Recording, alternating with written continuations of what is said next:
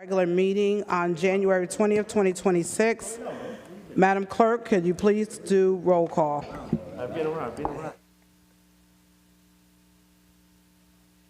It's called the Beautiful Sophia.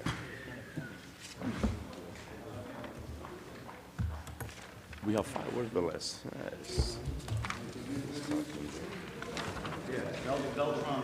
Roll call for the regular meeting of January 20th, 2026.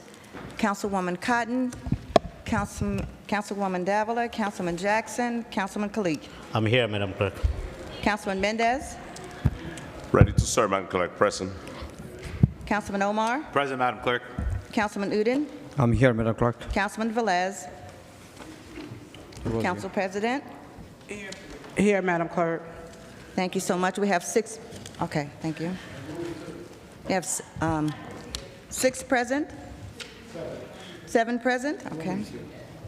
And two absent at this time. Councilwoman. Madam Clerk, tonight's prayer will be rendered by Pastor Curry. Following will be the flag salute led by Honorable Councilman at Large, M.D. Fareed Udine. Can I introduce this?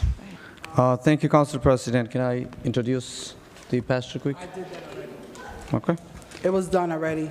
Pastor Curry is here. If he would come to the mic. Everyone stand, please.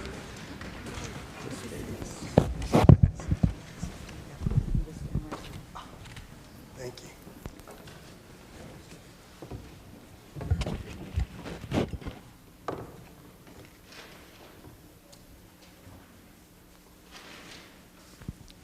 Thank you all. Let us pray. Father, in the name of Jesus, we thank you today, God. We thank you, oh God, for your presence. We thank you for all those who are in attendance today. We thank you for all those who are sitting in a seat today. We thank you, oh God, for great minds and collaboration. We thank you, oh God, that you're doing a new thing in the city of Paterson. We thank you for the leadership, oh God. We thank you for all those who are called in this position to serve you and to serve humanity. We thank you, oh God, that we will impact and bring change to our communities. We thank you, oh God, that we have been called to serve the people. And Father, we thank you, oh God, for all those who are in position today. We pray, oh God, that you will give them minds to understand the things that you are calling them to do. We thank you, oh God, that we pray for collaboration and peace. We pray, oh God, that you will give us understanding and revelation, oh God, in the things that you have called us to do. We pray, oh God, that you will minister to us today, God. Lord God, give us hearing ears to hear and seeing eyes to see. Father, we just pray, oh God, that we'll be submissive to your will and not our own, Father. We pray, oh God, that you will raise us up and strengthen us, oh God, for the challenges that are ahead of us, Father. And we pray, oh God, that we come against every spirit of discord,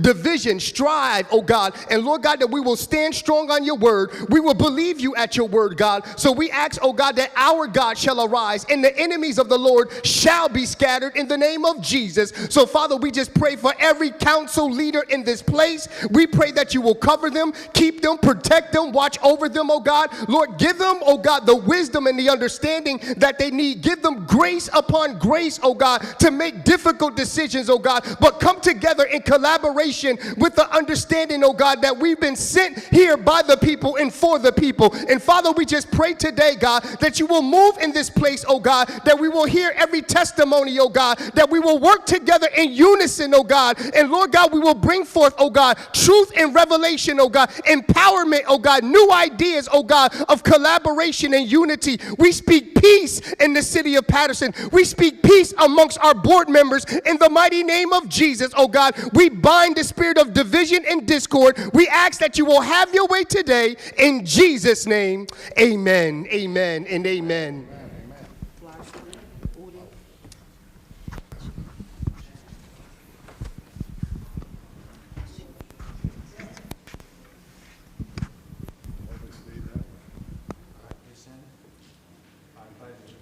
To the flag of the United States of America and to the republic for which it stands, one nation, under God, indivisible, for liberty and justice for all.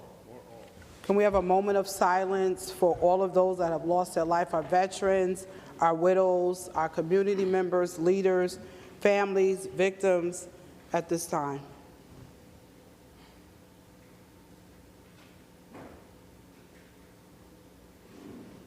Thank you. Madam Clerk, please read the statement of compliance.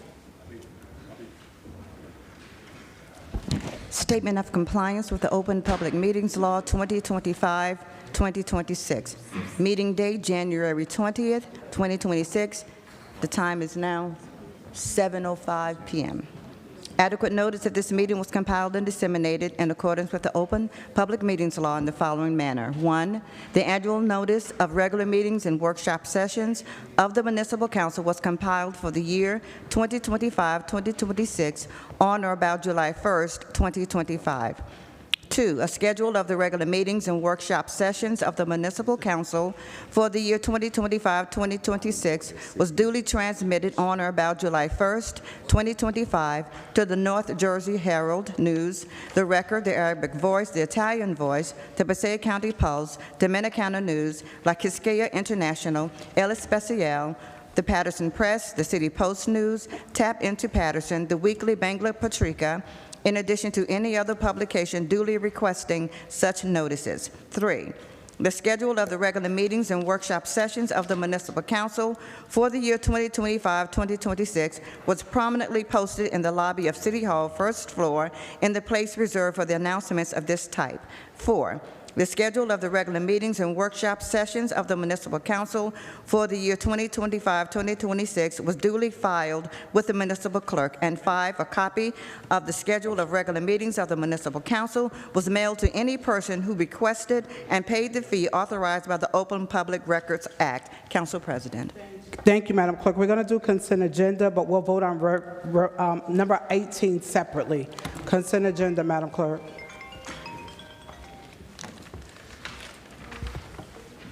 Council President, can we move item number 6 out of the consent agenda to treat it as a regular item? 6 and 18. Consent agenda, Madam Clerk. Section number 18, right? Yes. Okay. Consent agenda. All matters listed under the consent agenda are considered to be routine by the council and will be enacted by one motion. The items listed under the consent agenda are numbers 6 through 43, with the exceptions of item 7 and 8. Any item may be removed. Items 6 and 18. We have 7 and 8. They have it. 6 and 18? Yes. We will do them later. With the exception of items 6 and 18, any item may be removed from the consent agenda by the request of any council member, and if so removed, will be treated as a separate matter. So moved. Council President. Moved by Council President Mims, second by Councilman Khalid. Council President, Discussion, Councilman Velez. Yes, I want to move number 7 to regular. Also, Okay, number 7, we will, yeah, 7 will be regular. And also, in the discussion, do you say you move number 6 to both separate? Councilman Mendez requested that, Number yes. 6. Okay, Yes. so, okay, let me just go over it because, Council President. hold on a minute, 1 second, Councilman Velez has the floor. just, let me see if there's another one here.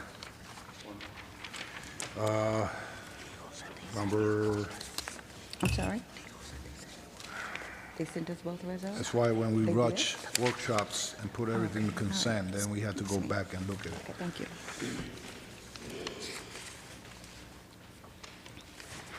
All right, I'm good with it. Thank you, Council President. Thank you. Council Councilman President. MD Udine. Item number 20, we requested to introduce separate. Yeah, well, item 20 you said? Okay, Yes. that's fine. 20 will be separate as well. 20?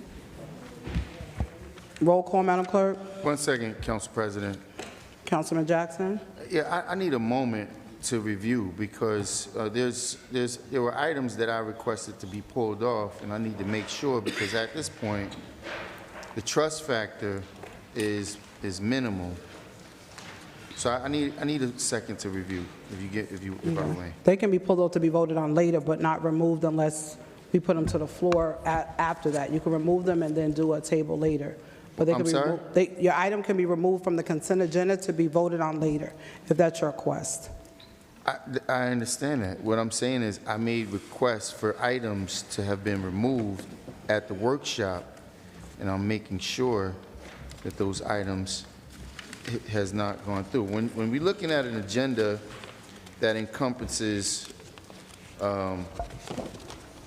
57 items, and more than 40-plus items are on consent, I mean, it's a concern. So I need 60 more seconds, if I may. Any other council member have questions? So to the viewing public, while we're waiting for Councilman Jackson, as we're waiting, just to, as we're in the middle of discussion, just so the community is clear that we have a presentation that will happen at some point this evening by St. Joseph Hospital. In between, and there were a couple questions in regards to food trucks. It is not on the agenda. That item has not come out of workshop, and there's a lot of discussion that's still required before that comes up. So that is not on the agenda. I was stopped as I was coming in the building, so it's not on the agenda and will not be discussed in tonight's meeting. So I just wanted to put that Council President. out. 1 second, Councilman Velez. It is not on the agenda. Someone asked me that tonight. It is not here. It was on the agenda for discussion only last workshop, but there was nothing attached to it. And it was requested that it's removed because it was not clear, and we did not have clearance from the various departments that would have to provide enforcement and do some other things. So until that it's clear and is ready to move forward, it will not come before this day is. So, Council President, please, may I? I like your advisement about it's not an agenda, it was not an agenda. It was in the agenda in the workshop That's last what I week. said. I said that. It was removed after some food truck owner. No. Hold on, let me speak because I didn't interrupt you. Some food truck owners raised concern on the public, okay? They had the right to come here in this public portion and express if it's in the agenda or not in the agenda. They had the right to come and express. To say that statement is like saying, hey, it's not in the agenda, you could leave. No, we need to listen to you, because if it's in the agenda or not the agenda, we need to listen to all food truck owners. Thank If you, it comes to Councilman the Velez. agenda, Council President, if it comes to the agenda a month from now, we still want to listen to you. Council President. So, 1 second. So, let me say it again, and maybe Councilman Velez did not hear me. I hear you loud and stated clear. it was on the agenda for discussion only. Because the information was not included, there was no discussion. It did not move forward. It requires additional conversation in committee. I don't stop anybody from speaking, Councilman Velez. If they're here and they signed up, they have the right to do that. I am just putting it on notice because it's not on the agenda, only because it was on for discussion and that information was not ready to, it wasn't even on the agenda. We can't discuss something that's not attached. So that's what happened. It had nothing to do with it being on social media. Council Had Correct. nothing to, one, Correct. Councilman Velez, I have the floor. And I'm not saying I correct. have the floor. So And to you don't those have the that, authority to shut me Councilman down. Velez, I have the floor. And you So don't have the anyone authority that to would shut me like to down. speak, we have a public portion where you can sign up. We'll be more than happy to hear you at public portion when that time comes.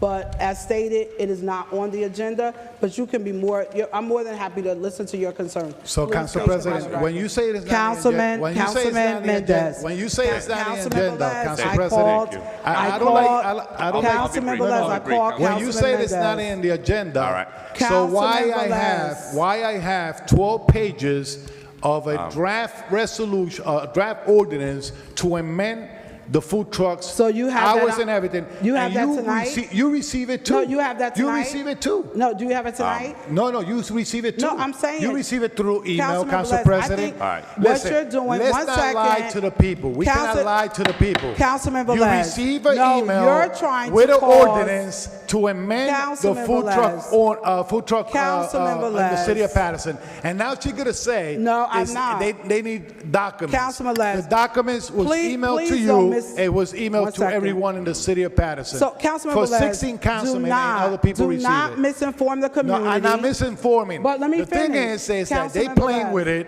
They playing with it to the people get off guard. They come and put it in the agenda to not listen to the community when they're concerned, and then push it and to the throat for they All go. right. So approve let it me without say advice. this. Council- Let me say this. Council President. First and foremost, Councilman Mendez, I didn't put the item forward to play with it. You was going to put it forward. No, I was not. You was going to put it forward. Someone else on the council is sponsoring You the was- item. It is not the council president. They brought it forward. The item is not ready to come forward. It wasn't the council president. And who was going to sponsor it? Councilman, Let's put it on the floor. Who was going to sponsor it? the councilman Council that was. President, why are we Alright. discussing something that's not on the It's agenda? not on the agenda. Okay, But Council to the President. public, So the public To will the come in here and public. spread themselves. to the public. The public will right? express themselves. Because the item was on for discussion only. And I'm going to post it on social media so you will see that. Oh. It wasn't on to move forward. The TV is on. You It can said say in it now. parentheses for discussion. For Okay. discussion does not mean it's moving forward. That's how it was. Council President. And so I want to state that.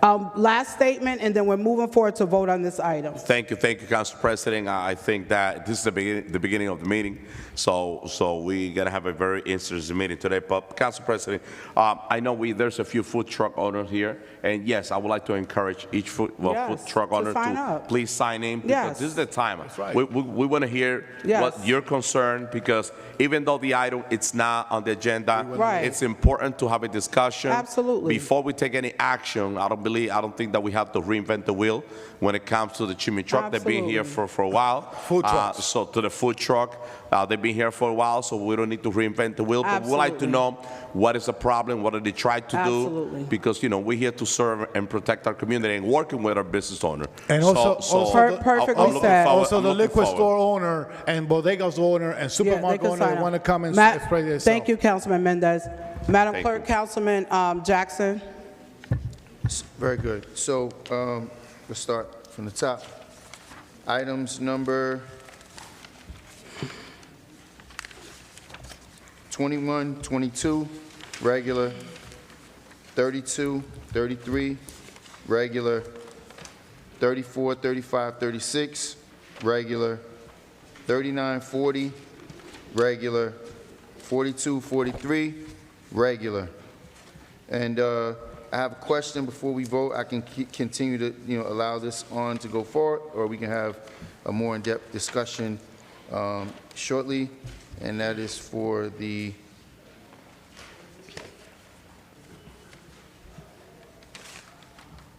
resolution authorizing award of contract for item number 43 for emergency sewer lateral repair. And I thought we already had it, Director, I thought we already had a contract with J.R. Halftech for lateral repairs. Have we exceeded So, the amount? Madam Clerk, all of those items, we'll remove them, and we'll come back for a vote separately. So, Council President, once again, I was saying, if I can get an answer on 43, we don't have to labor it. We can continue on He's- consent. But, this item needs some clarity, as some of the others. He's speaking. This is a new, we went out the bid already? Okay. All right, 40, that item 43 can stay on. Okay. consent. So, Madam Clerk, did you get all the items? Okay. Roll call to vote on all of those items except for the various items that are mentioned. Okay. Roll call on the consent agenda, Councilwoman Cotton, Councilwoman Davila, Councilman Jackson. Thank you, Madam Clerk. It's great to see the young man in the audience. He can sit here and I guess I'll get his feedback later, but it's rather disappointing. We have, a fairly lengthy document, and the majority of these items are being shuffled and pushed through on consent agenda so that they're not discussed. The policies and practices of this council is extremely alarming. As a sitting council member who has made multiple requests, both in writing and by verbal requests on record, I have not been able to get an item on the workshop agenda, let alone the regular meeting agenda, for a presentation. And not that I'm not inclined to I have my own. be curious about what's and interested in the presentation. It's just amazing that I can't get an item to be presented on a workshop, and now here we are having a presentation during a regular meeting. And Councilman Omar, respectfully, brother, please, this is not, I have no admiration or let's say additional admiration for anyone to the left of you. But it's with every council's purview, councilperson's purview, to have a full discussion on whatever matter he sees fit that his community is bringing issues to him forward to. It's not surprising, but it is disappointing that you would take a position to then talk to the council president about an item that someone else, another council person for that matter, is discussing and it's not on the agenda. This council takes up multiple items that's not on the agenda. We deviate all the time. You'll have your opportunity during your vote. This is a voting session. I know you're still trying to get acclimated. This was in committee. He was present. Well, it doesn't necessarily matter if a council person such as myself, who understands that the committee process has been commandeered by those who are endowed or subjected or under the trance of certain people, and I want to make sure that the public has an understanding of these actions. If I'm bringing it to the public light for public disclosure and public ear, it is my prerogative to do so. You, as a fellow council person, to then try to derail any other council member's position when, let's say, if you so ever should take a position to fight for your ward, I don't think any other council person should take a position of opposition of you and say, hey, why are we even entertaining this person's position? It's not very, in my opinion, I'm giving you my opinion, but for that matter, you know, as of late, this being a council presidency seat is more or less a race to see who can finish council meetings the earliest, and it's not necessarily about what's best for the community and how this money is being spent and oversight. So with that being said, I did have a moment to review it, and I do appreciate it, Council President, because you should inform your council colleagues. If they have an issue with me asking for 60 seconds or so to review it, I'll request for every single item to come off consent, and we'll sit here and go through each and every one of them.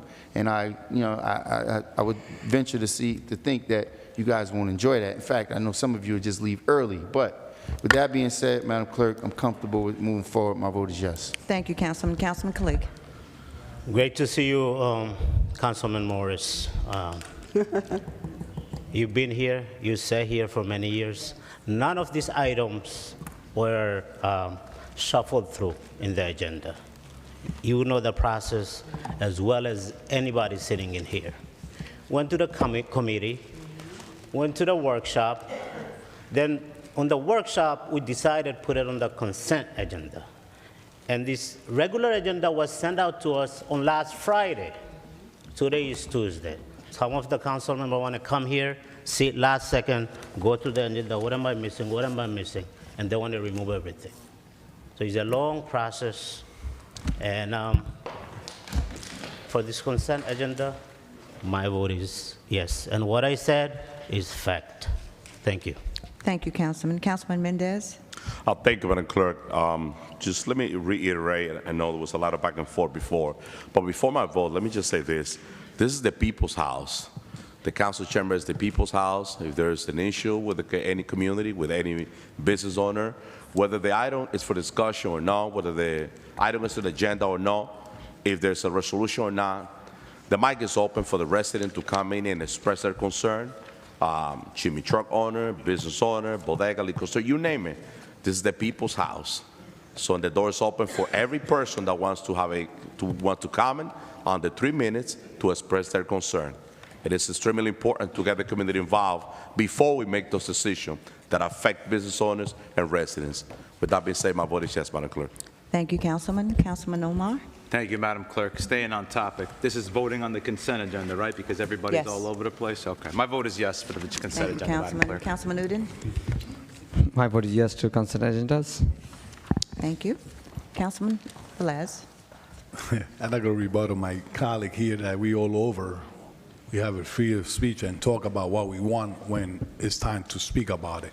So saying that, we're going to move forward the consent agenda, but the public always have that microphone to express themselves. So my vote is yes to the Thank consent you. agenda. Council President. My vote is yes, Madam Clerk. Thank you. The votes are 7 in favor, 2 absent. The consent agenda is hereby adopted. Item 6, Madam Clerk. Okay.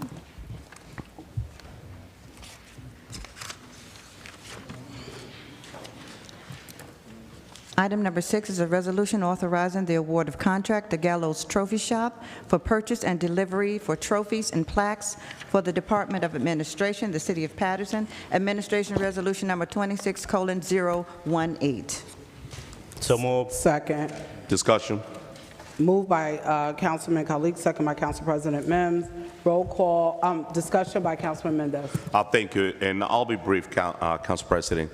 By the way, where's the CFO? It's not, and Mr. VA, great pleasure to meet you. First time we meet. I was not here at the last meeting. I was in Trent. It's great to see you here, but it's the CFO coming, Mr. Silva? The CFO is he's here. here? He just ran to get a document. All right, because for the this clerk. question is specifically for him. We have this discussion way back. We approve payment of bills every week, and every time we hear business owners, small business owners that do business with the city, crying and struggling because they don't get paid on time. Can we correct that? And this is one of the examples. This person, this vendor, every time we have to produce, every time we need their service, he's always crying, concerned that they don't get paid on time. That needs to be fixed. We've been talking about this for years and years, and we never get it done. So if we approve a payment of bills every week, there's no reason why those people that do business with the city, they should not be paying on time. Please. Council President. Councilman Velez. So, good point, Councilman. The same thing happened with Ellison Photo back here, et cetera, and some small vendors that we had locally that we have to support. But my main question will be CFO or BA, if you could, or Harry Savallo, I don't know if he's here, but when they honored this contract, we only get the resolution to support the award contract to them. Is there any line item in the contract that say that they could stop receiving order because they're not getting paid? Or Corporation Counsel, can you please, if you could, welcome. CFO, is any chance, unless there's a legal respond back, is any time when we honor in this contract to the small vendors that we have in the city of Paterson, especially this one and others that complain always that they not get the payment on time, they had to wait 6 months or whatever, they render a service and they expect to get paid in a fashion manner, fast. But is any chance in the contract says that they could stop receiving order because they're not getting paid? CFO. I'm not aware of that being in the contract, Councilman. Is there something in the contract that says, okay, if you don't get paid, don't come and bring me work? Yeah, I'm not aware if there's wording like that in the contract. Okay. So you could pay them and they could receive the work anytime and hold the payment, and they could still receive the work and you could still hold the payment? CFO. We try to pay small vendors as quickly as we can, Councilman. You try to what? Pay small vendors as quickly as we can. So why it takes 6 months? I would have to look into this situation. I'm not sure why this one took 6 months. You know the situation. To tell me you don't know the situation of a Gallo Trophy, that he is sharp putting those POs and making sure that he receive an email about the order that the city makes or we makes or whatever, or recreation do. He's in top. He put everything, he put all the POs together, all the proof that he did the work. Why it takes 6 months to pay them? That's small business in the city of Paterson. You imagine the big ones. Can you tell me why, if we honor a contract, we have to honor at least a closure in the contract that says it's going to take a month to pay, it's going to take something, 30 days to pay, and you don't know, and you work with every payment in the city of Paterson? So CFO, just for this particular item, since there are concerns with payment, can you please check to see if there is a concern? I know it's being stated, but if there is a concern with payment, we need to know, all the council members need to know how long they have not been paid, why they haven't been paid, to get a full description, because I know you're not able to see it right there, but we need to understand if they have not been paid, and I heard a 6-month statement, I'm not sure if that's the exact time, but we need to know, not just for this entity, is there anyone outstanding, any invoices that has not been paid? That information needs to be provided to the council. Those are some great points made by the councilman, but if you can provide that information, this right here is the contract for them to start. It's not about payment, but that's a good point that was raised by the two councilmen. Council President. Council President. Councilman Udine and then Councilman Jackson. Thank you, Council President. Mr. CFO, I believe I made the visit about last week, and they sent me the most updated bill, which is not actually much, about a little bit more than I think $1,000. But the question is regarding, are we switching from Ellison Photo to Gallows? I believe that's not the case. They do two different things. Or two different things, right? So when we have two different vendors, so exactly what I want to restate that last time when we make the payment, that was about $6,000-7,000 was not paid for since 2023. And last time when I made the visit last week, which I paid out of my pocket for last whatever citation I got from them, but they also showed some bills that not from just from this year, last year, from since 2023, is from the council, from the administration as well. So when we're welcoming another small business, which is right here, we don't want to see the same thing. They're suffering, sending emails, requesting the council members. And also it's offensive when you are going to order something and they say, we cannot do this because you did not get paid. And I believe that many of the council members have that experience. I had that experience. I went there. They said, we cannot do this because we did not get paid. So I paid up front. I said, listen, I cannot go back because of the payment that he did not make. Yeah. So I think that should be, you should take a look at the serious, because this is not big amount. It's a small amount. And also these are our local business that we want to make sure that they survive here in our city. Councilman Jackson. Thank you, Council President. I mean, Councilman Udine, you're on your way out and you're just realizing that a vendor doesn't provide the same service of, it's amazing. And if there is a vendor from 2023 that hasn't been paid, I mean, that needs to be brought to our attention right away. So before I continue, Council President, I know the BA had his hand up for Velez. I think he wanted to add some context of what's to the discussion. Well, before he adds, Councilman Jackson, so there was a discrepancy for Ellison Photo, which I brought to, when I became council president, to the attention of the CFO, and then they provided the documentation, and on that very day, once we cleared up the discrepancy, they were paid. I have a copy of that check in my office, but there was a discrepancy with the vendor and the city, and it was clear, but that was back in... From 2023? It wasn't 23, it was 24, but I have it in my office, and maybe the CFO can send it to everybody, but it was an error from, it was a configuration on the paper where the number should have been an 8, and it was a 7, whatever the number was. But why wasn't that brought to the council's attention? That should have been brought forward for a vote. Whenever we reconcile our books at the end of each year, when we come here and we move money around and we allow for line transfers, and then we have a bill who, through his department and his incompetency, without any reports to us, and we just gonna go ahead and pay the vendor because the vendor showed they've not been paid? That's not appropriate. That's not what happened. They provided, we voted on it, right? So there was, I don't know what happened with the paperwork, but the paperwork that they had in their office, we didn't have it here. So when we went back to look through the bills list, which they looked through, it showed that it was paid.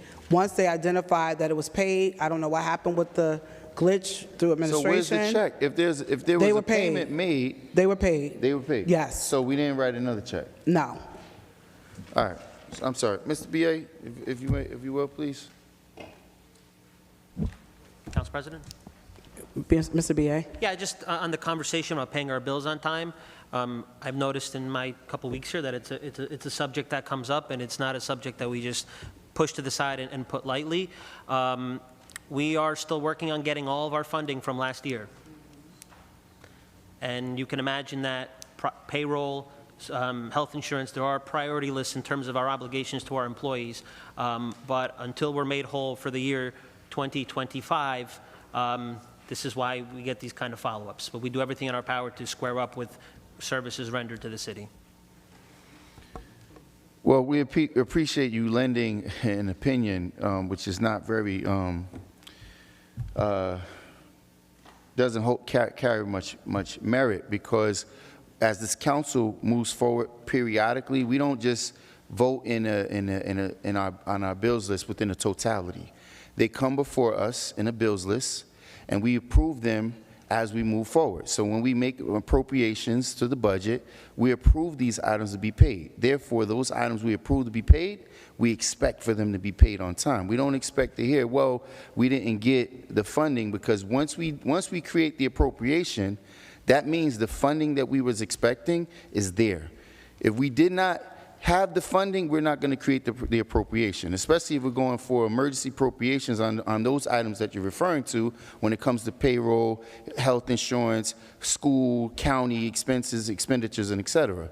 But if we're sitting here, we're making a budget decision on paying a vendor, then it is the job of the CFO to let the council know, as well as the BA, which, you know, you can't bear much weight in that as of yet, but you should be letting us know that at the current moment, these vendors are unable to be paid because we don't have the sufficient funds to pay them.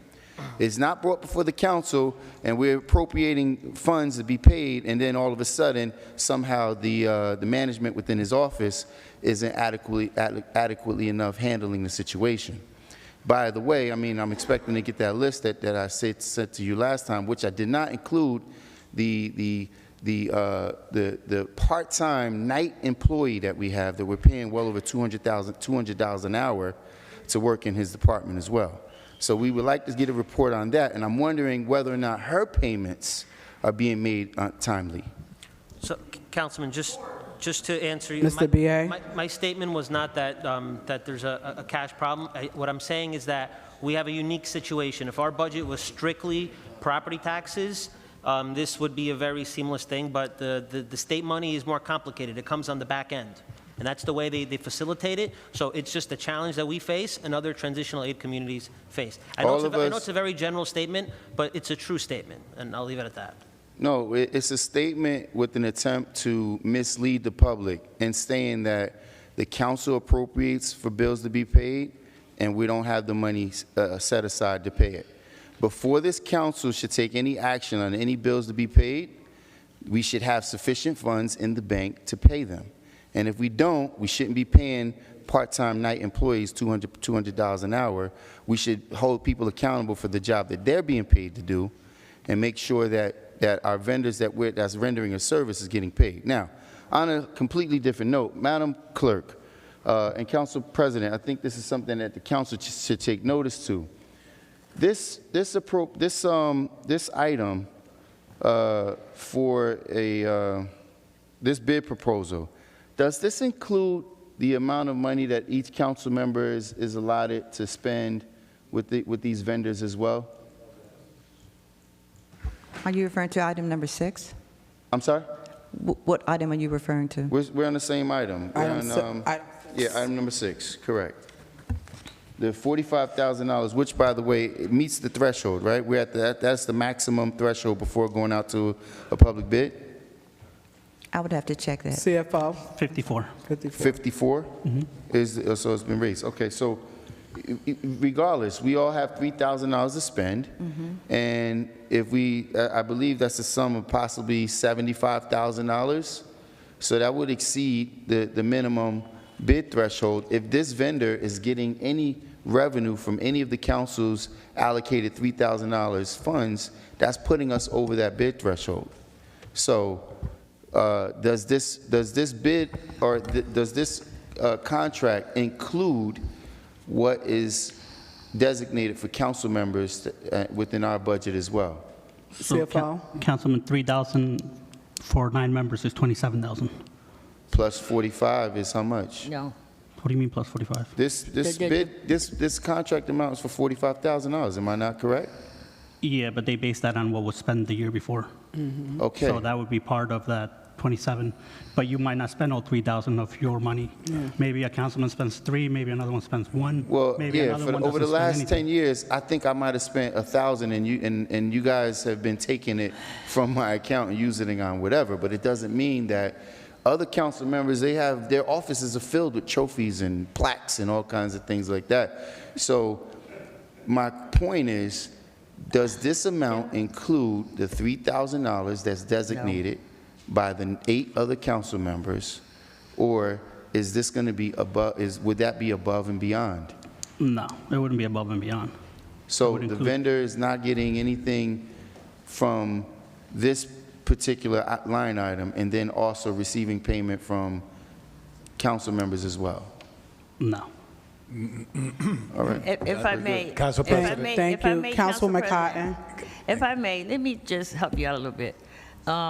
If I go around the corner to the trophy shop and I want to order a trophy or something, it comes out of my expense account. Correct. Most of the time, this money on this contract basically is covering recreation things. Trophies for the cheerleaders, trophies for the basketball team, trophies for this. This is what that is. So I would personally have to go around the corner and say, I want to order a trophy, or I want to order a plaque, he bills it, and he'll have my name on it, Ruby Cotton. It That's has true. nothing to do with the trophies for the kids. For basketball, it has nothing to do with that. Right. Has nothing.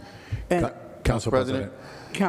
Councilman Velez and then Councilman Jackson. Yeah, I think that Councilwoman hit it on the nail. CFO, you manage our budget, you work with it and everything. I know that our office has other expensive line item. Police has, recreation have, all the department has other expenses. What Councilman Jackson is trying to say, I don't know if it's the same, that here says administration of the city of Paterson, from the Department of Administration, city of Paterson. So if this is only mainly if the mayor orders something, or this is mainly if recreation is also included here, or any other department is included here? Because if he's getting 45, not exceed $45,000, and then from other expenses account from the council, he get times whatever we order, we gotta waste all that money, right?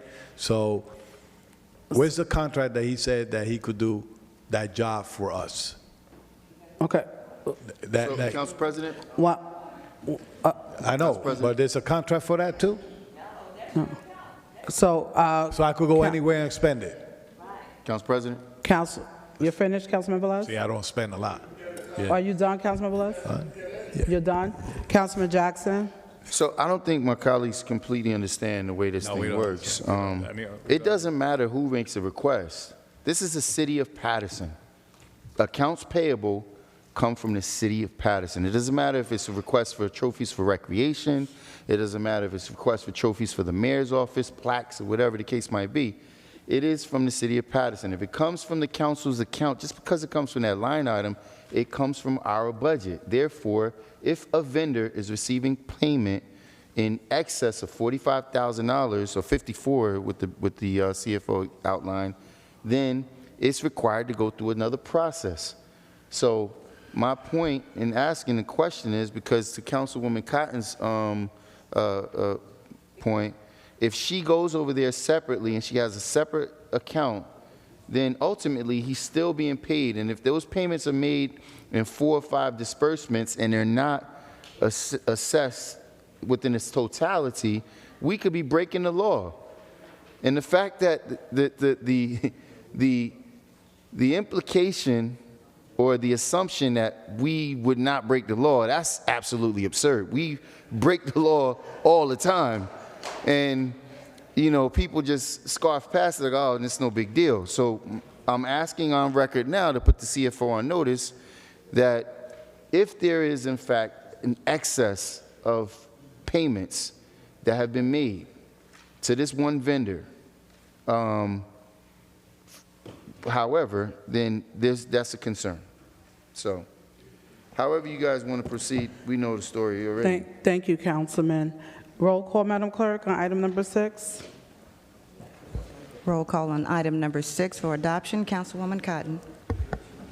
All the ones that I checked, I gave you the agenda. Councilwoman Cotton, roll call, I didn't item take 6. already. I didn't take 6. Councilwoman Cotton, she called you for vote. Item We're on 6. 6. Thank you. Councilman Jackson. Thank you, Madam Clerk. To the public, if these little sessions don't outline just how serious of an issue that we have here within our finances, then I can't tell you what should. I mean, this is always a concern, and through the chair, Mr. B.A., I know I'm asking a lot, but, you know, to whom much is given, much is expected. I would like to get a report in the last 2 years of what we paid out to both this company as well as the framing company across the street. I don't, their name slips me at the moment, but Ellison Photo. And within its totality, if I get all the payments that we've made over the last 2 years, I would appreciate that. Madam Clerk, my vote is yes. Thank you, Councilman. Councilman Kalik. Thank you, Madam Clerk. We've been using this company for many years. This is not a 45, is up to 45,000, not to exceed 45,000, as we need it. Specifically, Recreation Department ordered the trophies from there.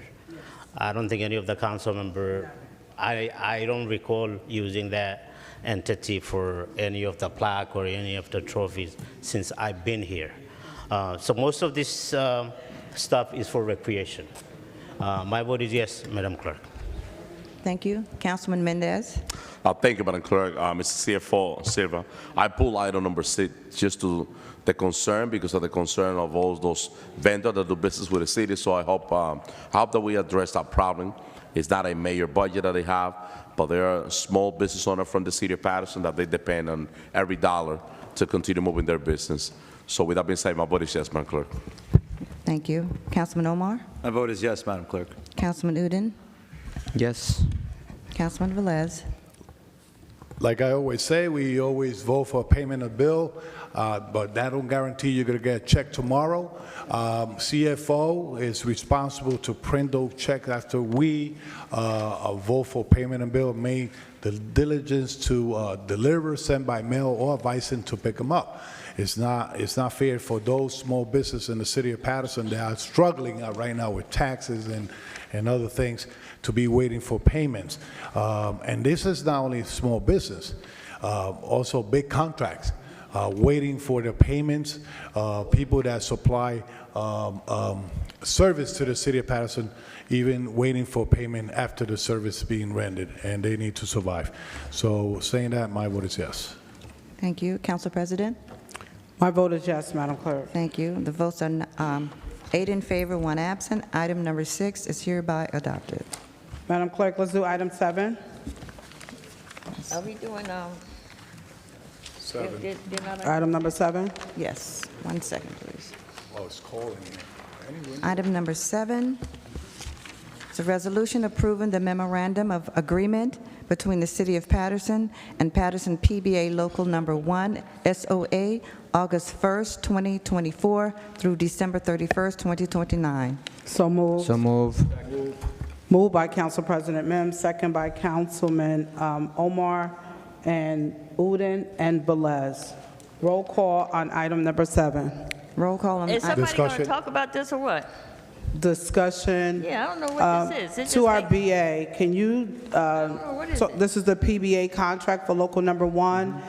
Can you give a brief discussion on an overview on this agreement, as well as ensure that the ratification is attached, that the membership voted, and I would like to hear what the vote was from the membership. Council. Mr. BA, please. Normally, they take the comments from us and then. Thank you, we Council respond. President. To address your first question, the membership vote was 75 to 1. 75 to 1. 75 to 1. 75 to 1 was the ratified vote from the membership. Correct. These are the percentages. 75 yes, 1 no. Yeah, at a high level, the percentage increases were 2% or lower. There was retroactivity that will go back to when the contract first expired. If this passes tonight, the increases would take effect at the following pay period, and then the retroactive piece would be dealt with over a 1 to 2 month span. The DCA reviewed this contract, found it, to be satisfactory to their standards, and the conversations with the union were very amicable, and both sides are happy to be able to move this forward. Thank you. I know this item was here previously. There was some concerns, and then you brought it back with the ratification, which I think is important so that when we're voting on these items, we understand the percentage as well as understand what the vote count was from the membership of the SOA, the officers from the Paterson Police Department. Council President. Council President. Discussion, Councilman Velez, and then Councilman Jackson. I don't know, in the past, Mr. BA, we used to have the contract attached to the resolution. Councilman, Mr. BA? the MOU was part of last week's packet, to my understanding. Where? The MOU should have been attached to the last work session. The contract was in the packet. Right. It was. The MOU. So once the MOU is passed, then the physical contract, the old one is taken and the new numbers and terms are plugged in. But the document outlining the agreement would have been in last week's work session, and there wasn't any discussion from the council at the time. So you say how many members are the SOA? Total? 76 members. The voting, that was the voting. No, that's the voting, but how many members are in the SOA? Approximately 95, Council. 95 and 75 what? Voting members. It was represented to me that the vote was 75 to 1 Okay. when they met to agree on these terms. To the chair, to CFO, do we owe them money from the previous contract? Mr. CFO? No, Retro? no, just from this contract. From this one? Yes. And this is not, this is the, I call it a white shirt, but what about the other union? The local one, not the sergeant, the lieutenant captain. This The is PBA? SOA? Yeah. There What is a about group. There is a group that we have a dispute of about 80 officers. So we will continue with that dispute and spending money and attorney and going back and forth. The state says, and they say, okay, why we still disputing that? There's a difference in numbers, sir. Still, Yes. we almost have a year saying the same thing, dispute, and they still file a grievance and all that stuff, and they win the grievance, they go back and appeal it. We spending more money doing that. The grievance hasn't been heard yet. When is it going to be heard? I don't have a date, but it is coming up. I can email you that date. So those officers are going to spend another year waiting for your dispute. No, sir. So that's why, that's why some police officers leave. That's why they tired. They need to bring food on the table to their family. They're Patersonian. Starting with their salary is so low that, and then we're going to still hold their money because there's a dispute with numbers. And they win every grievance they have. So I don't know why the administration, hopefully with this administration, with the new BA, say, well, let's stop the nonsense, let's do this. Because the ball is in your court. And sometime, can you please help him if he, something like that? Because we need to resolve this. Now we're in a contract from 2024 to 2029 and still fund this SOA, but in the other contract for the police, we cannot be playing. They wake up, they still serve us. They proud to be serving Paterson with the uniform to protect us, but the administration had to be a little bit more conscious when it comes up to the law enforcement. Thank you, Councilman Thank you, Velez. Councilman Jackson? Thank you, Council President. So how delayed was this contract? Like when was the last time they had a contract dispute and agreement? A year and a half. Mr. BA? We're talking about the SOA. SOA. The term The new term is August 1st, 2024, so it's been out of contract for about a year and a half. Year and a half, okay. So we had, so to Councilman Velez talked about these are Patersonians. I mean, within the SOA of the fire department, I believe they have 3 Paterson residents that's there.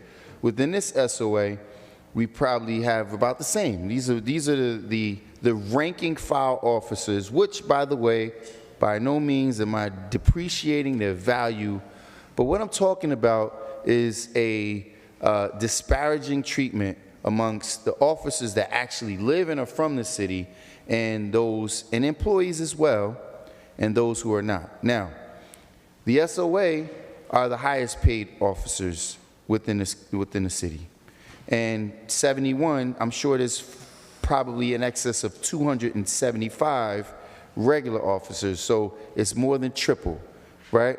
So we have not gotten to their contract yet. Yet and still, the employees that work in this building have been out of contract for over 4 years. 4 years. So here we are bending over, and by the way, let's not forget that the obligation should be held more on the Attorney General, who, by the way, took the department over because you guys have failed the community from that aspect. But these SOA officers, almost every captain in the department has a take-home vehicle. And almost every captain and battalion they're utilizing gasoline on the city, which there's some that live in Brick Township, there's some that live in Ocean County, there's some that live in Wanacue. The majority of them don't live in Paterson. They're all taking take-home vehicles home. And here we are doing the negotiations for their contract first before we take care of the employees who are the least paid, who are underpaid, overworked, mistreated, disrespected. They don't have take-home vehicles. They don't get to pull up their car at the pump by the firehouse when the PD pump runs out of gas. I mean, Mr. B.A., you stepped into it, man. I'm going to start giving it to you full time. What's the holdup with the employees who work in this building who are not paid as much? What's going on with the negotiations for their contract? Mr. B.A.? Council President.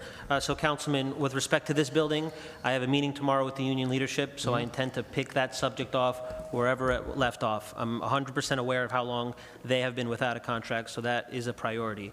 So why would this one have been a priority first? This one was negotiated prior to my start. Both sides came together. All parties have agreed, so it's ready to be implemented for budgetary Why purposes. isn't the MOA of all the items, Council President, and this falls on your shoulders, we have agenda items 1 through 57, all here, with this item being missing from our list. Number 7. It's not here. It's not here. There was an error where it wasn't brought up, and we just made sure they handed it. This is not the MOU. This is just the item to vote on. The MOU was in the packet, but this I'm looking particular at the packet right here, Council President. Number 7 is excluded. I'm not sure. That's something you would have to ask the clerk's MOU, office. if I may, the MOU was on last week's work session agenda. There was no discussion from the council on that subject, so it moved to this agenda. There was a little confusion with the resolution being inserted, but this resolution reflects the MOU. So it's This resolution, with all due respect, I mean, you might be able to get that over somebody else's, does not reflect the MOU.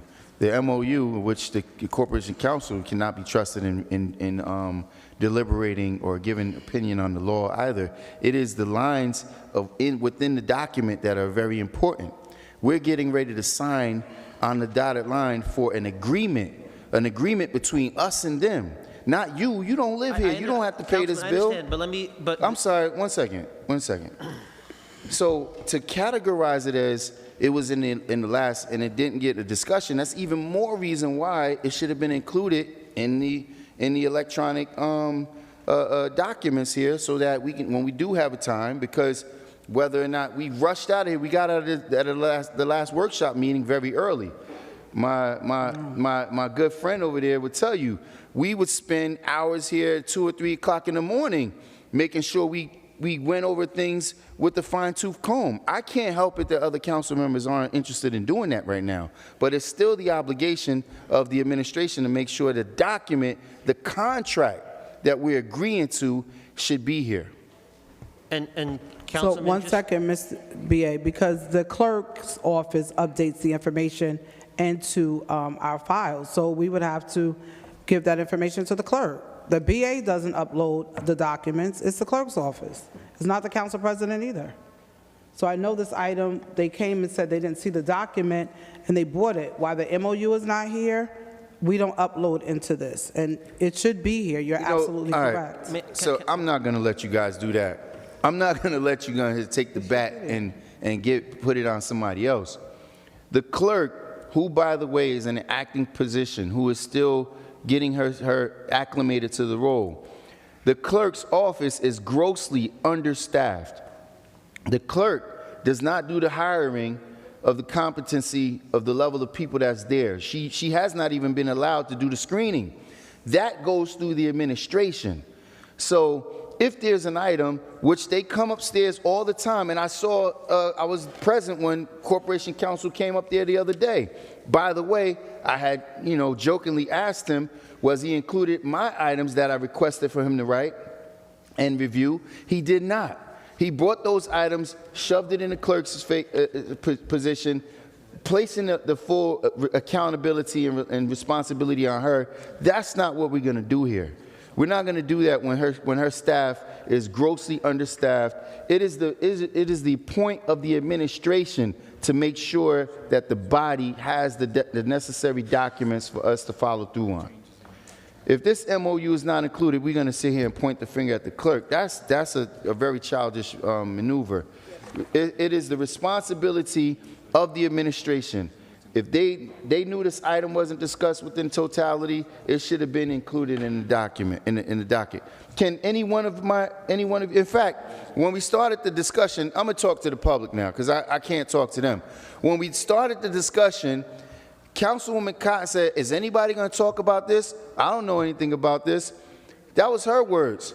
Then, Councilman Omar, can you outline to me what's in the MOU that you're getting ready to just vote yes on? Anybody here? Can anybody outline what's in the MOU? No. We're getting ready to vote on a contract. Yes. This is an agreement that we have no, and then this is what they're going to give you later on. It's in the MOU. We have no choice. This is where we mill out. Which one of you took place in the negotiation process within the MOU? We're agreeing to it. It's the council's responsibility. No. Which one of you had some input in it? Which one of you took paper and took pen to the paper and said, no, we can't do this? Which one of you protected those employees so that we don't get the complaints later on? Councilman Udin, what's going on? You're real quiet over there, man. You got your gel in your hair going on and all that stuff. But can you tell me any one of the line items that's in the MOU, Councilman Udin? No, of course not. All right, listen, carry on. Yeah. Go ahead. Madam Clerk, 75 out of 95 Madam people Clerk, wanted this contract. we're ready to 75 vote people wanted this contract. on the contract that the membership voted on. The membership voted for this. Madam Clerk, roll call on item 7, please. Roll call on item number 7, No. Councilwoman Cotton. 75 out of 95 people wanted this contract. My vote is yes. 75 out of 95. Councilman Jackson. To the public, Yeah, well. let me explain what's happening to you. So, council members who are responsible for any contractual agreement that is made between the city and anyone else, employees, vendors, they're supposed to protect the taxpayers. When I say they, I meant we. We are supposed to protect the taxpayers to make sure that we don't enter into an agreement that's not incumbent to the best interest or not against the best interest of the public. For not one of them to be able to tell us what's in the agreement, and then to use the excuse that 71 of them, of course, 71 of them voted in favor. It's probably heavily leaning towards their benefit, like they get take-home vehicles permanently, even after the AG doesn't pay for it. There's all kinds of things that could take place here. For us to just vote yes and be a, I'm sorry, brother, I can't help this, to be a Omar, just to be a rubber stamp to this. And listen, I mean, this is no shade on the police department. Please, I'm not talking negative about, I see some of the cops back there. I'm not talking about negative about police officers. I'm talking about my obligation to the public to make sure that any contractual agreement is feasible to the public's best interest. That's it. That's it. It's not partial to non-residents, no. We appreciate everybody that does the job. They should be paid accordingly. I think that they should be paid their value, but we should have a clear understanding of what that is. And at this time, I can't support this because I'm not just going to vote yes on a document that nobody can explain the benefits to the city or even to the benefits of those officers. So I can't support. Madam Clerk, my vote is no. Thank you, Councilman. Councilman Khalid? Yeah, I'll vote yes. But I wonder, when was the last time Councilman Jackson played a role in any of the contract? The negotiation goes on. It says 0. We have, in the administration, we have a team, including the Corporation Council, BA, they go through the contract. We do go over it. I wonder when was the last time he read a contract? I could bet none. He comes here, just try to go through the agenda, what's going on, let me pick something that I could speak about and put some untruth to it and spew some venom out there to the public. That's his job, okay? He hasn't read it because he don't care. He ain't look at it. And I'm not here to explain it to him. He's nobody to me. Decorum in the chamber. I'm Police speaking. officers. He's nobody to me. I'm not here to explain it to him or anybody. The union, they voted 75-1. And our administration, even DCA went over it. They are satisfied with it as well. Who am I to say no? My vote is yes. Councilman Mendez? Thank you, Madam Clerk. Thank you. What a great way to reinvent the wheel.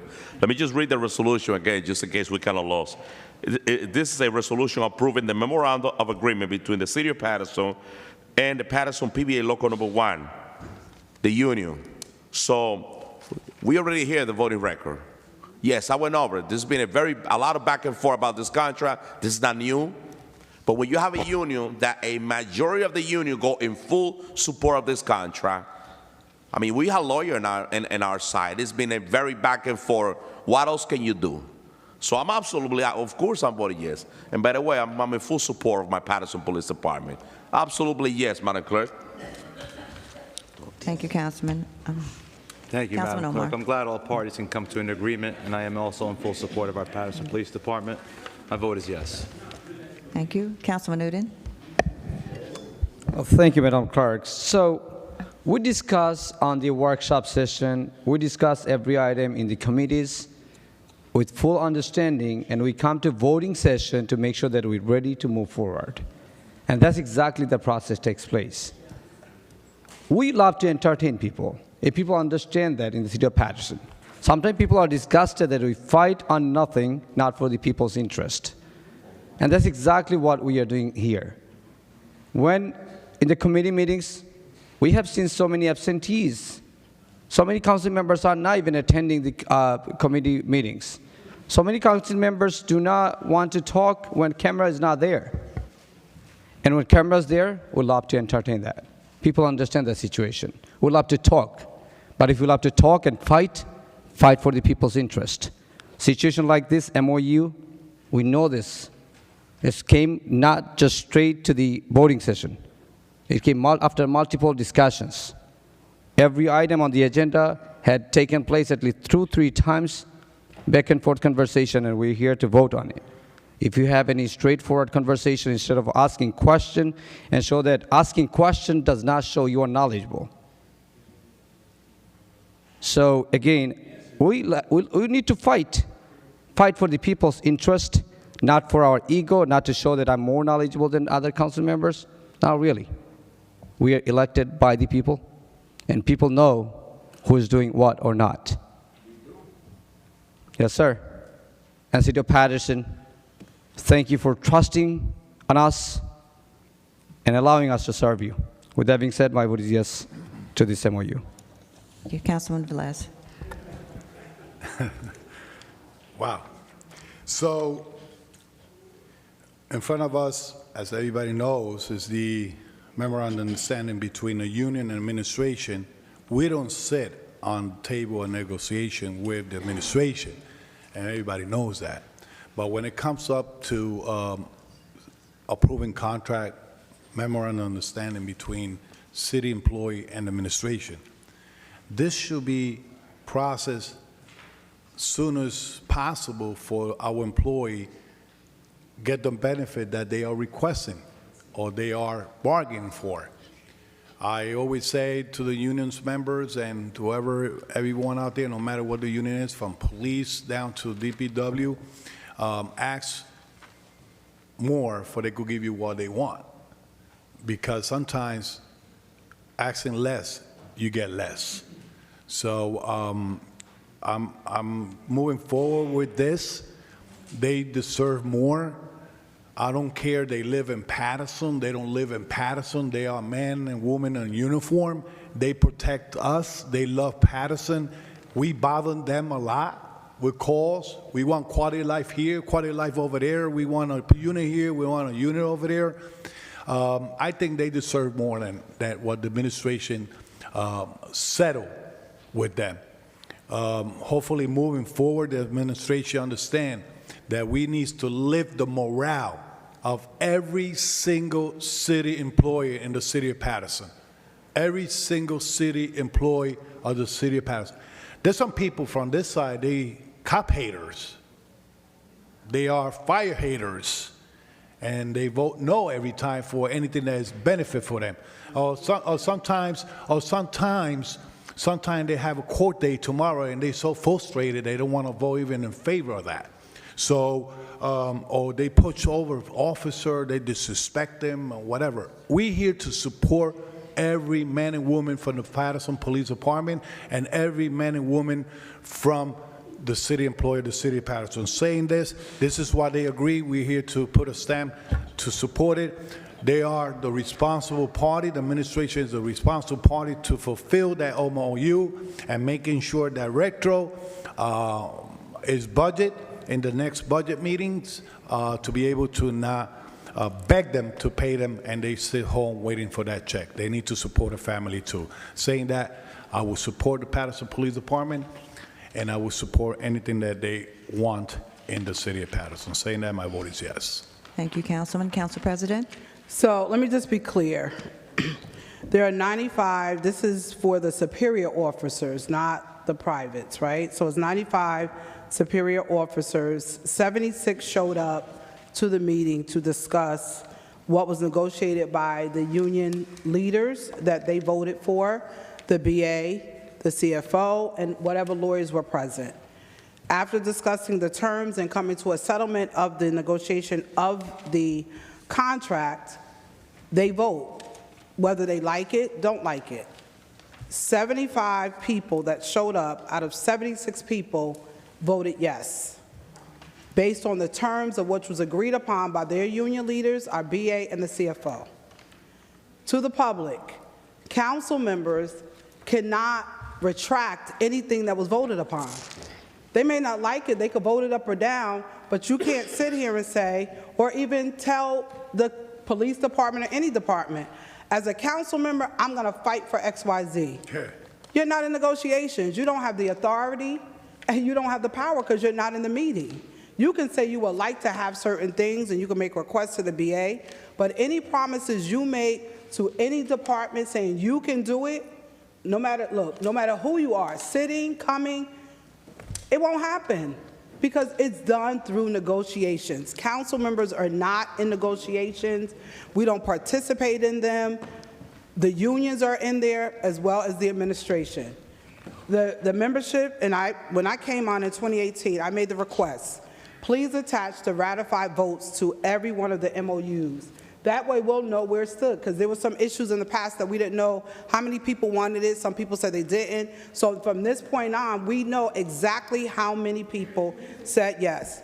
We see it was the majority rules based on the terms and the agreements that are in the MOU. I stand in full support of our police department, whether superior office or private. It's what you voted for and what you agreed upon. I stand in full support of that. Madam Clerk, my vote is yes. Thank you, Council President. Clerk. Yes. Please, I apologize. And I'm hoping this won't happen often, but I doubt it, because I cannot sit still and allow for non-factual context to be given to the public. This council holds equal authority to the administration. The way our government works in Faulkner, it is mayor strong, council strong. The mayor does not get to do anything that the council does not have the ability to weigh in on. Just like the mayor has his cabinet members, it is his choice, it's his selection. When this person proves to be no good for the city, the council has the ability to say, no, we're not hiring him, go find someone else. It was done in the past. It was done in the past. We have a gentleman sitting in the front row who was a part of that. When a mayor who had done something that the council did not feel was best for the community, they brought him to the table, committee of the whole, of which this council has never exercised that right. We have the right to do so in any contractual agreement if it's not best suited for the public's best interest. How could we know what's being negotiated and what's being agreed upon if no one here knows what's outlined in the MOU? For him to say, I just sit here and come and look through documents, how many nights must I uncover something else that we're being taken advantage of if I'm not reading? If I'm not reading, I can read and I can write proficiently. I write my own legislation, which you've never done. Well, I'm not going to sit here and allow for anyone to put the context on the fact that what they vote on is sufficient enough. That's not how this works. The council is supposed to be responsible to whatever is agreed upon. You don't let, if you're partners in an arrangement, you don't let your partner go out. Now, if there's a trust, then yes, maybe two partners work well together, the business is thriving. Our business is failing. I don't know if you guys have understood that. We're failing. We're begging the state every year for money. The streets are dirty as they've ever been. We're paying people that and Councilman Velez says we need to pay them more. Well, if we wasn't allowing ourselves to be gouged out by all these other contracts, then maybe we would be able to pay employees more. But we're unable to. But we're not even participating in the process. The process is we vet. Yes, let them go behind closed doors. If we don't like it, no, you know what? We want to hold the committee of the whole in public session so you, the public, can have an opportunity to view what the issues are. But no, they want to do everything behind closed doors. They want to talk about how this is how the process works. This is not how the process works. All you have to do, I know they're not on YouTube, but you can go back and track some of those old council meetings. Watch how the council held the administration accountable. They didn't just give him a blank checkbook and let him go out and do whatever he wanted to do. That's not how this works. So I say to you, elections are coming. Council Look at President, the performance of the people who are Call here. the question. Council President, you already voted, please? Is there a second on the call to question? Second. Madam Clerk, call the votes, please. What do you mean call a question? You don't just, I'm still voting. No.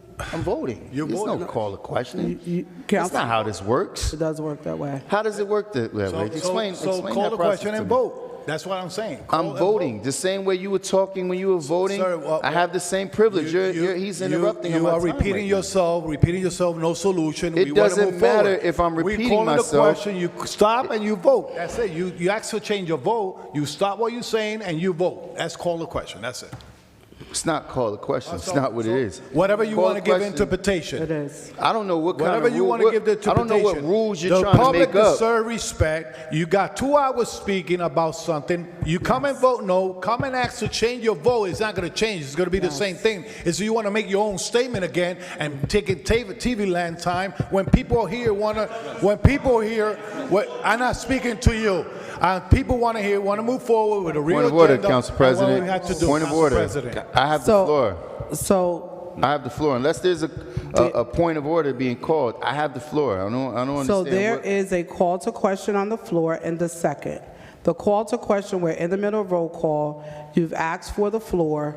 Based on our statute and our code and Robert Rules of Order, when you want to retract your vote, you have 2 minutes to do that, Councilman.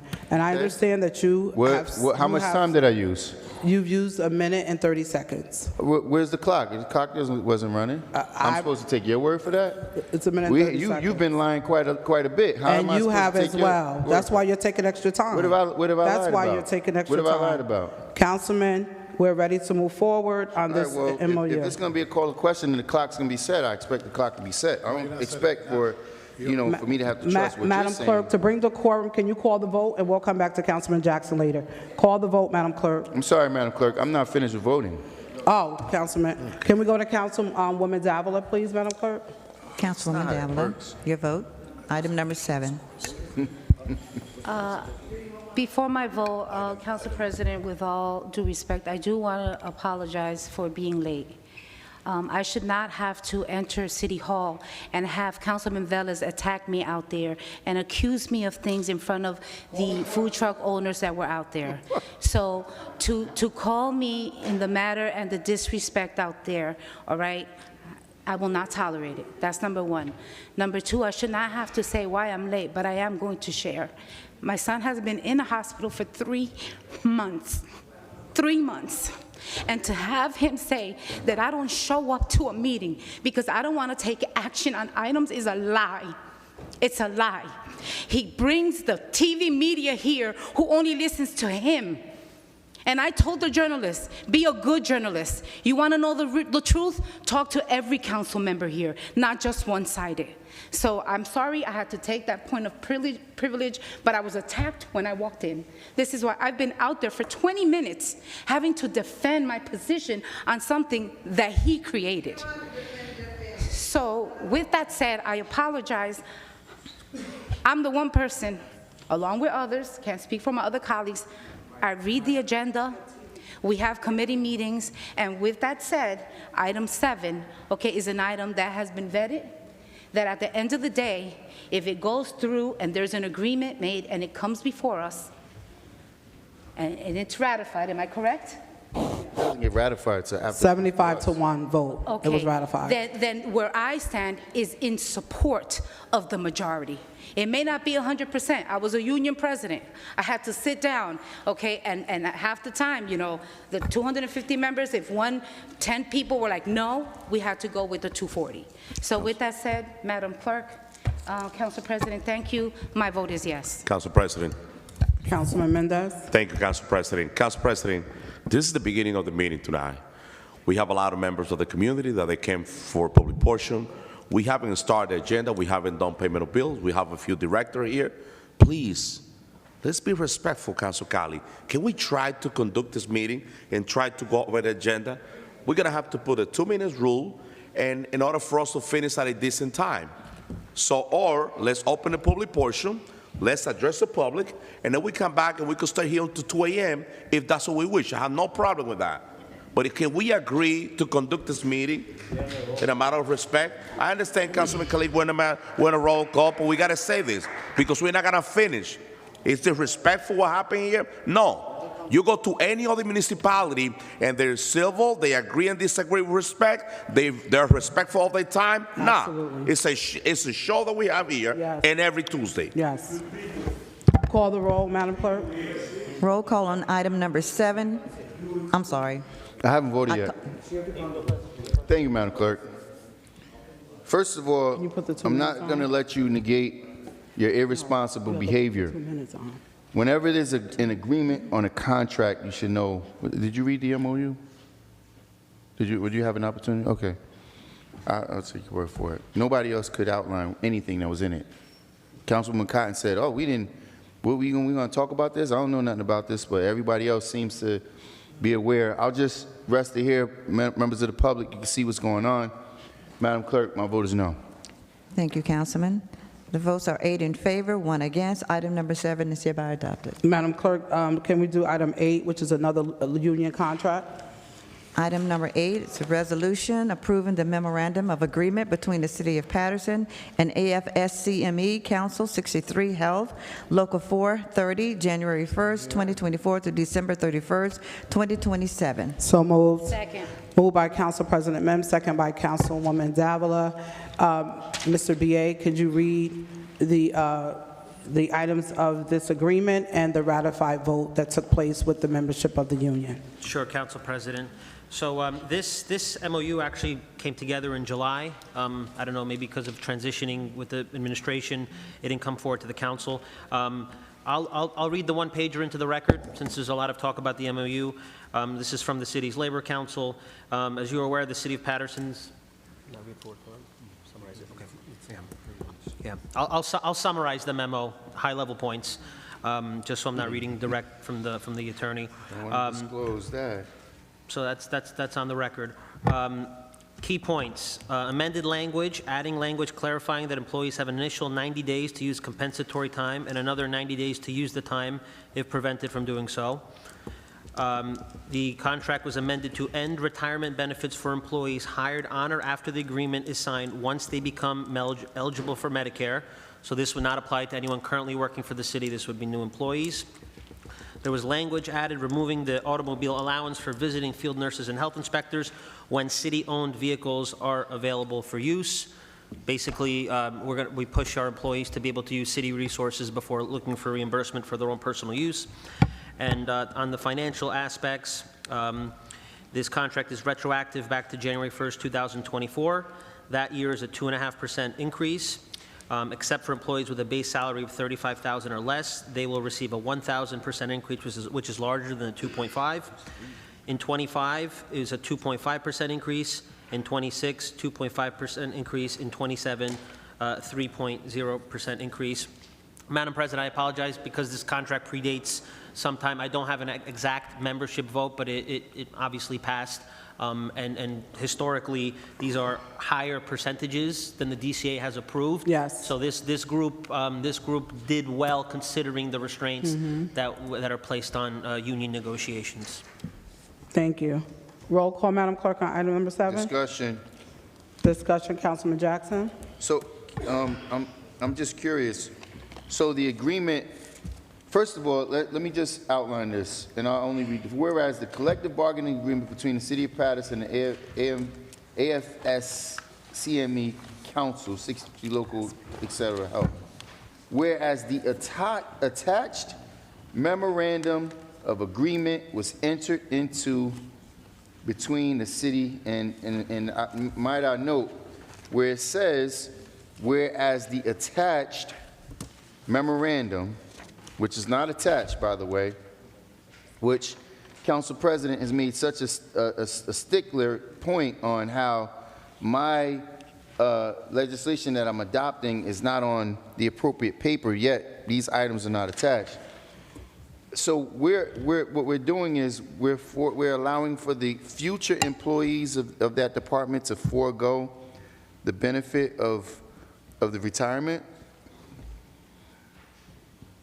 Mr. B.A.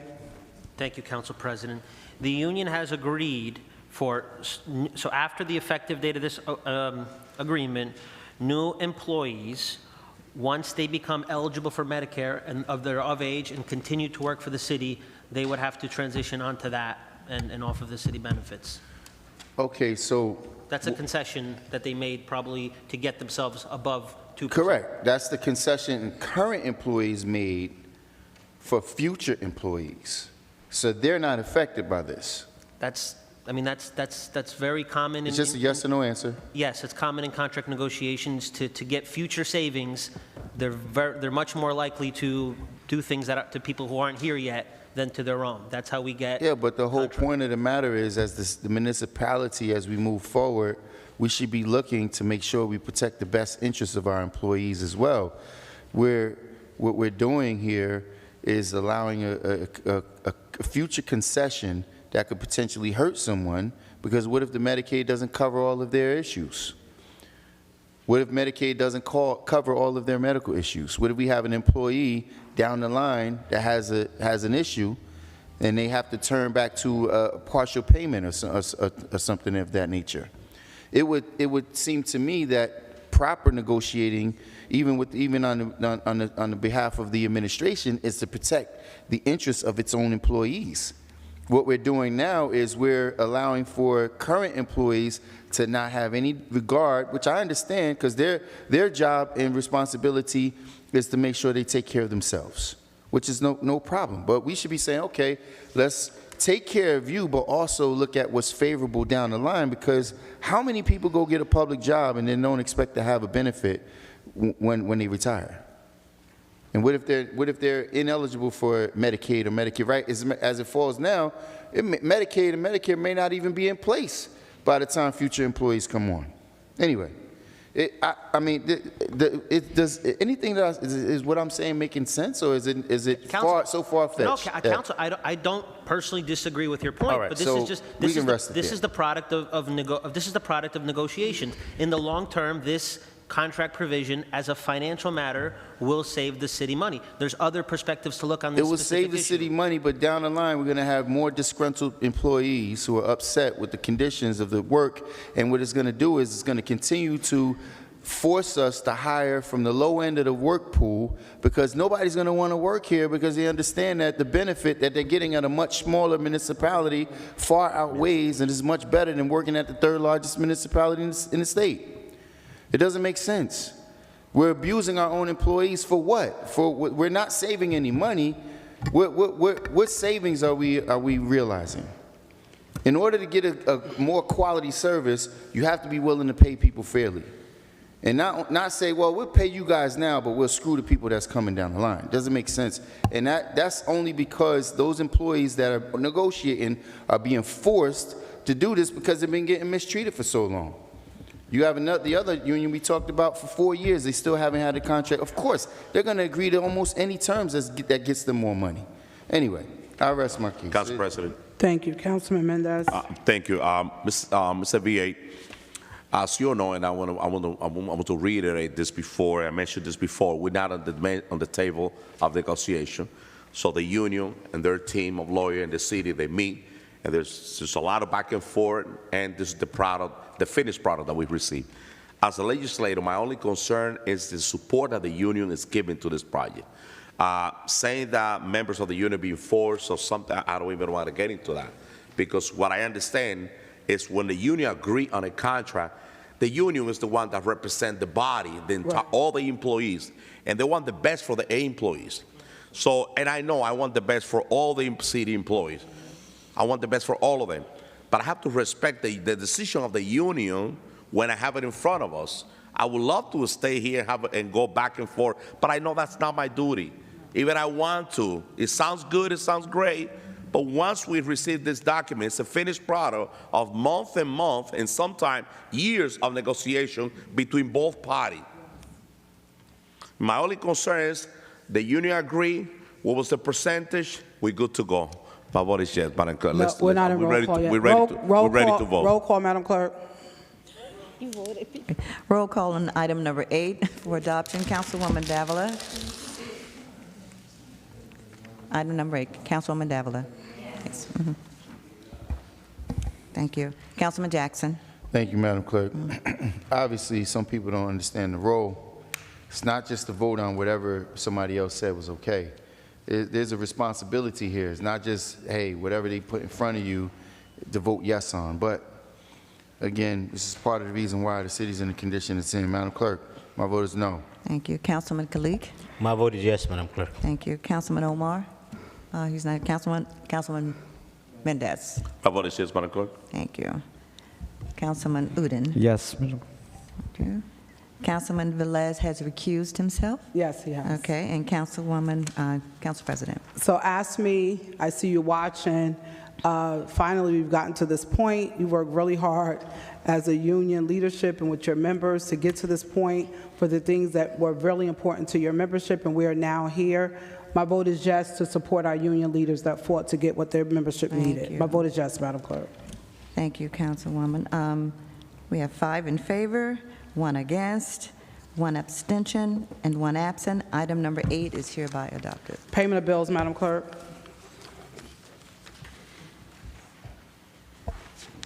Thank you, Council President. Summary of disbursement total for payment of bill for tonight is $32,481,238.53. Out of it, 15.7 million county taxes. We have a payroll of 5.6. Also, we have Passaic early sewer bill of 4.8 million.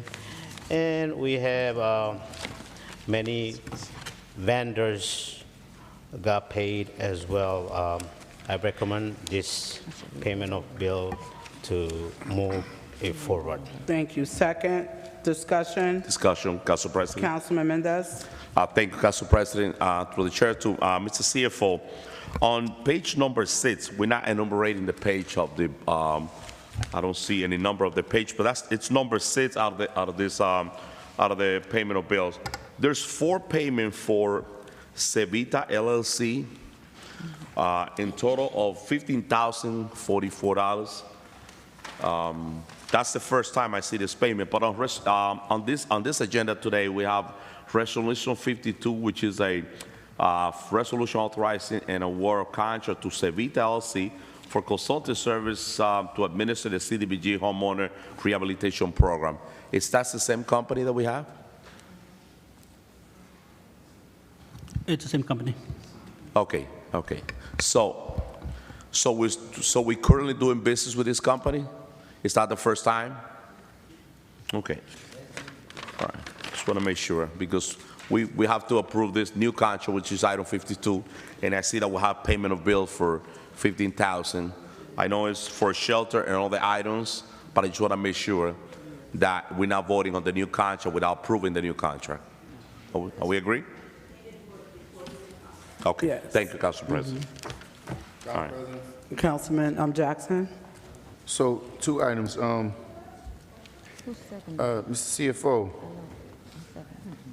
$8,600 to access self-storage in Heldon. What are we storing?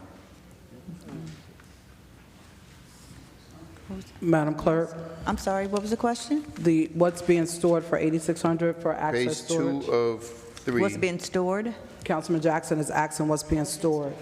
Okay, boxes of storage from various departments, including Board of Education, including the court. What? I don't understand. What these are backup files that's being stored here? I don't know what they are exactly. Boniface has been the one that's, he noticed everybody bringing in their boxes for storage at Access. And the clerk's office had been paying for it on a monthly basis. It was over $3,000. That was before I came on board. And she decided to not pay because she felt that everyone else, all of the other departments, should be responsible for their storage. And so we asked them to give us an itemized list of everyone that's been storing and how much money is being owed. And we got the information, and I gave it to the BA on today. And we're at like $65,000, 64, I'm not sure the exact. $65,000 in storage, what, just for the year? Yes. No, it's from 2024 to the present. 2024 to the present, so approximately $70,000.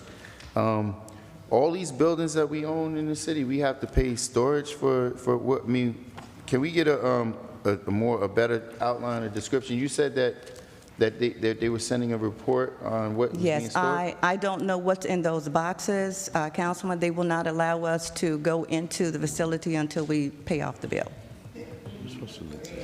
Also, $8,600 is the kind of restore our store. So it's $3,000 a It's month? 64, I'm sorry?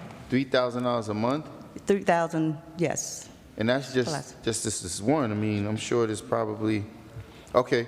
So if I can get some clarity on that moving down the line, Madam Clerk, I'd appreciate it. Mr. CFO, with regard to the building that was just recently built on, off of Union Ave, across adjacent to Gelati's, that had to pay to tap into our sewer line. Where's the payments from that building facility to the city? How much have they paid us to date since that building has been up about, what, 5 years, 6 years now? I would have to look into that, Councilman. I don't have that information here. I'm sorry? I don't have that information in front of here. So, I mean, we have a almost a $5 million bill that we're paying to the sewer utility. Where are we with collections? I mean, this has been going on for well over 10 years, where all of the surrounding municipalities, Prospect Park, Heldon, Totowa, Wayne, you don't know how much they've been paying into paying us for their sewer utility? Off the top of my head, I believe we only have 2 that pay us. Every other one tapped out of our system. Tapped out? What do you mean? They don't use our sewers anymore. How is that even possible? They built their own sewer line? They took their line out. I'm not sure, but I believe, like I said, I don't have that information in front of me, but I'll follow up with an email. Director Rodriguez, any insight on whether or not some neighboring municipalities have put in place their own sewer connections? And so this building, because I do remember it was an issue when they were making the connection. So do we not have anyone who's responsible for collecting on these sewer fees? Which department head or division head, or who's overseeing these unpaid sewer collections? That would be you. That would be you, right, Mr. CFO? You're over sewer collection, aren't you? No, I believe engineering is responsible for sewage payments for those. Engineering is collecting fees now? What other fees does engineering collect? They collect. Yeah, exactly, for connections, but they have usage, and that's a big building. That building probably has like 300-400 units. And are we treating them the same way that we're treating everybody else? Are we getting their water, their readings? And we have residents in the second ward that have separate meters for their lawn service, for their irrigation systems that they're being charged sewer fees for. And we're allowing a building that has hundreds of residents to get away without paying sewer. Is that what we're doing here? I don't believe that's correct, but I do have to follow. I don't have the information here, Councilman. All right, so Mr. BA, I mean, when do you think is reasonable? We don't have another meeting until next month. I mean, is it after this mayor doesn't win the next election? Like, when do you think it would be? Because the request has to actually go through you to him. I mean, I don't have any confidence in him fulfilling this request, but I'll put the burden on you. When do you think I will be able to get the results of these unpaid sewer bills? Council President, may I? Mr. B.A.? Councilman, do you have the more specific information you give me, addresses or whatnot, not here, but the quicker we'll be able to look into it. I don't have enough info based on what you said so far. So, Do you know, are you familiar with Gelati's? vaguely, Vaguely. yeah. I thought you were from the area, at least. There's a lot of corners and interesting places in Paterson, so I'm certainly making my way around. So hopefully next meeting I won't be stumped by. Yeah, Gelati's is like a landmark. If you don't know Gelati's, then I don't know, bro. But But- So it's on the border of Paterson. It's not a Paterson facility. So it's not in Paterson? No. Oh, okay. It's a neighboring town. They built a large building. Right. And they're running their sewer lines through our sewer. They should be paying us based on usage. So I want to get a full report on our collections and how much they paid. And because I don't trust what would be told to me, I would like to see copies of the checks and however the payments were made, whether they're via electronic or whatever payment options that they chose. I would like to see those payments and how we came about the amount that was paid, if that's not too much to ask. Thank you, Council President. Council President, Councilman Velez. just a quick question. The last pages, CFO, the last pages are professional for legal service? Last pages?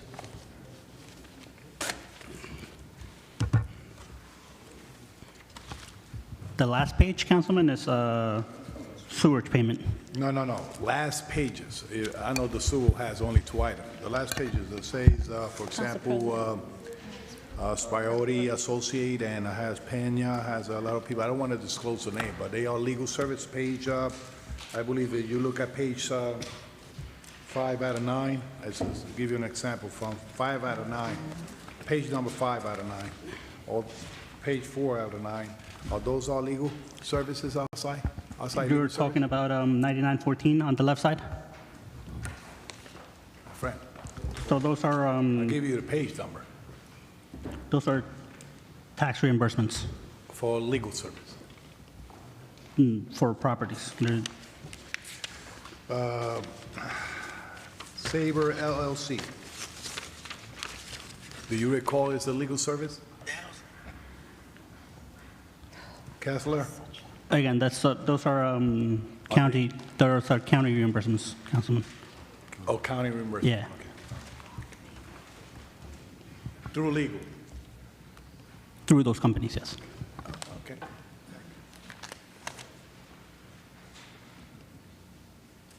All right, Council, ready to vote. Roll call, Madam Clerk. Council President. Oh, Councilwoman McDavila. So just for clarification, Madam Clerk, so Council President, I'd like to address Madam Clerk. You indicated in terms of storage, you said BOE, so Board of Ed. Is it specific to election things that are the responsibility of the clerk's office, or are we holding storage for Board of Education? Because that's confusing to me. I don't think that it was initially for the Board of Ed. I think it was just for the city clerk and maybe the various departments within the city, but the city clerk was footing the bill. For the Board of Education? No, not for the Board of Education, but the monthly bill. Okay, no. So I understood Yes, that. But you said BOE, and so I want to make sure because I know they have a board, they have their budget, which is almost, it's like over $800 million. So, when you mentioned BOE and that we're paying storage, I want to clarify that that is not the case, that it's probably, and again, if it's the clerk's office, then it probably has to do, and if you mention BOE, maybe election stuff, which is the responsibility of the clerk's office. No, that was the information I received from Access. Okay, so we need to clarify that because we need to make sure that we are not footing a bill that, which I don't believe we are. I just want clarification on And that. for the court. Thank you very much. The court as well. Thank you. Roll call, Madam Yeah, Clerk. yeah.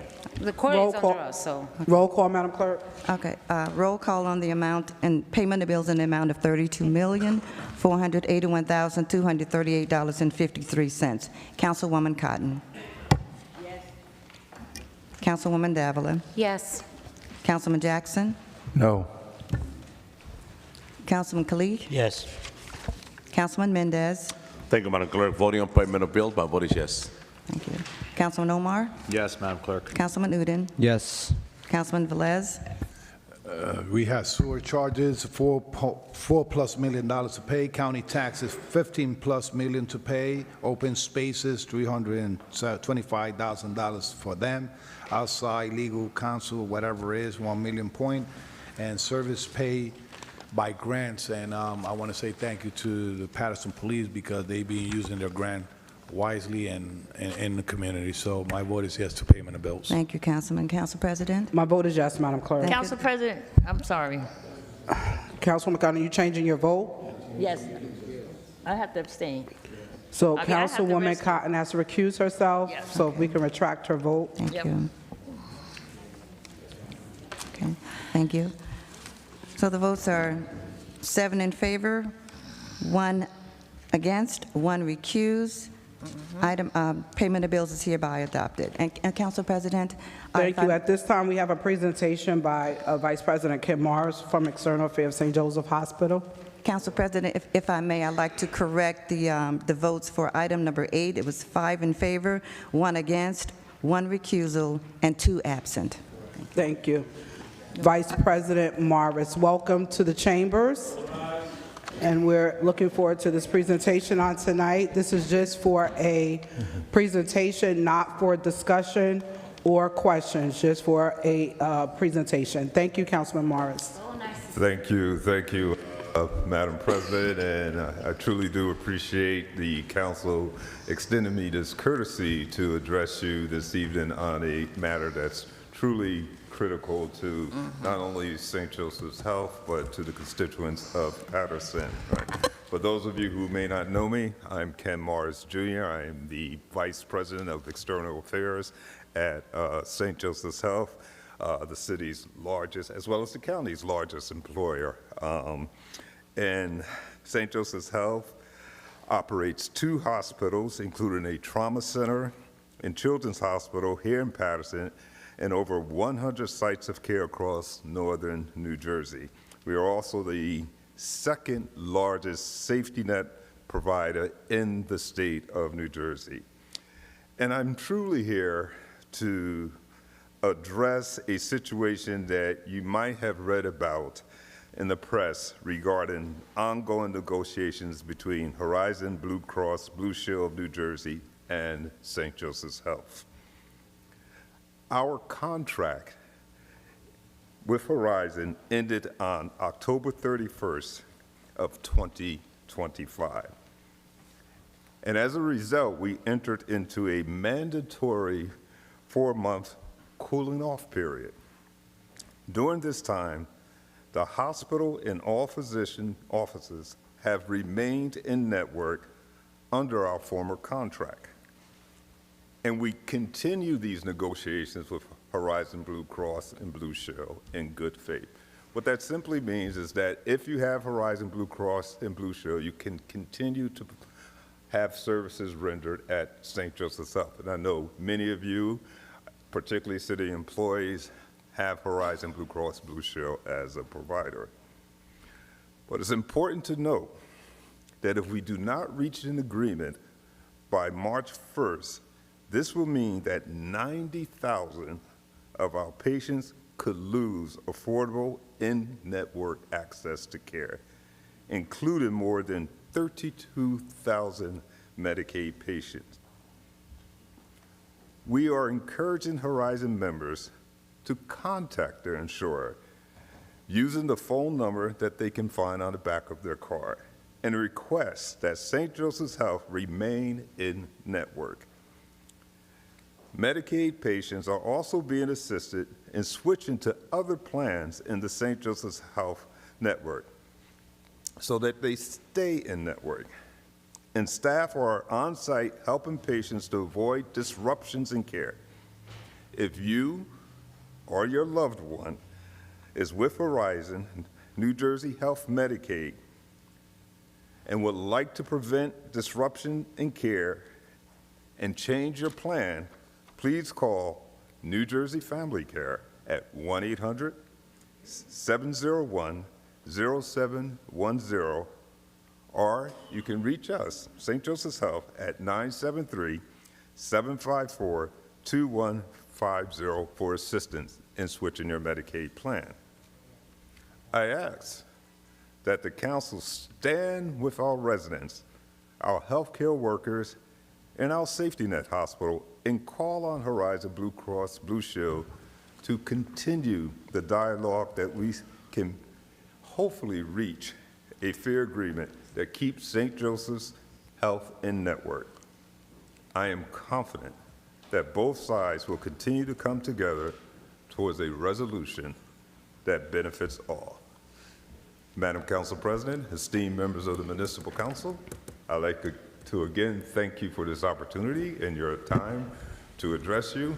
Obviously, this place brings back memories. Council President? Thank you, Mr. Vice President.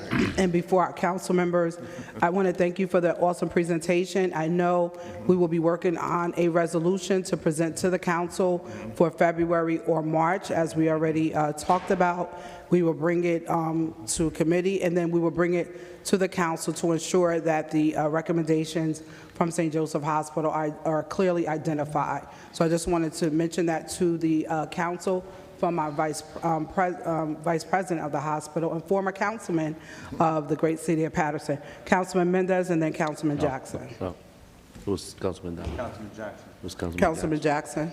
Thank you, Council President.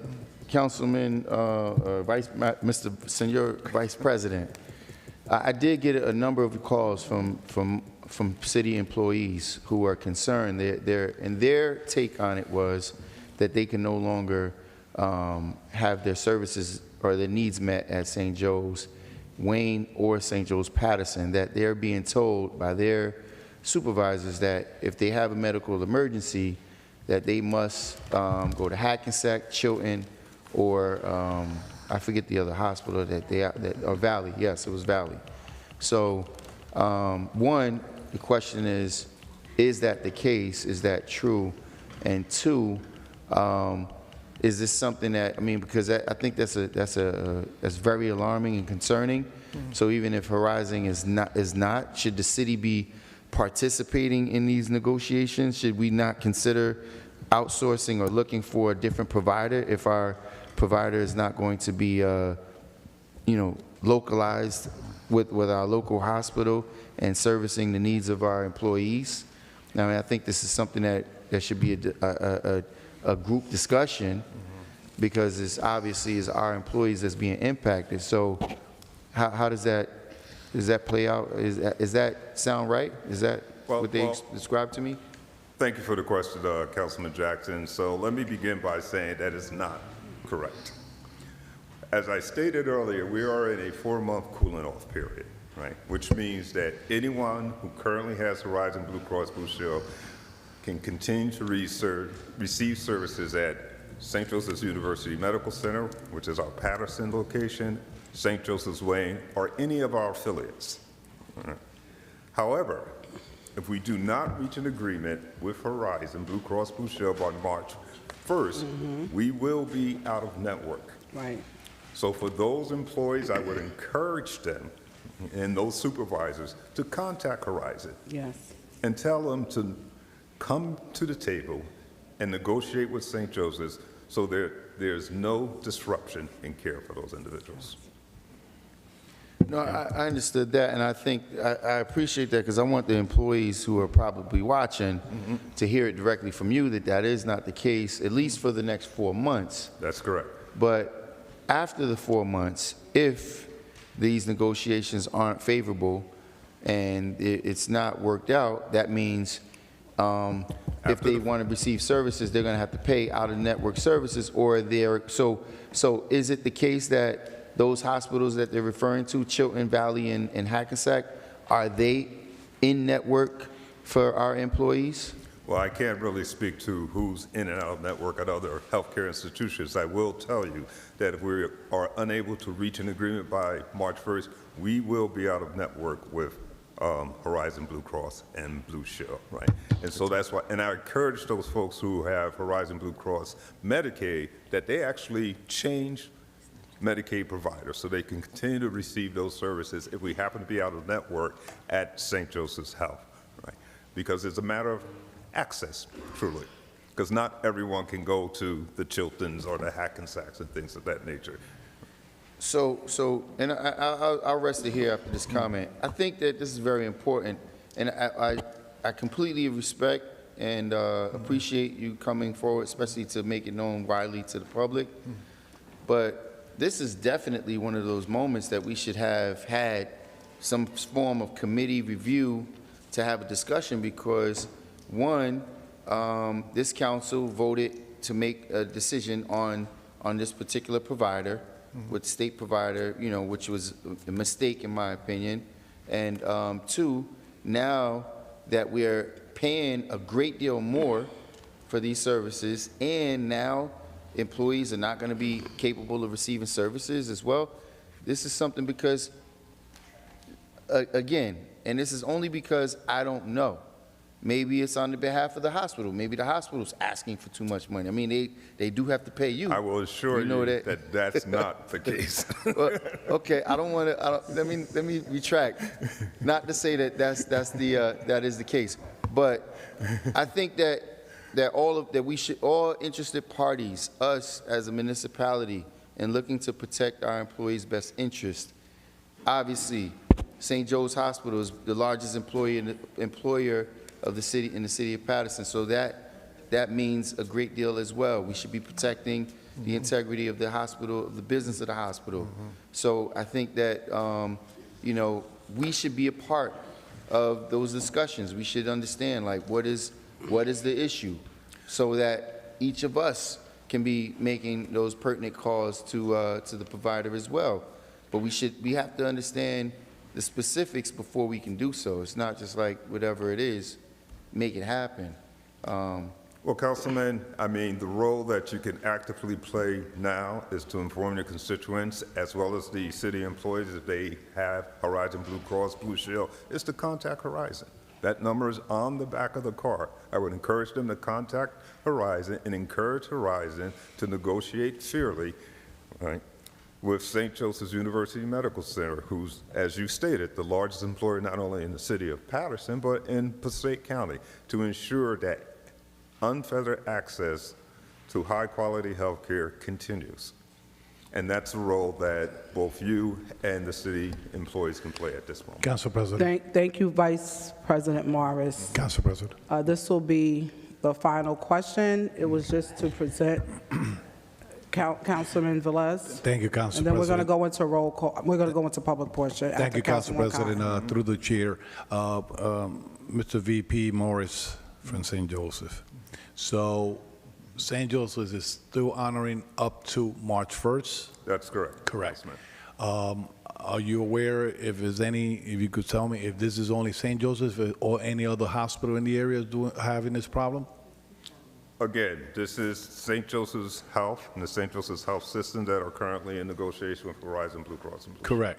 Correct. Legal is not here, but, you know, our main hospital, and I say the main hospital in the county, is St. Joseph.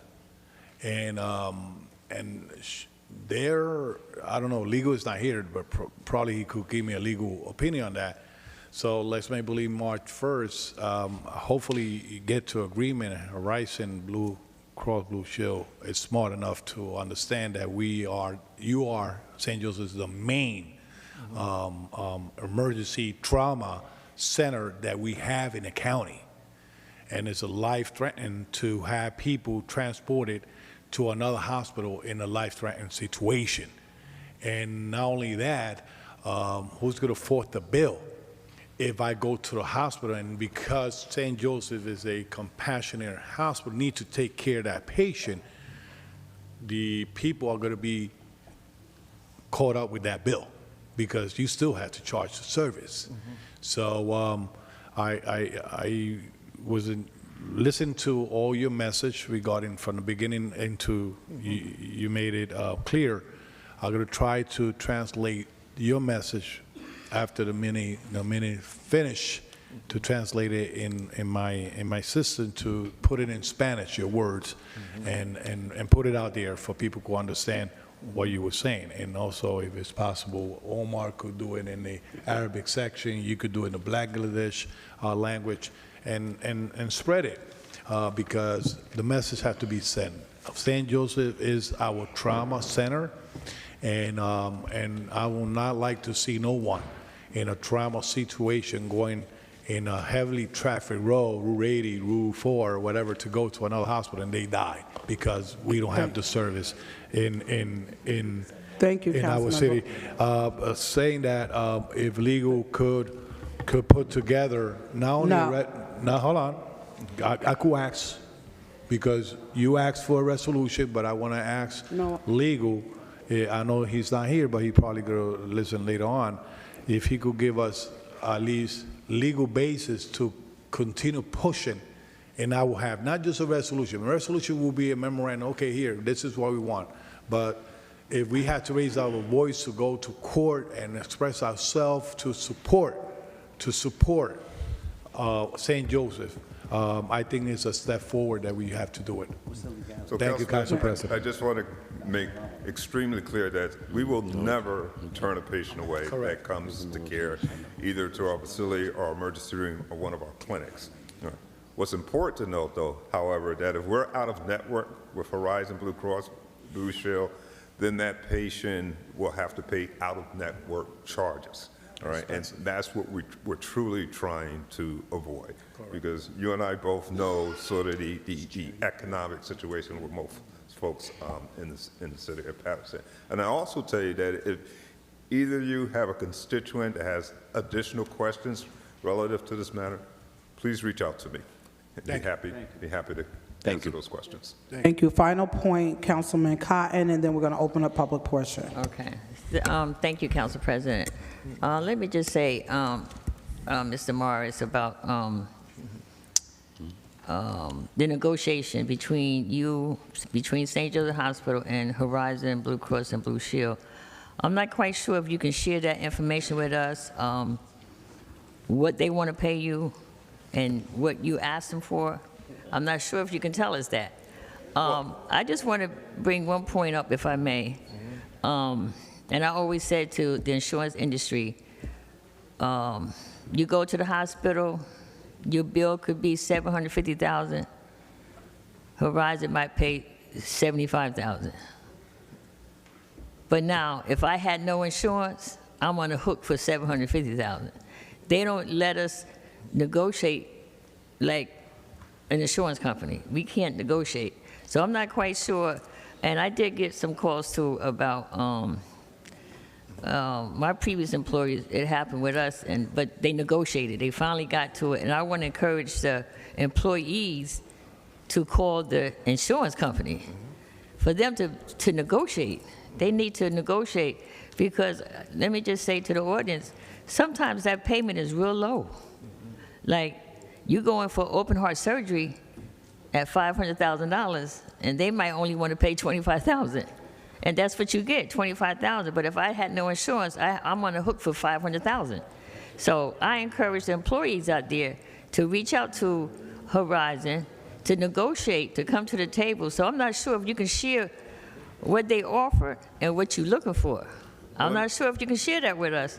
Say maybe not in the public, but like, you know, and I remind some of my colleagues, we had 8 employees that had hospital bills hitting $1 million that we had to make sure that we bonded money for to make sure that they were covered. So if you're able to share that with some of us, I would be happy to see that. So Councilwoman, I would just simply share this with you. We will continue to negotiate with Horizon Blue Cross in good faith. Okay. Right? Yes. If at any time that those negotiations take a turn that we feel is not in the best interest of our patients and so forth, I will be back, you know, and explain to each and every one of you where we are in those negotiations. Thank you, Vice President, for that great presentation. Madam Clerk, we're going to do item 50. We're going to do item 53, Madam Clerk. I'm sorry. Item 53. Thank you. And then public portion. Item number 53. Yes. Item number 53 is a resolution regarding the historic Van Houten House in West Side Park in support of all necessary steps for the transfer of ownership of the house and its immediately surrounding area to the County of Passaic for the purpose of rehabilitation, economic development, resolution number 26:065. Second. So moved. Moved by Councilman Kalik of the ward, second by Council President Mims, and Mendez, roll call on item 53, Madam Clerk. Roll call And on item, Cotton, second by Cotton as well. Roll call on item 53. roll call on item number 53, Councilwoman Cotton. Thank you, Madam Clerk. This has been a long time coming. I'm glad to see that we have Queen here in support of this resolution, that we can have somewhere to put our black art up, black work up, black history up in this building here. Madam Clerk, my vote is yes. Thank you, Councilwoman. Councilman Jackson? Yes. Thank you. Councilman Kalik? Yes, Madam Clerk. Thank you. Councilman Mendez? Thank you, Madam Clerk. So this item 53, I have a very extensive conversation with our Gianfranco, the person in charge of historic preservation. He got me up to speed with this matter. And definitely, I know Mr. Vanchetti is in full support of this. Basically, we given the county this building, the county will be responsible to restore the building, not demolish, restore the building. I understand that this is one of the oldest buildings in the city of Paterson. It's even older than the City Hall. It was built on 1741, and it was rebuilt due to a fire on 1831. So it's such a history. What I would love to see once the building is back to renovating back to the community is I would love to see a museum with our veterans, a section for our veterans, a section for the history of Paterson, our African American history. So I'm looking forward to see the students of Kennedy High School and Paterson Public School in general to take advantage of this historical landmark that we have here on Westside Park. So with that being said, my vote is yes, Madam Clerk, on item 53. Thank you, Councilman. Councilman Udine? Black history.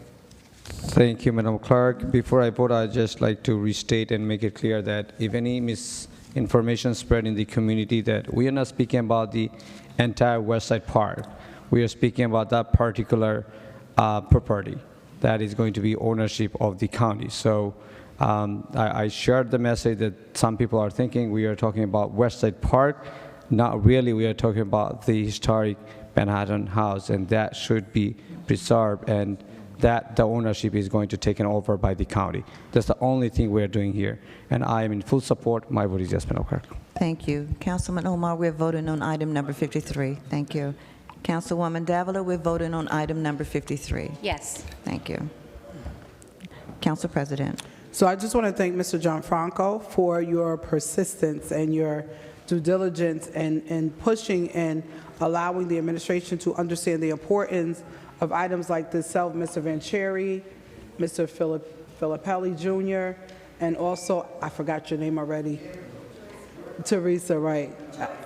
Joyce Carbo, my good friend. Sorry about that, Ms. Carbo. But I want to say that, you know, there's a next step. This will be, there will be a lot of veteran stuff in this place.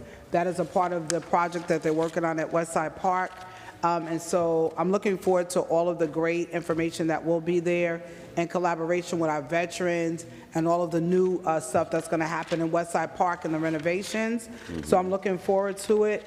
Madam Clerk, my vote is absolutely yes, and thank you to the county for always being a partner and making sure that we do not forget history and our veterans. My vote is yes. Thank you. The votes are 8 in favor, 1 absent. Item number 53 is hereby adopted. I'm here.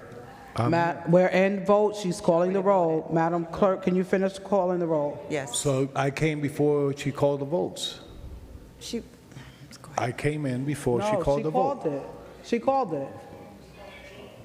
She said 8 and 1 absent. No. I came sit here before your vote. You voted. She didn't call the votes, so I had the right to vote. Madam Clerk, did you not call the vote before you announced it? Before he came and sat there? You were speaking as he was walking in. Correct. And I called the vote. You did call it? After you, yeah. Okay, so the vote was called, as we stated. The vote was called, Councilman Velez. She called the vote. Thank you. At this time, public portion is now open to all of our speakers. Madam Clerk, they have 3 minutes. As on this side, we ask for respectful decorum between the two. And we're asking for our speakers, there is no additional time that's being given. You have 3 minutes to speak, and after that, we have our constituent services here to answer any requests or concerns that the public has. And I just want to say that the list stays out.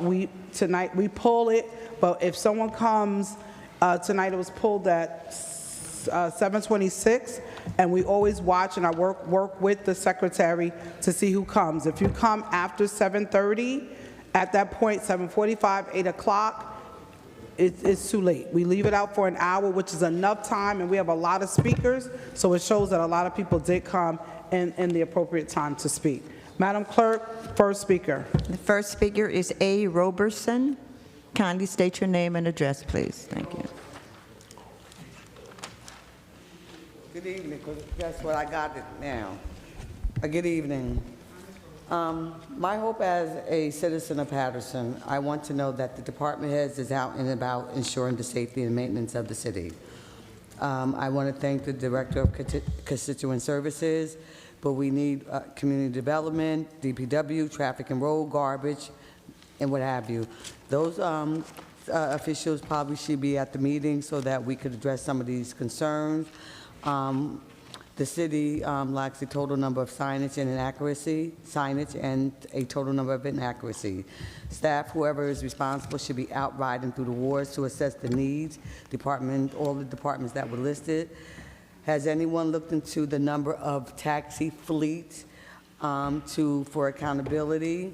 The food truck, there's a food truck that's parked on West Broadway and Memorial Drive, where the bridge where Alfano Brothers used to be. When cars are going into that area, they are turning in off of West Broadway. If they're coming down Memorial Drive past the police department and right onto West Broadway, they're making a left into that drive.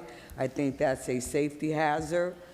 The Real Fix program, is that program out there picking up constituents who are, dealing with substance abuse, homelessness, and what have you? We have a real serious problem. The purpose is to find some stability. This meeting, I've been making a conscious effort to, show up here. There's a lot of repetitiveness, a lot of redundancy. We need to move forward. People want to come, people want to get out. We must do better, we want better. I'm going to do something, and I hope, oh, damn. I didn't mean to do that. Excuse me, city. I'm going to find it, and I'm going to play it, even if I have to play it from afar. This is what happens when there's a lot of distractibility in these meetings. People are making an effort to come out, voice their concern. We're not getting any answers. We need answers. Our department heads have to be more prevalent in the city. We need to be riding these wards to see where the needs are, where they need to be met. We have signage going up for, Hitchcliff Stadium, but you ride streets, you don't even see street numbers, you don't see street names. You ride Temple Street, there's not a street sign on Circle Ave, North 3rd Street, North 9th Street, like all over the city. We need to do better, be better. I'm gonna play something, and I had it ready, but the distractibility in this meeting is a deterrent.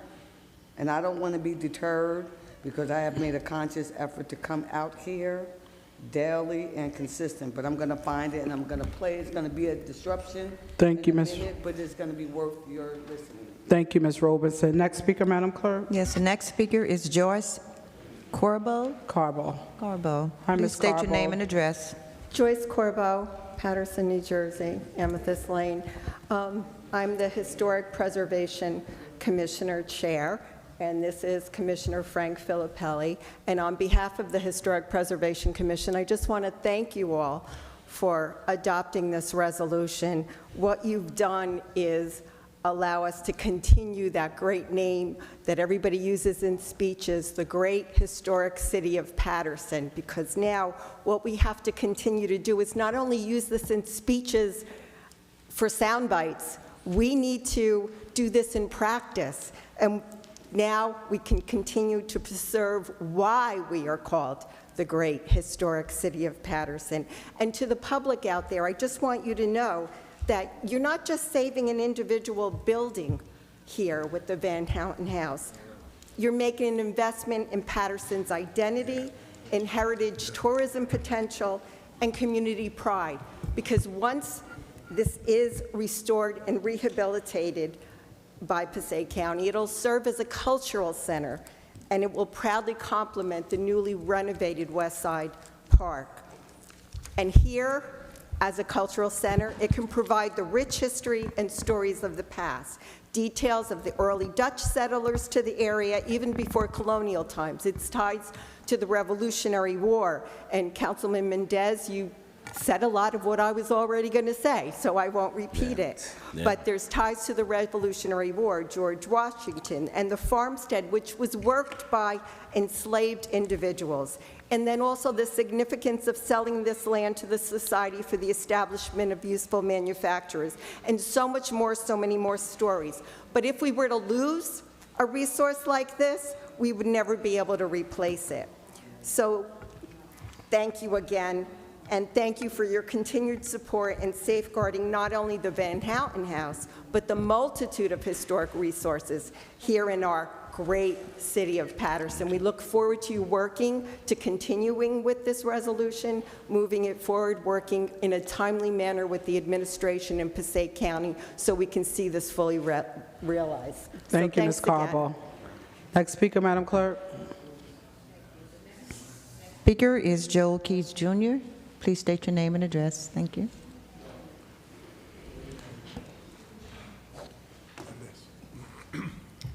Joel Keys, Paterson. The following is an essay written by one of my former students who chose to remain anonymous. He said, "The message is more important than the messenger."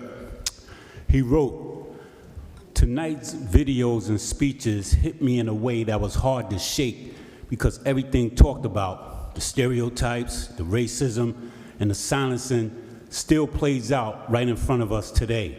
Hearing Carlos Andres Gomez and Denise Froman talk about identity made me think about how often black and brown voices get policed, reshaped, or watered down just to make other people comfortable. But the city council speeches took it to a whole different level, especially when you broke down how leaders, black, Latino, Asian, whoever, are pushed to subscribe to anti-black interests just to survive in politics. It made me angry, but also motivated, because you can literally see how the system is built to keep black power diluted, silenced, or divided. When Kwame Ture said that no one has real power unless it comes from the organized masses, it reminded me why black empowerment is dangerous to any system that thrives on keeping people disconnected. Everything tonight made me feel like silence isn't neutral, it's surrender, and our voices matter more than we think. What stayed with me the most was how clearly you exposed colorblind racism for what it really is, the updated version of the same old system that was never built for black people in the first place. Watching how Councilman Mike Jackson gets misunderstood and targeted reminded me how often black leaders get punished just for refusing to bow their heads. It showed me that representation alone isn't enough if the system demands you abandon your people to keep your seat. True black empowerment comes from telling the truth, standing firm, and refusing to apologize for fighting for the community. And it also comes from us, regular people, being willing to organize, show up, push back, and build a kind of collective power they can't ignore or silence. My biggest question is how we keep that fire going and how we turn this anger, this clarity, this truth into a movement that actually shifts something, not just in speeches, but in real life. If you want it even more raw, more personal, or more activist sounding, I could turn it up another level. Just say the word. I got some radicalized students like that. It's more of them. This is the speech I was going to say when Charles Barron came here and you saw me flip it because something happened that changed it. Thank you. Thank you. Next speaker, Madam Clerk. Yes, next speaker is Eddie Olivares. State your name, please, and your address. Good evening, Paterson. Eddie Olivares. I'm going to start with this, a statement made by Luis Velez, who said that he hopes that with the new BA, we can fix some of the problems that we have here in the city of Paterson. I hate to be the bearer of bad news, Mr. Velez. Expect nothing from the three amigos over here. They're not going to fix anything. When the day that we remove Andrew Syed from office and replace him with Councilman Jackson as mayor, that's the day, I am telling you, people watching, I am telling you that is the day that we will start fixing the city. In the meantime, we have to deal with this. The city attorney cannot even tell us the legal definition of shall. This is what we have representing us in the legal department. It's pathetic. It really is pathetic. Anyway, to go on, every time that, with the exception of Councilman Jackson, every time you guys cast a vote, you cast a vote that is in your best interest and those around you, your friends. And this is not the first time that I've said this, but people of Paterson, until we realize that we are responsible, these people, they have already served notice. We know they are not representing our interests. They're representing their own interest. And so it's on us. We are responsible for it. I've said it in the past. If you are happy with the situation here in the city of Paterson and you don't want anything to change, your candidates are for mayor, Alex Mendez, the bouncer, or Andrew Syed. Those are your choices.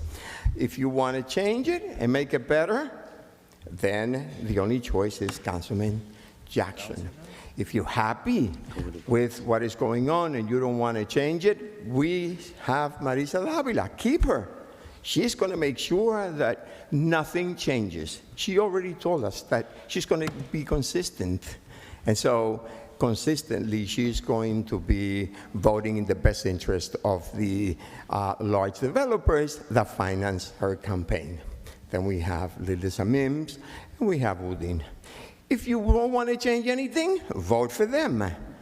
Otherwise, what you do is vote at the top of the ticket for Councilman Jackson and vote for me. Thank you. Wow. Next speaker, Madam Clerk. Yes, the next speaker is Tony Vanchieri. Please state your name and address. Thank you. Good evening, Mr. Vanchieri. Welcome. Thank you. Happy New Year to everyone. Thank you. And Tony Vanchieri, Maitland Avenue, Paterson. And I want you to know that this whole meeting, I spoke with Sandy Lazara, our commissioner, and the commissioners of Passaic County have been so supportive of the Veterans Council, the city of Paterson, and she said, great news. So I want to speak about how proud I am of my great city. I've lived in Paterson 73 years. Ann and I have lived in the second ward for 71 years. Not telling you how old she is, but we grew up in Westside Park. Our children grew up in Westside Park, and they went to the schools surrounding Westside Park. I want to compliment the Paterson Restoration Organization, Joyce, who's been my neighbor for 1,000 years, because where their heart is really into this. And the city of Paterson is lucky to have somebody like John Franco. When I was superintendent of parks in the 90s and 2000s, we worked together well. My whole 22 years was in the park system from '86. And we disagreed on a lot of things. But you know something, we always came down to the right thing. We agreed on the right thing. He's out there all the time because I've been out there with him when I was working and when we were retired. And we are lucky to have his experience and his heart. And he's also a veteran of the not the Vietnam War, the United States Army. So again, I want to thank you, the council, for always being there for not just the veterans, but the people of Paterson. And just thank you so much. You made a good night, made us have a good night tonight. Thank you, God Mr. bless Mancheri. every one of buddies. Thank you. We love you, one of our Paterson legends, Mr. Vancheri. Next speaker, Madam Clerk. The next speaker is Frank G. Filippelli. Hey everyone, Frank Take your Filippelli, name. Frankie Flip. I am the real Frankie Flip, not the little boy here. No, he's the quiet one. Listen. Anyway, I'm glad you all voted for the Van Houten House.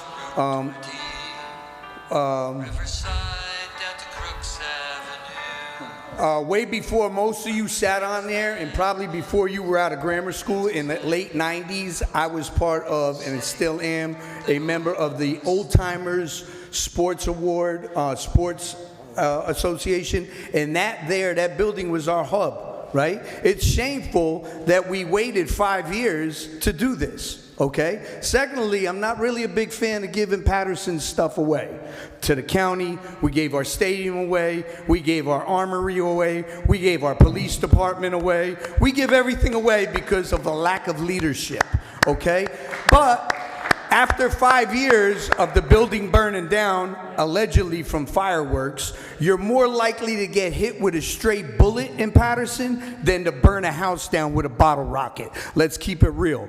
But anyway, I'm happy that we're going to redo this building, because maybe if we didn't give it away and kept it, it's called creating revenue. If you follow any of me, I want to create revenue. The old timers now hold our meetings every month, and we pay places to hold them in. $100 or whatever. It could be a great community center, hang the arts, the youth guidance could have their meetings there instead of here. The art pack could have them there, but I don't know after the county owns it.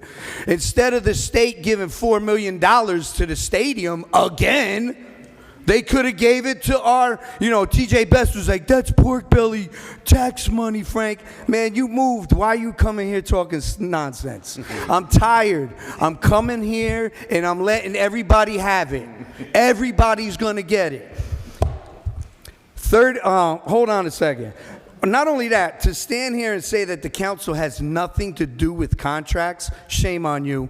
Shame on you. You don't negotiate them, but it's a checks and balance situation. This is an election year. If the mayor, who's running for re-election, told all the white shirts that give big donations because they're retiring, hey guys, guess what? What do you want? $90 million? You got it. And 75% of them said, hey, that's a great idea. You're here to represent the people, not the unions. It's a checks and balances. I'm not saying I hate cops because that's what happens. Frankie Flip hates cops. No, I'm a taxpayer paying $15,000 a year, and you're here representing a union? Shame, shame, shame. Anyway, the other thing, $65,000 in storage? I'll tell you what, give me 40 G's. I'll build you a building myself, and I'll save you the money. Before I leave, I want you to check out you want to talk about waste, Mike? Check out the scaffolding that's been up on the museum for over 15 years. You think that scaffolding's up there for free? You think it's up there for free? Go take pictures of it, Udin. Thank you. Thank you, Mr. Filippelli. Next speaker, Madam Clerk. Next speaker is Miguel Francisco. Kindly state your name and address, please. Miguel Francisco. Good evening, ladies and gentlemen. My name is Miguel Francisco. I'm the owner of Miguel Hot Dog in Paterson. So my concern is about the amendment that's trying to pass on behalf of us. So I just want to know why this is changing. Like we try to help the city with everything, taxes and everything, but now they're trying to make some change on our businesses without talking to us. Like, what is the point of view? Like, let's say one of the things that they want to change the time of operation for us. Supposedly from 8 a.m. to 11 p.m., that's not a business for us. So, like, let's say I would like to know who is the sponsor of this amendment, that we can have a seat or have a meeting together with the food trucks, and we can discuss. Because we agree on some of the point that you're presenting on the amendment, and others it's like we would like to know or to show you how it works. like how it's running a food truck, because probably the person who is a sponsor this amendment doesn't have all clear details about our business. So we would like to invite you, or the person who are involved in this one, that we can discuss the details behind a food truck. Like the city right now, just increase the license, double the price. Like every time that we have an employee, we have to pay more money for the employee, plus the background, plus the authorization to work in the food truck with the employee. So it's a lot of spending right now that is on us. So instead of the city working in favor of the small businesses, looks like they are against us. So another thing is, like I heard for this amendment, is the police department asked the council to change the hour because there's a lot of crimes happening at night. And I called the police department to ask for the record what they based to say that the crimes increase at night because of the food truck, and they don't keep any record on that, in that matter. So we want to be clear in both sides. Like you can ask us, oh, okay, we're trying to change this. Okay, we agree on this, we agree on this. Why would we disagree with some points? Because it's affecting our business. Like after 11 p.m., it's the business for us. Like some works in the morning, and like working after 11 doesn't affect any restaurant or any other kind of business. And if you see like most of the things that happen at night, it's not a fight in a food truck. We have to be careful for the crimes in Paterson. We are not causing any crimes to the city. By paying taxes, we are helping a lot of people over here, because right now I have one person working with me, but I have another food truck friend that they have 3 and 4 people. So what's going to happen with those people? And what's going to happen to our business? So I invite the sponsor of this amendment to invite us a meeting that we can discuss all the details, like maybe you don't understand, and we can get in agreement and work together for any matter on this concern. Thank you. Thank you, Mr. Miguel. Next speaker, Madam Clerk. Yes, the next speaker is Melvin Hernandez. He left. He was here. Okay, the next speaker is Cesar Valdevig. He left as well. Okay. Next speaker, Madam Clerk. The next speaker is Sonia Delwick. Delise. Thank you. Good evening, Please Ms. state your name and Good evening, address. Ms. Thank you. Sonia. Good evening, council members. Good evening, everyone. Good evening. You all know me. I'm the council president for the Liquor Stores and Bars Association in Paterson, and this is the vice president. Rafael Cruz. We are here representing the small businesses that are being affected right now with the cigarette license requirements within our city. We need clarity, as we have been told that the ordinance was originally placed for smoke shops only. On that note, inspectors have been to the Board of Health, have been going to liquor stores and non-smoke shops, businesses, telling the businesses that the owners that we are going to get summons for not being in compliance with the city ordinance. I spoke with Councilwoman Davila, Councilman Velez, and the director, Joel Ramirez, from the Board of Health. They have indicated that the ordinance was, at this time, with legal, and that they will work with the amendment to reflect smoke shops only. In that matter, I believe that in the meantime, there has to be some type of communication between the council members and the Board of Health to avoid any inconvenience between the Board of Health and the businesses. We need clarity. We're having the Board of Health members come to the stores, and I don't want to say harassing because that will be a tough word, but they're pretty strong with these stores, telling them if you're not in compliance, you're going to be summoned, and we're being told otherwise. So we need to all be on the same page to avoid inconvenience. That's all we're asking. Okay? Thank you. Agreed. Thank you, Sonia. Good to see you. Likewise, Mama. Thank you. Next speaker, Madam Clerk. Yes, the next speaker is Juan Santos. Please state your name and give your address. Thank you. Good evening, Mr. Santos. Hello, Councilman. My name is Juan Santos, and I'm the owner of Level of Smoke Shop, Quality Smoke Shop at Wing Enterprise. I've been in business for 3 years, and this is the same situation dealing with the ordinance, that it's a new appliance for us to pay $1,200. And as people don't understand that the same license that applies to us applies to liquor stores, applies to grocery stores.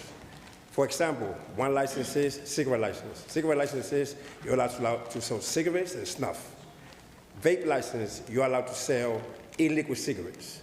Now, dealing with any other paraphernalia like backwards and stuff like that to grow marijuana, we pay a separate tax, which is, let's say, for instance, if I go spend $1,000 this week, I have to pay 30% to the state of New Jersey just for buying those cigarettes, just to buying anything dealing with tobacco paraphernalia. Same thing we're dealing with vapes. Let's say, for instance, this is a vape. If I go buy this vape right now in a manufacturer, distributor, I will have to pay 30% tax on the same thing. The only thing you have to basically kind of clarify everything that if I go to this business right now here, this is my paper that I pay 30% on taxes on all the cigarettes that I have in my possession. But you don't need a license for this. But I still have to pay 30%. Same thing dealing with the e-liquid. E-liquid, I will have to file a report every month explaining how much of those e-liquids are sold. And this should be applied not just to smoke shops, to everybody in general that sells, whether it's cigarettes, whether it's e-liquid, whether it's cigarette paraphernalia. They never told me anything about that I was having meetings about they want to do this to smoke shops or this. We should all be treated equally, but at the same time, let us know what's going to happen. Okay, this is a new thing. Do you have certain concerns? To differentiate whether it's a liquor store, whether it's a grocery store, whether it's a gas station, we all sell cigarettes. We all sell e-liquids. We all sell vapes. But if y'all don't understand how it falls to each business, y'all will never be able to understand to kind of come with clarification of what's really going on. About the taxes that we pay, the license that we pay. I pay $35,000 every quarter in one smoke shop only. That's my payment. So it was no right that you're having a meeting about anything and not let all business owners know what's going on. Legally, that's what I pay. Anywhere between $25,000 to $35,000 every 3 months in taxes to the state of Paterson. And that's what I want to know. Like, there's clarification to all the businesses, not just me, but a lot of people. I understand myself, I know English and Spanish, but a lot of people is Spanish owned, they barely know how to speak English. Yes. And that's what my concern. Thank you. If you'll just wait, we have a couple other speakers, because there is an amendment to that was already sent to legal. So if you just wait a couple minutes, we'll speak to that in a few minutes. It was already sent for review. Next speaker, Madam Clerk. Yes, the next speaker is Everett Hines. Everett Hines. No? Okay. Next speaker is Francisco Perdomo. He left. Okay. The next speaker is Bilal Hakeem. Please state your name and your address. Thank you.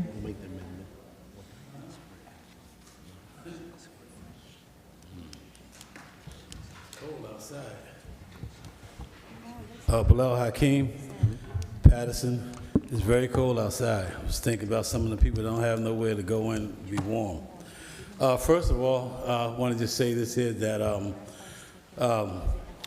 I understand the passion of Councilman of the First Ward, Mike Jackson, when we're talking about negotiating contracts and looking out for the best interests of the city employees.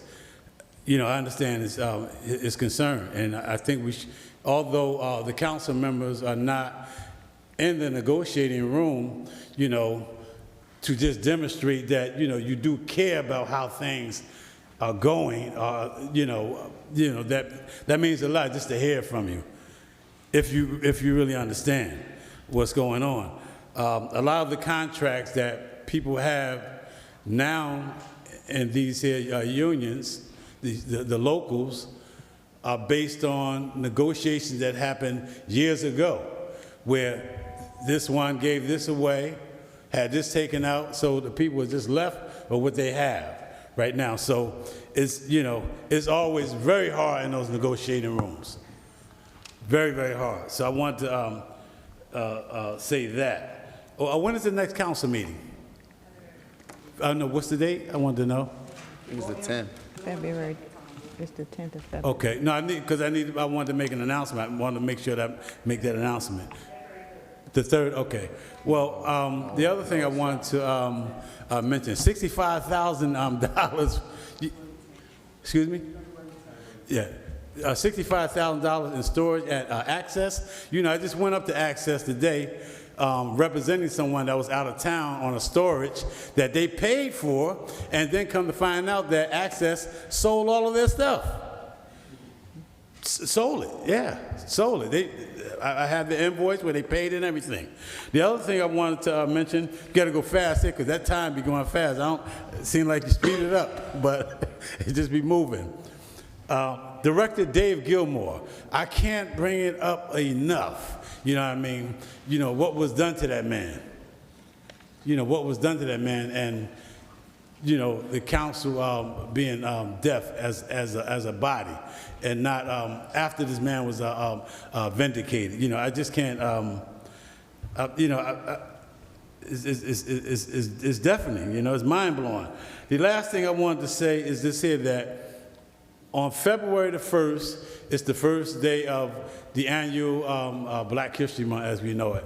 The Alami Breath Power Coalition and Buds, and Buds will be sponsoring a program at the, I wanted to get the address because I don't have it in my head, thank you. That's February the 1st, that's at 2 p.m. to 6 p.m. The address is 685 East 35th Street. That'll be at the you know, the Heritage Building. It's going to be a fun-filled day for the whole family. I do know that you're having some activities down here at the council, but from the community. That is one of the things that we're sponsoring, and 2 other projects. One is a brand new film that we didn't show on Martin Luther King Day yesterday. We show others, but it's a new film called The Two Sons of Georgia, and another film called 7 a.m. about the history of the Negro League that they're always talking about. And spoken with both of the producers, so those dates will be announced to you. And that's it. I have something else here, but... Thank you, Mr. Hakeem. Thank you. Next speaker, Madam Clerk. Yes, the last speaker is Veronique Watkins. Kindly state your name and address. Thank you. Like I always say, and I complain about the parking and the overdevelopment, thank you, Ms. Cotton, for helping. My car was towed the other evening. Why? There's no parking. Overdevelopment. This is the second time my car has gotten towed within months, not even 6 months. But I go back to say about the overpopulating, the overdeveloping that's going on. As Ms. Cotton knows, we had a water main break maybe 2 weeks ago. My neighbors couldn't go to work, and it goes back to the overdevelopment. If you've got 2,000 toilets flushing at one time, and now you've incorporated 5,000 toilets, what do you think this sewer system is going to do? The sewer system that is already failing. So now you're bombarding the sewer system that's already falling apart. They fixed it. Thank you for keeping us informed, Ms. Cotton.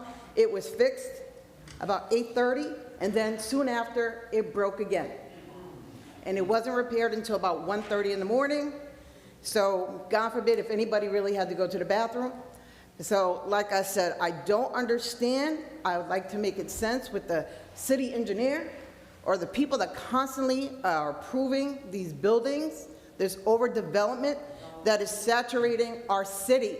You cannot get to one side of the city to the other that took 10 minutes. Now it takes 25 minutes. It takes me almost a half an hour. I live off of Summer Street. It should not take me 20 minutes to get to 19. It makes absolutely no sense. And I wish, my understanding, I don't know everything about politics, but I think that the council plays a part in who is on the planning board. I don't understand how come they cannot be reeled in, because this is unacceptable. The building that they're building right there across the street from Family Dollar, and there's a supermarket there on the corner, and then there's garbage not even a block away. How is this all going to make sense when people are trying to get to work? Now, everybody's going to be pulling out of that parking lot to make the right, to go at that light, then make a left by the city, by the college. Tell me how that all makes sense. You've got traffic that's going down the street by the dollar store, then you got people going across town. Please make sense. And then, like I said, the garbage that builds up on the corner, that's not even a block away. So now you've got, I don't know how many apartments that are going to be put there, but it's at least, what, good 20, 25? You expect one person living in there? Two people living in there, in an apartment? How many cars? How many average one family has one car? Husband, wife, college student, 3 cars. Where are these people going to park? How many toilets are going to be flushed? I'd like to know how this is all going to make sense and how this is going to benefit the city of Paterson when there is no infrastructure in place. Please, if you can tell me, I'd like to know. Thank you. Thank you, Ms. Veronique. There are no more speakers. Seeing none, move to close. Move to close by Councilwoman Davila. Second, Councilwoman Mims. Roll call to close public portion, Madam Clerk. Thank you. Roll call to close the public portion. Councilwoman Cotton. Councilwoman Cotton.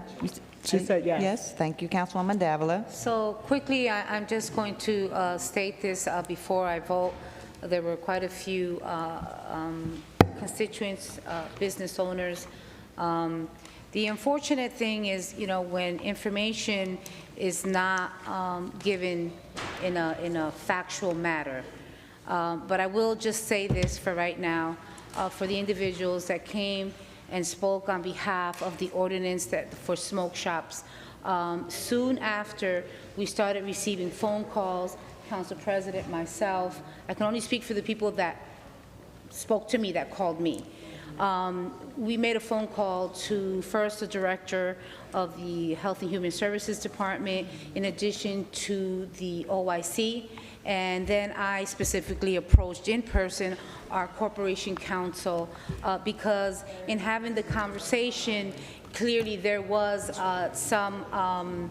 there could have been more clarification. And I believe that, you know, I believe that our hearts are in the right place in terms of having children, parents, constituency come before us to talk about the amount of smoke shops that were resurrecting in our city without us having any control. And this is why the council, as a body, took action. So when some people say whoever was the sponsor, it was not an individual sponsor, but the address of concerns that come through our department heads, our chief of police, our OIC, our director, the Human Services Department, legal, counsel, we all come together, they bring it before us, and then the discussion happens, all right? So this had been for quite some time. Councilman Uding, you know, he came many times. I started this, you know, and it really started with Councilman Velas a few years ago, right? So this has been something, the can has been kicked, right?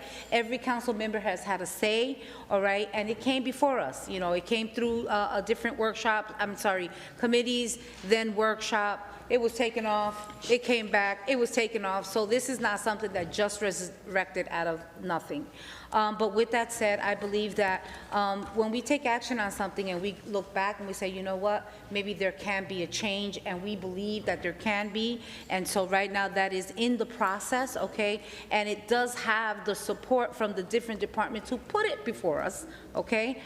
Because I think that everyone does have to be on the same space. And to be very honest, you know, we did take this action, but we do realize, and I can say personally now, speaking on myself, when looking at it, you know, clearly there could have been more clarification in terms of those businesses that specifically just sell cigarettes, right? There's a state license of $50, but there is going to be a fee, so I'm not saying that there isn't. I'm not going to lie to you, there is a fee, but it clearly is not the intent. It wasn't the intention. This intention was to be able to kind of like just,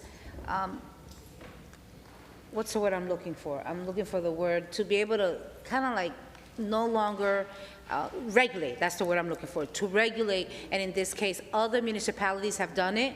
Other municipalities have said only 2 smoke shops. They have their fee and then that's it.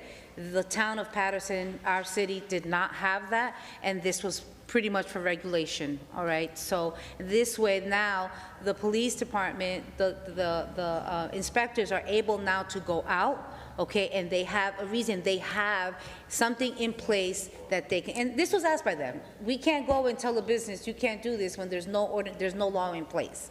All right, so those things are being rectified. You know, in terms of other discussions about some of the individuals that came here that are small business owners specific to food trucks, you know, it's unfortunate that the information went out to you without the proper process. We should never, this council should never take a document that's being worked on and you sit in a committee and you take it and you just put it out there, you know, in a chat to a whole bunch of people without it going, because it should have never been in workshop, because it was an item that was being discussed, again, brought from the different departments, brought to the different departments, the different committees, for example, public safety, finance, and other health, the Department of Health and Human Services, to have a discussion. That went to legal. How it went and it was released was beyond me, because it had to go back to a committee, and in the committee, the discussion to see if we will put it here for everyone to discuss. Because we understand, right, that this is jobs, right? So we have to understand also that the OIC, his #1 responsibility is public safety. To be very honest, his thing is public safety. So he's gonna come before us and put something. We have the Department of Health and Human Services. We have finance. So there's a whole bunch of things that happen. And in this case, that should have never, ever, ever been released to a group of people without it being vetted properly. All right, so as you can see, it wasn't discussed. I mean, I know that there was, and this is why I'm speaking on it, because addressing the constituency, but it's something that right now hasn't even, it's not coming to workshop. It was removed because it should have never came, right? And it's going to now have further discussion, and we will determine then if we move forward, the council president, along with the committee, and everyone will determine. Do we have an issue in the city? Absolutely. Can we blame crime on food trucks? Absolutely not. Okay, it's a whole, I mean, if you look at, it's a big equation of the reasons for that. I'm not an expert I'm not a police officer, I stay in my lane. I'm not a firefighter, I'm not a health inspector. All I know is that I live in this city, okay, and then when constituents do come to us, we have to kind of like put things in a balance. We have our business owners who live in the city of Paterson, who invest in our city, who employ city employees.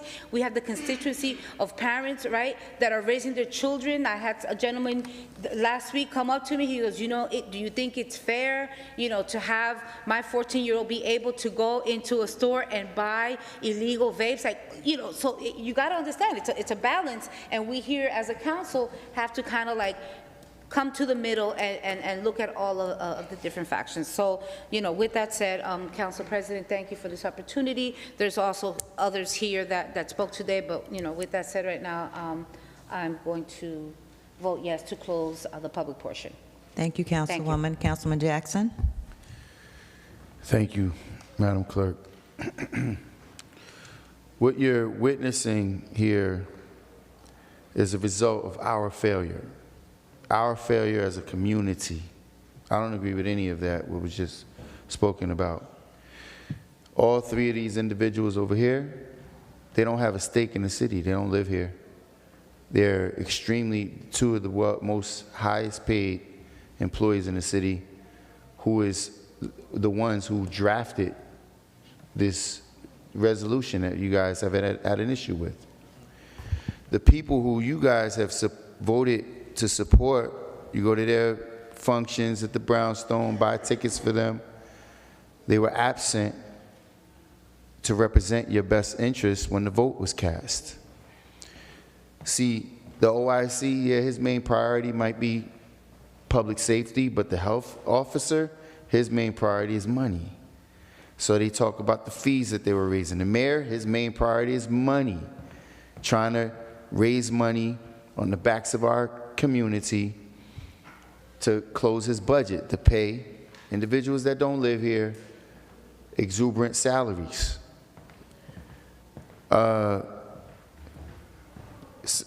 of you said, and I'm not sure if it was you, and I apologize for saying you, and I don't recall your name, but one of you commented about the enforcement. The enforcement, and you talked about the council's methodology behind it. This item was presented by the administration. They may come and ask a council member to sign it as a sponsor, but it was completely drafted and sponsored or put in place by the administration. We then all supported it. At the time of its introduction, when we talked about it, if you go back to those meetings that was televised, I asked them all these questions. One, why do we have to raise fees? That's the first thing. Secondly, and more importantly, you know, we have a homeless situation here in the city, right? So the city has a program where we pay for people who might potentially be evicted from their home or what have you. We send them to 3 specific hotels. Wayne, a Days Inn, there's a Days Inn in I forget the town that is, but it's far, it's close to Edgewater, somewhere in that area. And then the other one is the hotel right on Broadway, right? Wayne took the license from the hotel that was in Wayne. The Days Inn is no longer in operation because the city of Wayne said, you're not functioning along the lines of how we see best fit for our community. We're going to take your business license. Here we have a blanket legislation that's punishing everybody for a few businesses that may not be doing what they should be doing. We're faulting all the businesses for selling to 14-year-olds, so as was stated, right? Instead of holding individual businesses accountable, just like ABC license holders. If you have X amount of infractions and you have calls for service, etc., I'm going to take your license from you. But no, we want to continue to collect fees. We're going to raise the fees on you and then implement enforcement or not even enforcement, but indoctrinate some legislation on all the businesses. The first thing I complained about was the inability of the health officer to be the one enforcing these measures. He doesn't have any idea what's going on in these businesses, as the people who are voting in this doesn't understand the $35,000 per quarter that you have to pay, your licensing fees, your workman's compensation insurance, your payroll expenses, your cost of goods sold, the shrinkage that you may have because products that go bad. They don't understand all of these elements of business. So callously implementing a new fee doesn't have any impact on them. They think, oh, you know, we haven't raised fees in so many years, so to go from $300 to $900 is feasible. Food licenses now are like 3 times the amount that they were. And when you come and expect an inspection, the guy comes in there, he's acting like a police officer, acting as if he understands the business. He doesn't even know what's going on. He's mistreating you, and they were hitting you with 3 times the fee amount. You call for an inspection. If he shows up, good luck, right? So we're not going to talk about and hold the administration accountable for how many employees are we hiring? Are they, performing the best way that they should? We're going to enforce these things on the businesses. Now, relative to the food trucks,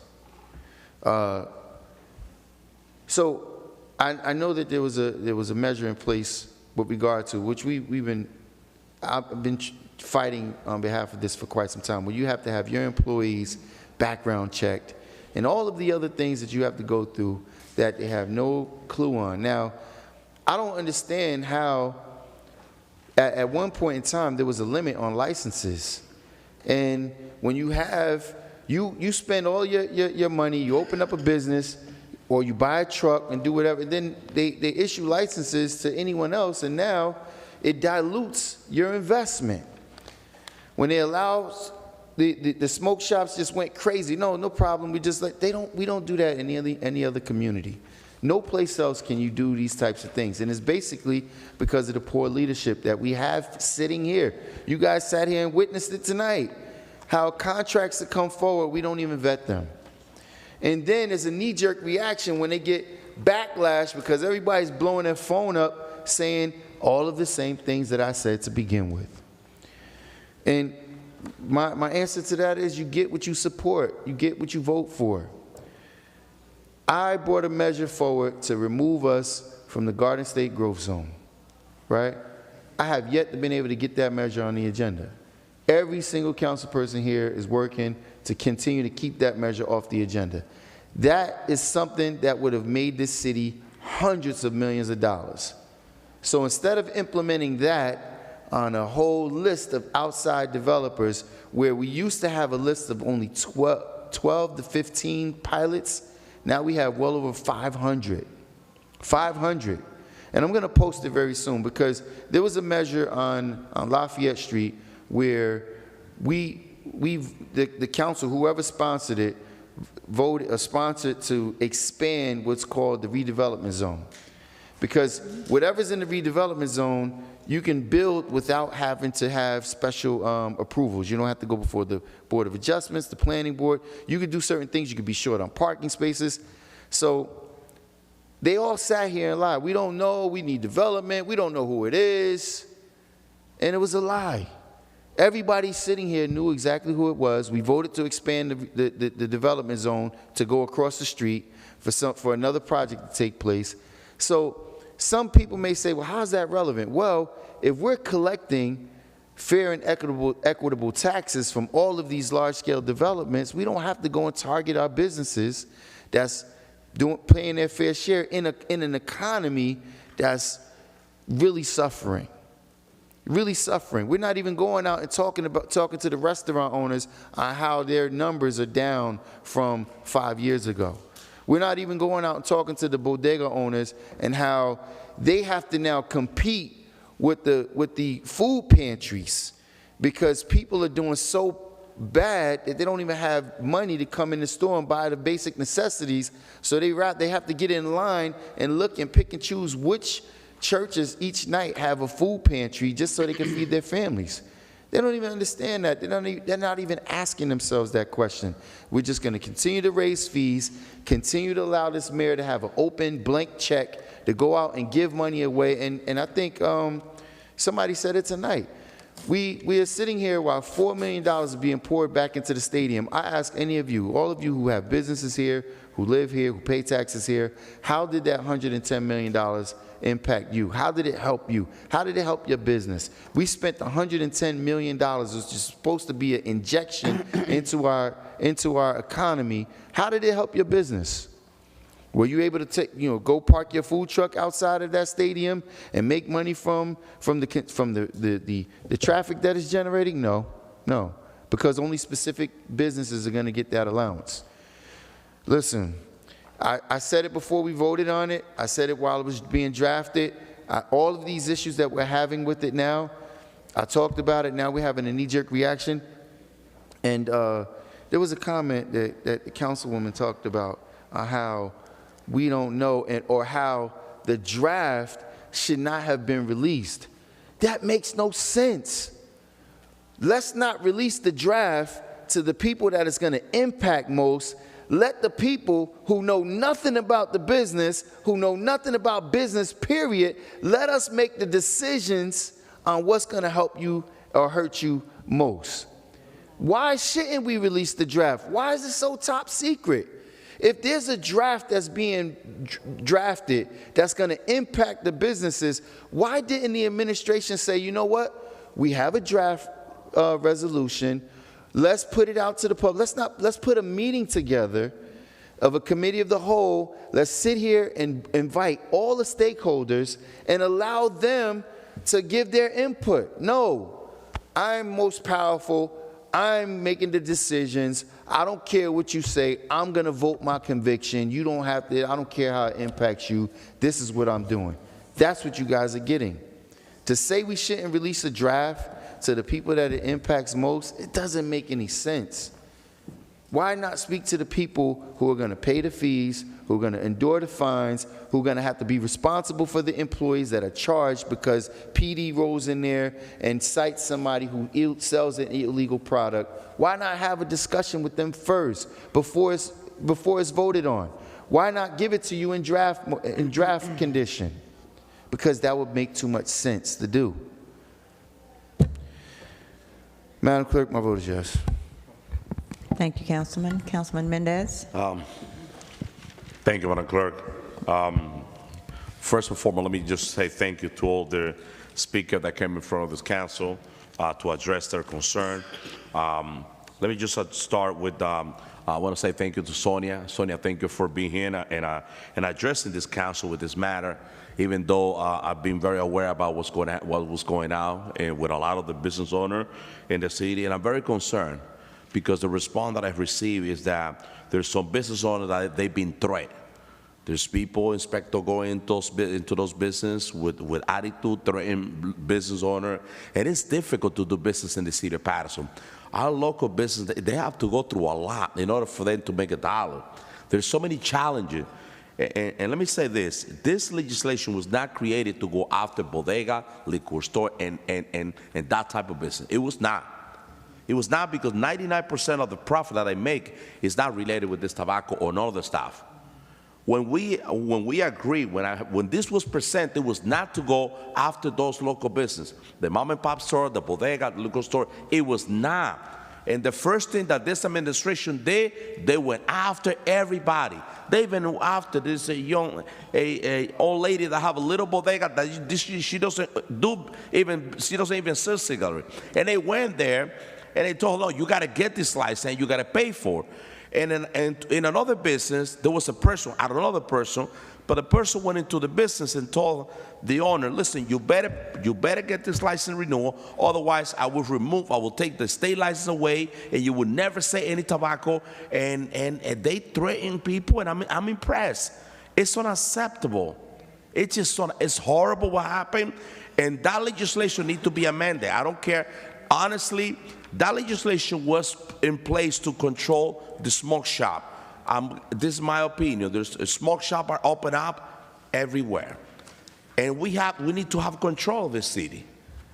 Listen, all the municipality, you go to Jersey City and you talk to former Mayor Steve Fulop, he will tell you how many businesses they have in Jersey City on each category. And if God gave me the opportunity and the resident of the city of Paterson to be mayor of the city, you will see, you will know how many barbershop you have, how many beauty salon, how many liquor store, how many bodega. You need to take control of your city. We have no control of our city. We know that a new business open up when you see that the movement that they just renovating and what's going on, what type of business are they opening? We don't know. That's unacceptable. We cannot run a city like this. This city is totally out of control when it comes to business. So that legislation was here to get some control of the smoke shop. Quite honestly, we have to find a way, because there's too many.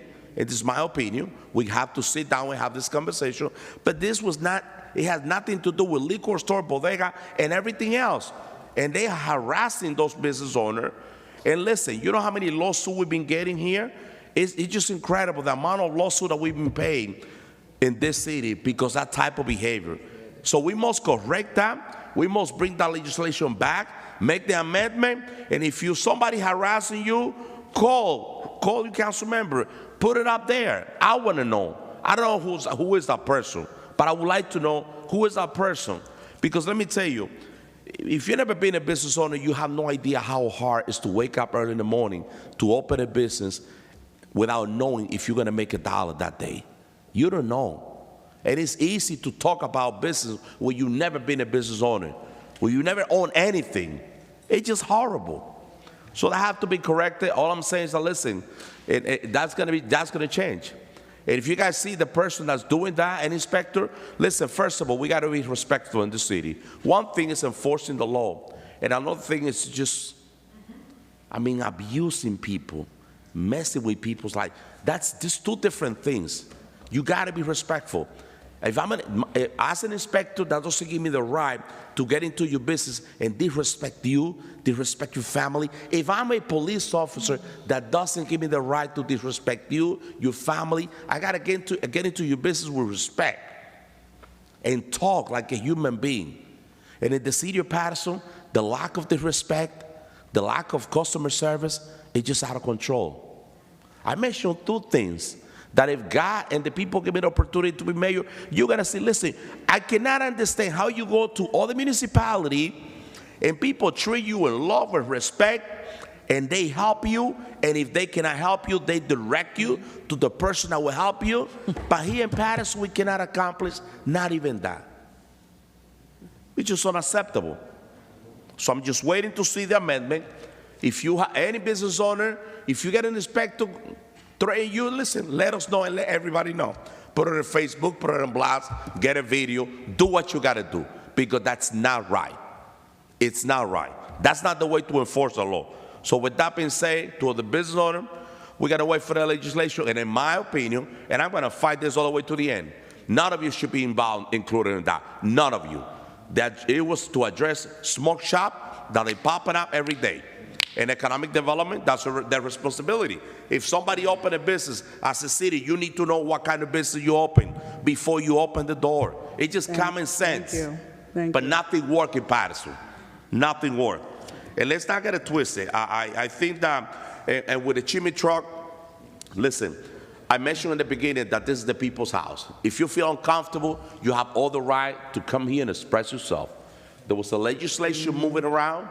I wasn't here at the last workshop. I cannot speak on that. Yes. I respect all my colleagues. I don't take sides, but I'm very effective. And I'm always say that I am an effective legislator.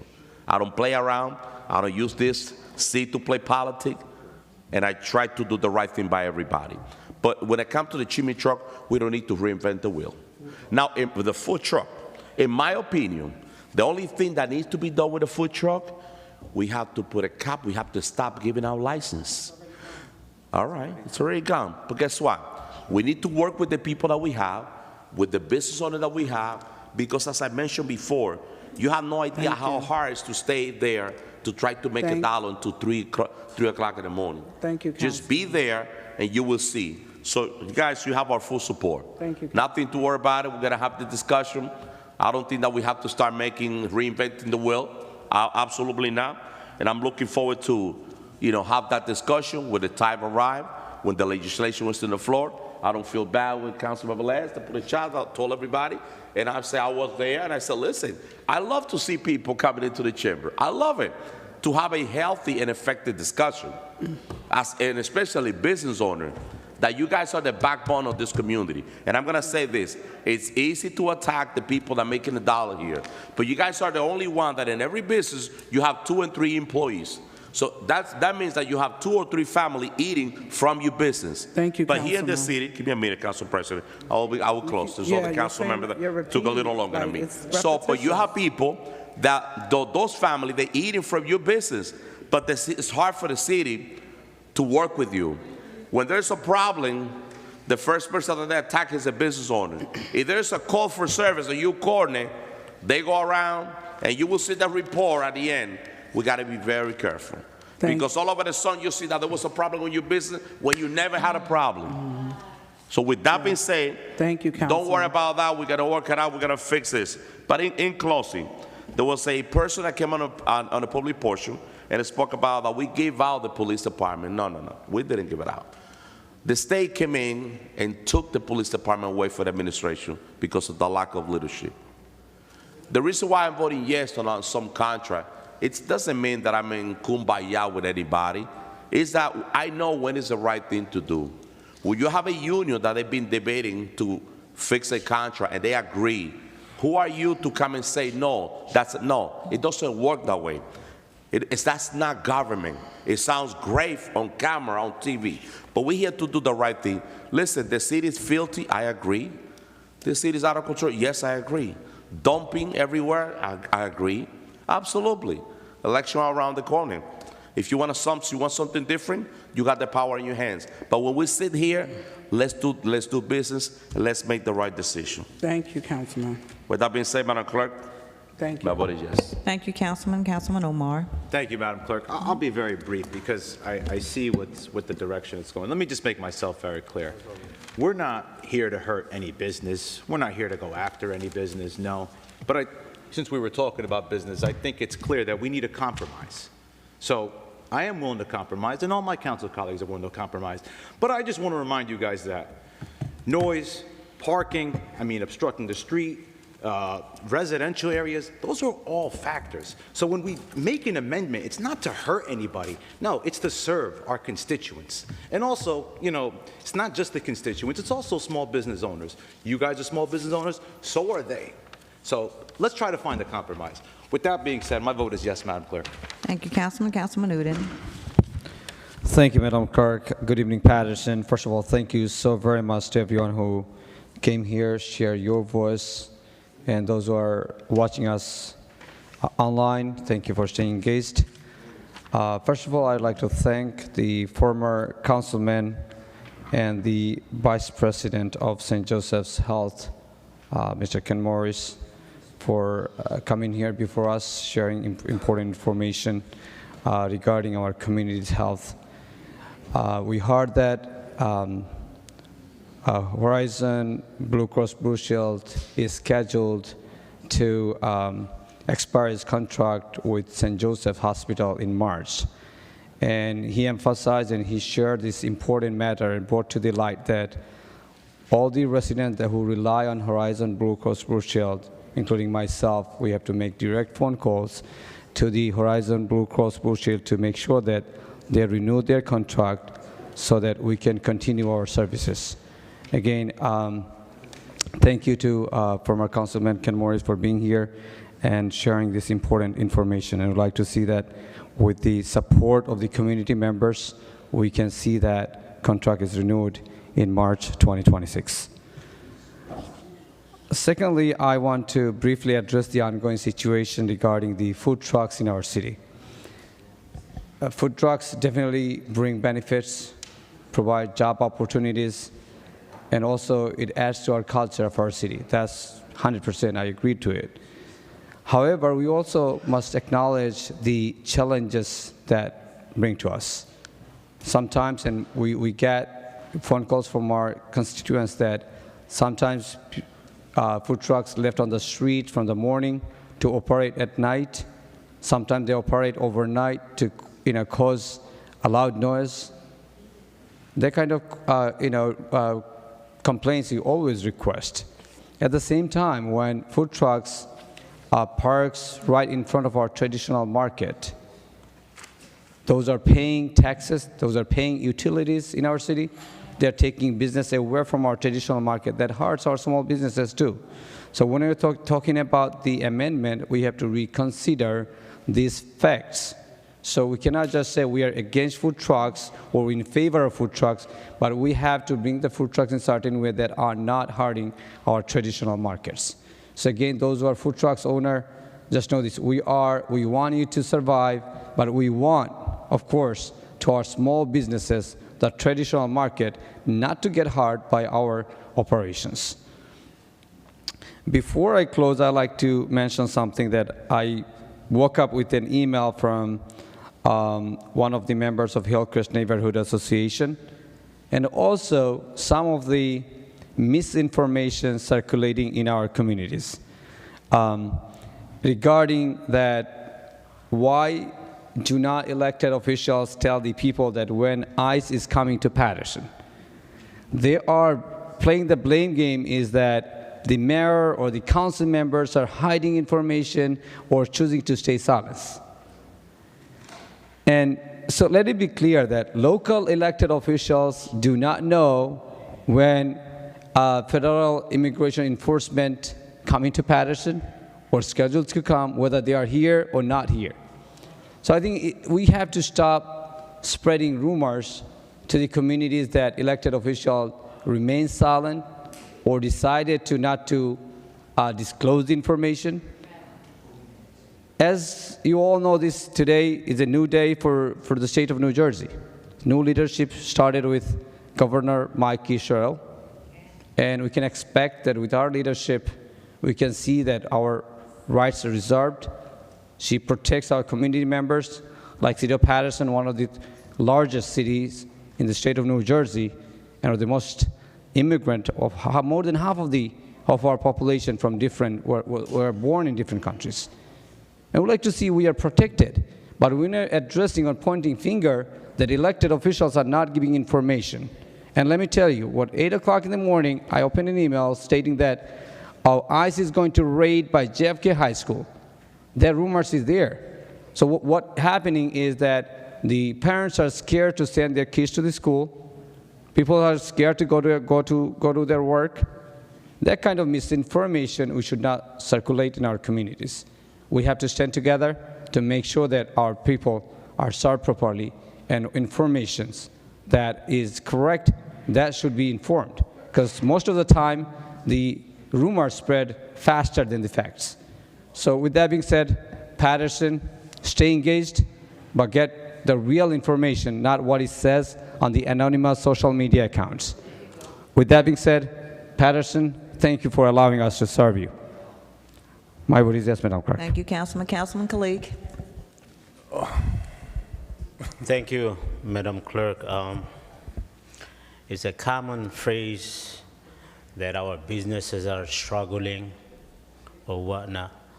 I want to welcome everybody to Second Ward. See if you see any storefront are empty. I think the businesses are booming in the city of Paterson. At the same time, we have to accommodate them. We have to be friendly to them. The issues that we see in front of us, you know, we have to work with the owners of the business and make sure they run their businesses smoothly. That's all. My vote is yes to close the public Thank you, portion, Councilman. Madam Clerk. Councilman Velez. Thank you, Madam Clerk. So I just going to try to be quick. First of all, last week I stated that people that comes and wishes to run an election and put their name in a ballot, they have the right to do, to run an election and come here to the podium and bring their ideas and platform to make our city better. But when you see individuals, once again, when you see individuals coming to this podium, slandering, harassing, or criticizing personal agenda against anyone from this administration, against anyone from this council, the voters of Paterson are not stupid, naive. You think they're going to vote you in to make a change in Paterson when you don't have no solution from that podium to resolve this issue of Paterson. Questioning the education from our legal department, questioning the education of the BA or anyone in this side is uncalled. So bring another platform, bring another thing to present to the residents of City of Paterson and try to bring solution. But now, Mr. Olivares / AKA no solution, please change your statement. Please change your statement, and at least you stated something right. Vote for the top of the list. We still don't have a ballot number. We still don't have a ballot number. We don't know who's going to be first, second, or third. Hopefully you won in the election. You are going to be in the ballot. Probably you're going to be number 25. So saying that, corporate council deserve respect. Anyone in the administration this side deserve respect, and this had to stop, Council President. You are the president. You are the president to say, put the gavel down and say, you are out of order, sir. If you don't stop, then we had the right to remove them. We had the right to remove them. You know why they haven't put me council president for 9 years? But I will not stand that situation here, but okay, that's no problem. We could do other things. So, let me address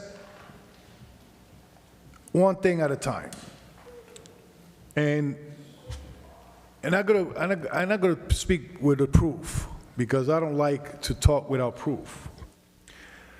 On January 13, 2026, at 6:34 in the afternoon, there was an email sent by one of our secretary.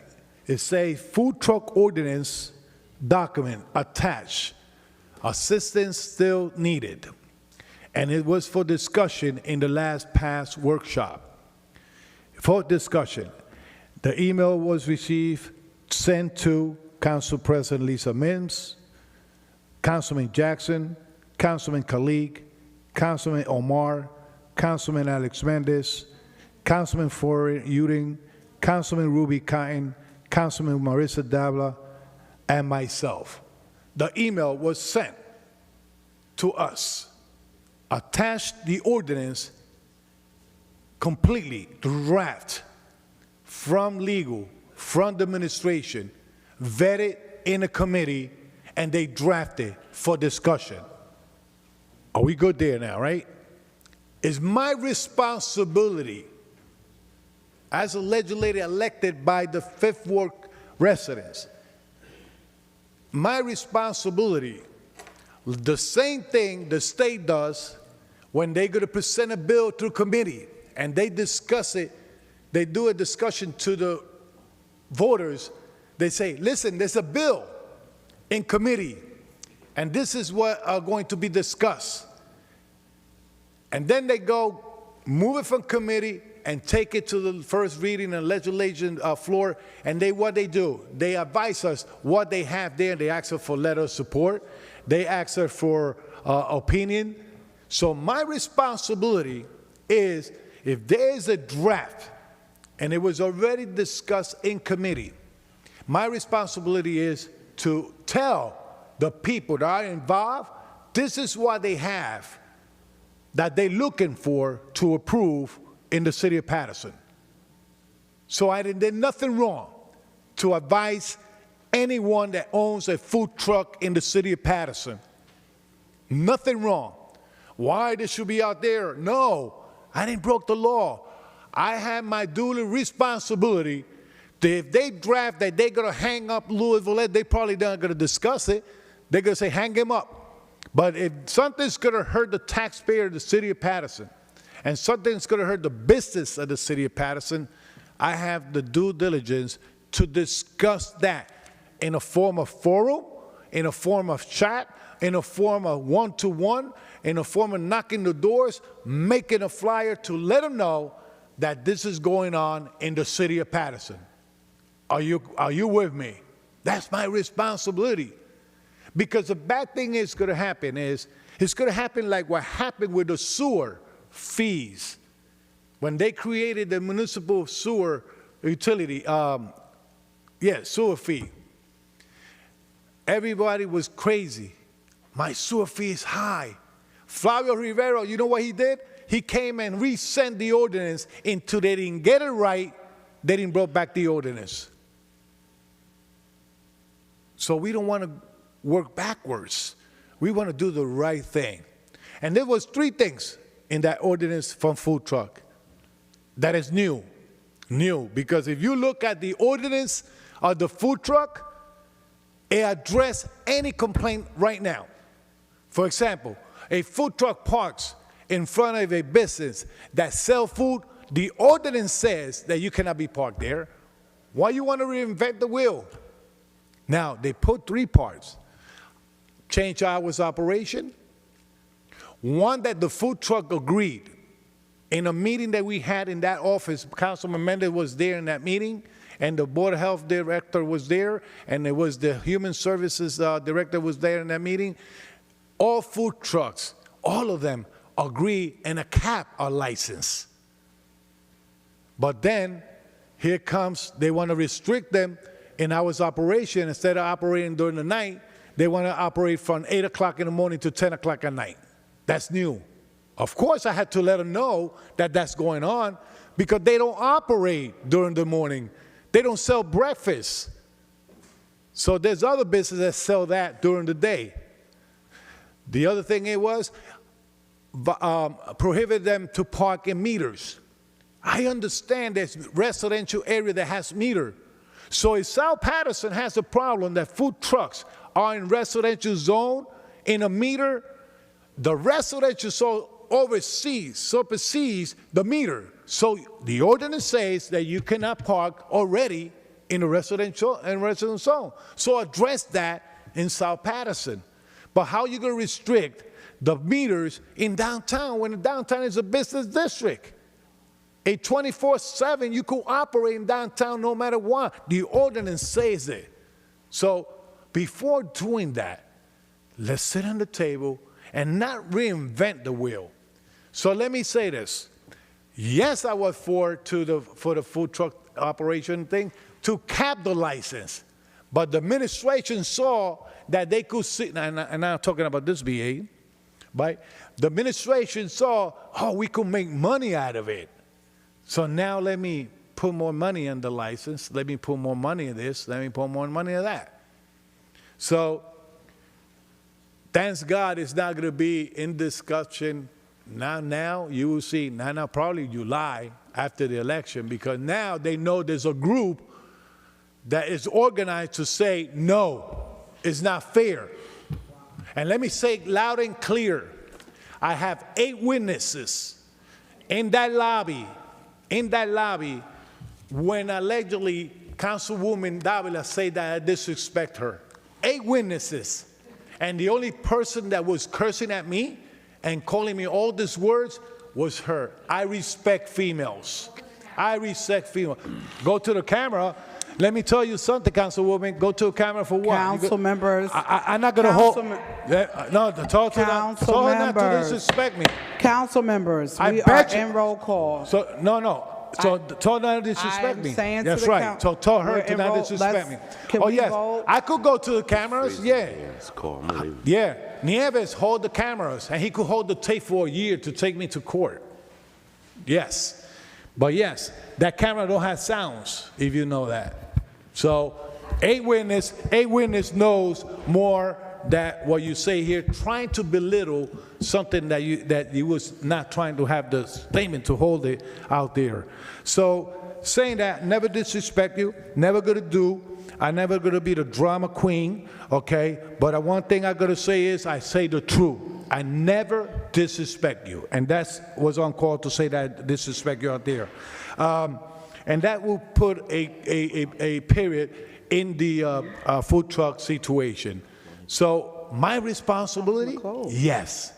Second, smoke shop. When she stated that I started, yes, you know how I started? About 4 years ago, when the cannabis was approved, recreational, I included smoking cannabis in public in ordinance, and and legal helped me draft that, okay, to no smoking cannabis in public and treat it like drinking in public, all right? And it started like that. Then it came that we needed to regulate smoke shops. And down the road, regulated smoke shop. You know who was the sponsor? This gentleman here. That young lady over there in the end, not the end, not Ruby, Councilman Davila and Councilman, look at the ordinance. It says in the top who was the sponsor of the smoke shop. Now, Councilman. the smoke shop was mainly to address regulation and zoning, and to limit the count of smoke shop we have in the city. But you know what the administration did? Oh, hold on. We could make money out of this. Thank you, Councilman. No. We could make money out of this, okay? And they put a fee. Go back to the tapes and workshop, and I'm going to bring in all of them, and I'm going to expose them in my social media. What I say, and I spoke to Councilman Mendez. Councilman Mendez could testify on this. Every time we had a discussion about the smoke shops, and we saw the fee, and we saw the word generate tobacco, I raised my voice. I say, why we have to go after the supermarket? You know how they did it? Any store that sell, any business that sell tobacco. They didn't put supermarket, they didn't put bodega, but they did it general. Now, Thank you, Councilman. now they jumping in the wagon, okay, saying that they doing an amendment, okay, when I was vocal on it. Now, you want to do the right thing for the smoke shop? I'm going to do like Flavio did when things was not working, when they draft something that was not working, and we're not going to wait a month, 2 months, or 3 months. Thank you, Councilman. We're not going to wait a month or 3 months. Don't say thank you until I finish. Because you're going to say thank you when I say this. Thank you, Councilman. Let's, Corporation Counsel, through the chair, into this ordinance, We're in roll call. He into cannot this respond. ordinance, and I'm using my time to speak. If this ordinance is not going to work, it's not working until we amend it, all right? until we amend it, and really an amendment falls in, bringing the ordinance to rescind the ordinance until we get it right from the workshop. Let's do it that way. Then we could sit down with the owners of the workshop and get their input on it from the liquor store, from the bars, from the grocery stores, from the supermarket. Let's rescind the ordinance. Let's sit down with them and say, this is what we want to do. What do you think about? Probably they got better ideas. Thank you, Councilman. Probably they got better ideas. And let me say this. How many minors go to your store and smoke shop to buy product? No, Minors, you cannot respond. No, Councilman, we are in roll call to close public portion. Councilwoman, you cannot enter. I'm not saying. One second. Point okay, of hold on. order. Okay, Point of what's the order, point of order? Councilman. Okay, yeah. You go ahead. pointed to the business owner to respond. I am Yeah. putting the. Okay, so let me He speak in cannot general. respond. I want to see how many minors, general, go to your store and buy, or liquor store, or this. None. Minors. You know why? They operate the business the proper way. Now, if an adult goes there and buy it and give it to the minor, that's another thing. That's another thing. They don't want to live the reality. And you know who have the education first? Me as a parent. Me as a parent had control of my kids, what they smoke, what they bring home, what they carry in the book bag, or whatever. They was those want to reinvent While the wheel. we appreciate, if they were so while we conservative, if they were so the conversation, conservative, if my they was, vote is yes, if they Madam was Clerk, to close conservative public portion. of the quality of My life, vote is yes to close the public Democrat portion. would not approve the marijuana. If they were so conservative, come on, let's not preach. Next item, Madam Clerk, we're going to go to item number 4. Last but not least, Councilman Mendez, I like your energy, and you really stated that if God give you the opportunity and the voters of Paterson give you the opportunity to be the mayor of the city of Paterson, just one thing I want you to just go out and think. That you said that you will cap how many restaurant, barber shop, and all that stuff. We are a city of opportunity. We want every business to come in. We need to make sure that people come and invest in our city. So think about that, because we need to balance the budget if you become a mayor. So the only way we could balance the budget if new business comes in, if new owners comes in, if more barber shops comes in, if more health salons comes in, if more liquor stores Thank you, comes in, Councilman. if more business. Madam Let's Clerk, be proactive my vote and is let's yes. do the Please right thing. close public So, ladies portion. and gentlemen, this is my Madam speech, Clerk. my time. When Councilman Jackson, with all the respect that he had to speak every time, she don't do that to him. You spoke because longer they than him scare tonight. him. But then when I'm talking the truth, they want to stop me. They want to stop me. Saying that, Council President, Madam Clerk, my vote is yes to close this beautiful Council President, public. just a Let's see how many minutes she's going to speak. Thank Let's you, see how many Councilman. minutes she's going The to votes speak. are 9 in favor, none against. 1 second, Madam Clerk. To the public, Here we go. and I want to be clear. I want to be clear. From this point on, as we're going into voting, per our E360 code, when we're in the middle of voting, the council members have 2 minutes. When we go into doing that, Madam Clerk, I would like the timer set to the 2-minute rule that is a part of the law. If they choose to want to break Law. that law, I will quote it That's based a law? on, it is in our E360 That's a code. policy. No, it's in our code. It's a code? It's in Oh, our code. It is a law in our code. I will quote it openly. And one thing I will say to the public, we've already talked about Sonia and different ones that have come, business owners. That item is already sent for amendment. It will be in committee for that. There's some work that still needs to be done. We've heard all the discussion. We heard the election pundits. We've heard I'm running for this and I'm running. We heard it all. The public is watching, and we're here to do city's business. If you want to do a podcast, you want to do a Facebook Live to talk about you running for something, be your own guest. But in this chambers, we're here to do the city's business. And it's embarrassing to the public, the ones sitting and the ones watching, to hear all the talk over and over. They heard you the first time. We get it. But then you go into your platform for running for something.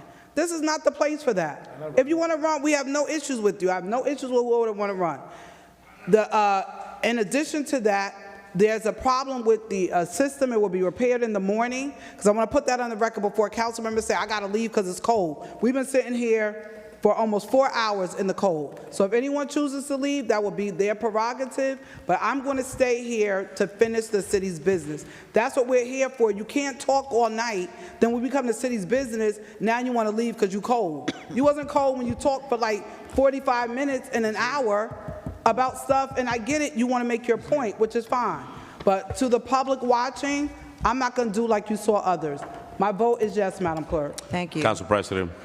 All right, now I'll be brief. I did not give you the floor. I did not give you the floor. No more than 30 seconds, Council President. And you know I'm not. One second. Can you call the vote, Madam Clerk? All right. The votes are 9 in favor, 9 against. The public portion is hereby closed. And I will say this 1 second, Councilman, before you speak, I am stating, because I know you're going to make a rebuttal to Councilman Velez, Not at all. or whatever your rebuttal is, but what happens is as soon as you make a comment, then the person's going to comment back. Not at all, Thank you, Council President. Councilman Mendez. Very brief. We addressed the issue with this license. You have 60 days. Don't pay it. We have 60 days to fix this problem.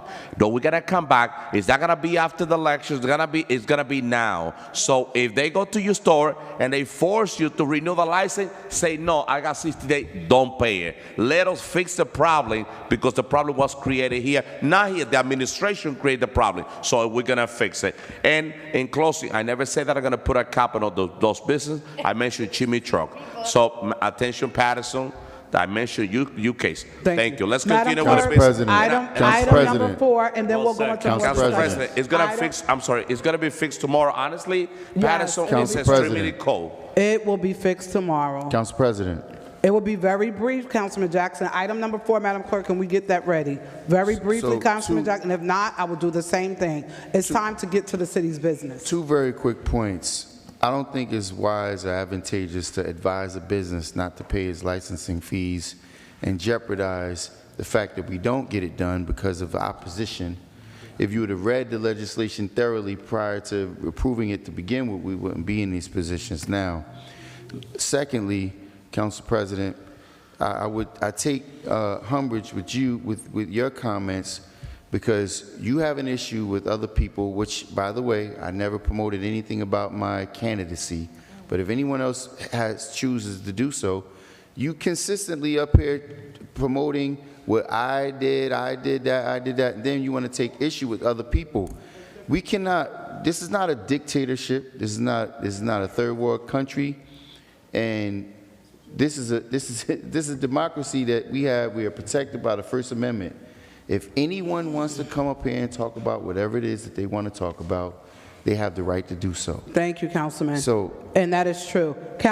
They can. Madam Clerk, item number 4, please. No, you're not going to do that, Council President. See, that's the kind of disrespect. You don't have the floor. You granted me the floor. I have the floor. Item number 4, Madam Clerk. I still had the floor. Item number 4, Madam Clerk. And I'm talking about your, see, this is what I'm talking about here. Madam Clerk. You cannot just implement, this is not martial law. You just can't come here and implement what you feel is best suited. Madam Clerk. Because we wouldn't even be in this position if you weren't doing what you're doing. Right, exactly. The same way you keep my items off the agenda, and then tonight, because I'm not finished critiquing you and your poor performance. Item number 4, Madam Clerk. You gave Councilman Morris opportunity to present something, but you continue to deny me an opportunity. I'm putting this request on the record again, Madam Clerk. Can you please send the Council President a memo? At the next workshop, I would like to have time to present my item that I've been drafting. And I'll state it to the record, there's already a presentation. Madam Clerk, item number 4. Council President, Item number 4. Item number 4.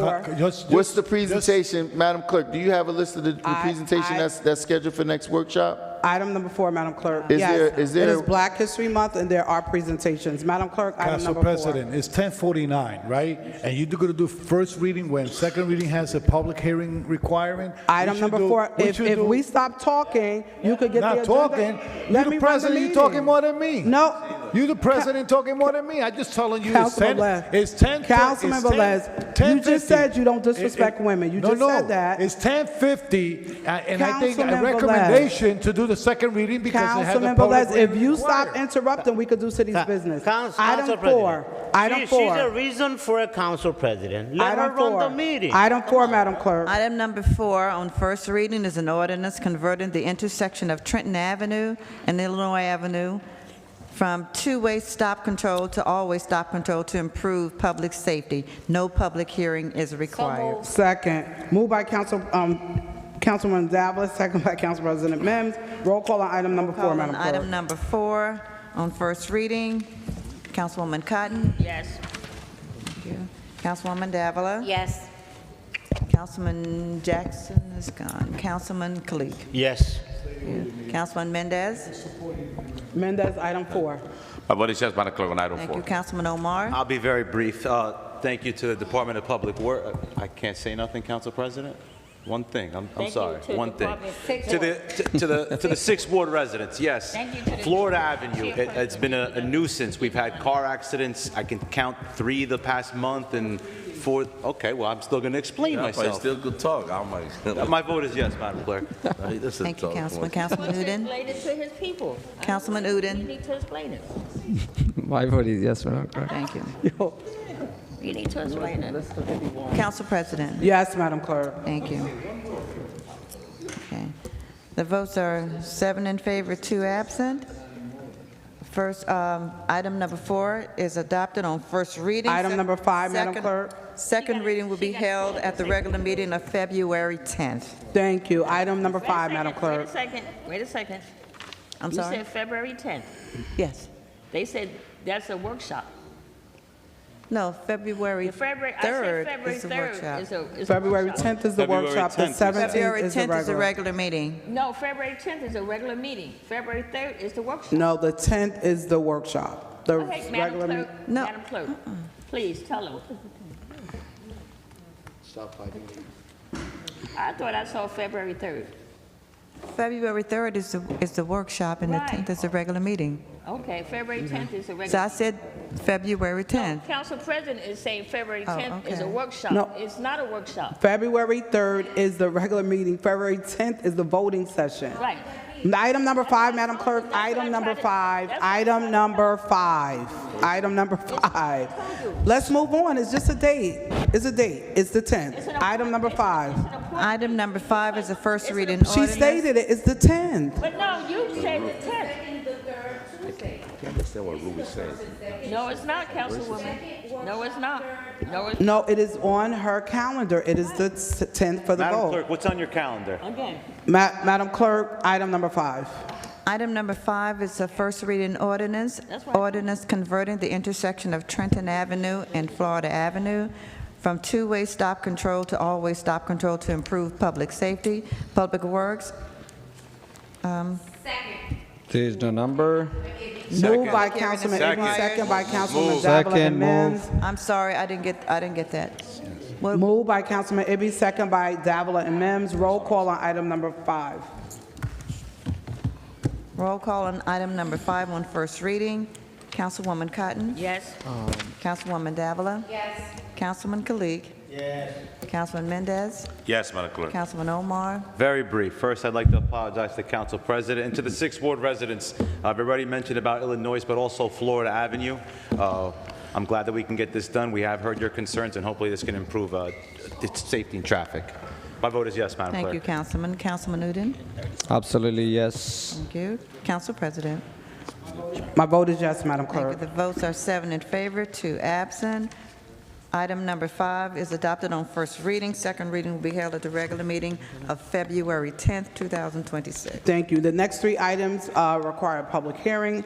Item number 1, Madam Clerk, second reading ordinances. Item number 1 on second reading, ordinance authorizing acceptance of the conveyance of excess land from the New Jersey Department of Transportation for redevelopment as a public playground. Administration ordinance number 26-001. Public hearing is required. So moved.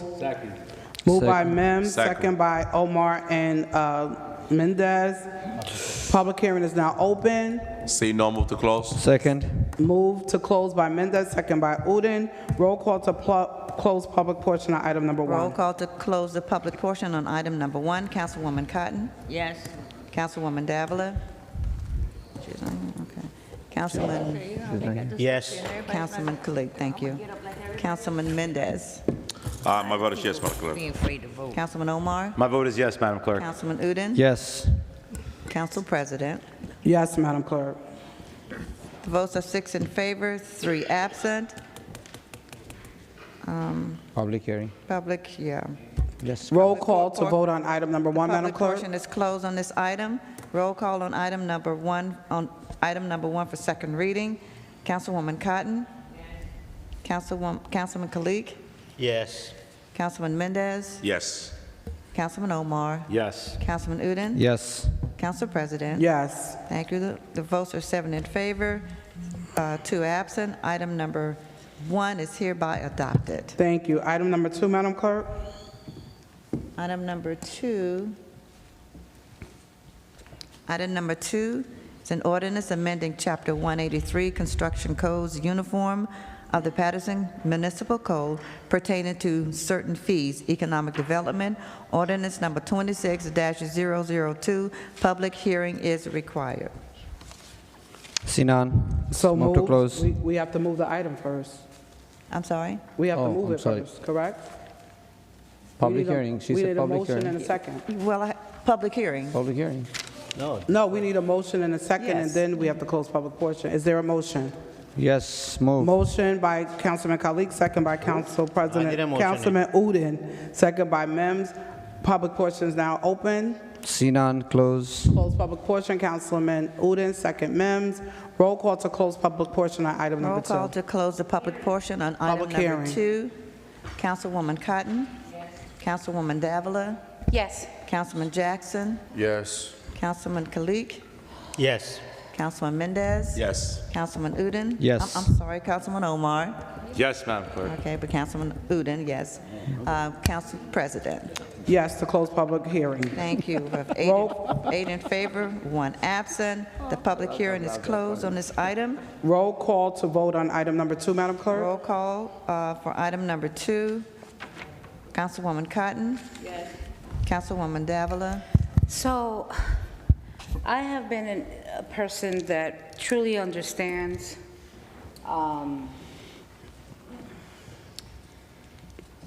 that we have certain mandates. Fees. We have an MOU, 2 minutes. but we also have a responsibility. And it has to come, the state on one side tells us to do something, and on the other side, yes. then we don't comply, they don't comply with issuing permits in a timely fashion.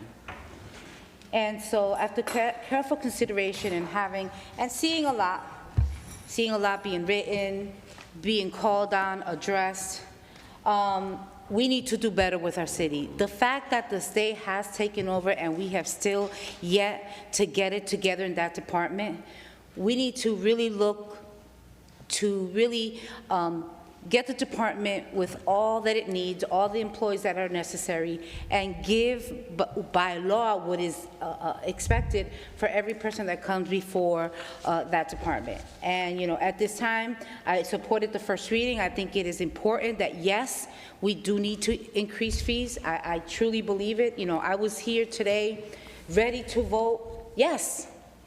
But I realized, you know, as I went to the ladies' room and I was walking back, I didn't know, I thought we were actually still on item number 1.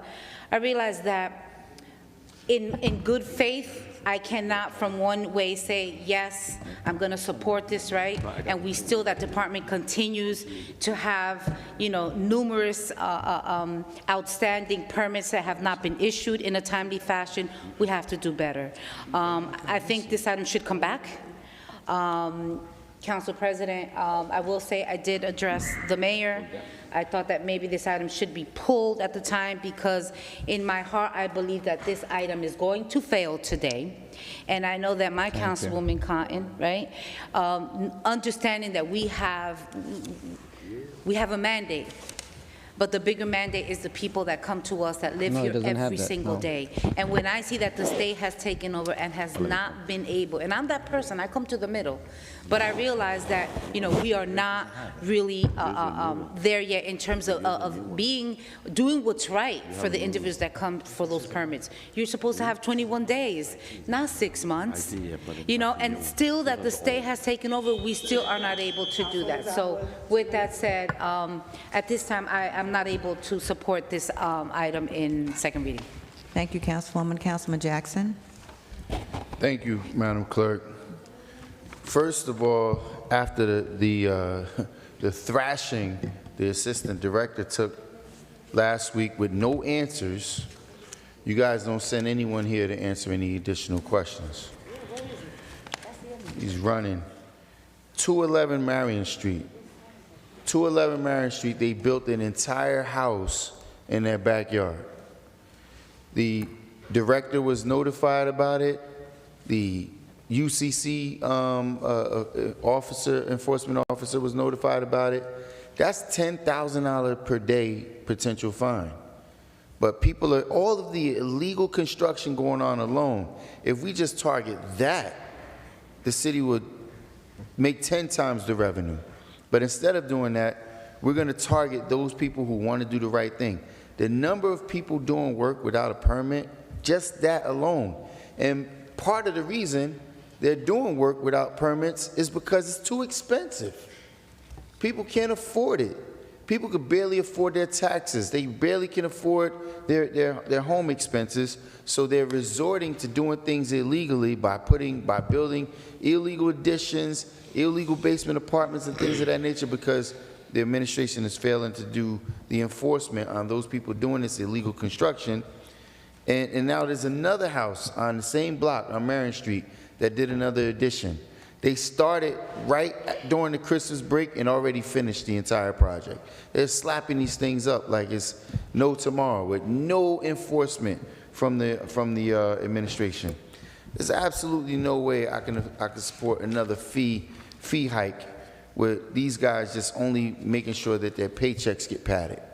Madam Clerk, my vote is no. Thank you, Councilman. Councilman Kalik? My vote is no, Madam Clerk. Thank you. Councilman Mendez? Thank you, Madam Clerk. Just looking at this legislation, if you go to page number 3, I mean, so you have a water boiler tank from $50 to $200. So, and that is the type of increase that we have. Active solar from $75 to $300. Most of the residents that apply to install the solar panel and the roof, they can't afford, they can't do it because the bank give you 6 months with the loan for you to complete the work. You know what happened in Paterson? People are not getting the service because they cannot get the permit at the building department. And we're planning to increase it from $75 to $300. That department, it's failing like a lot of the stuff in the city. How will we fix it? Get the amount of stuff, the stuff that you need.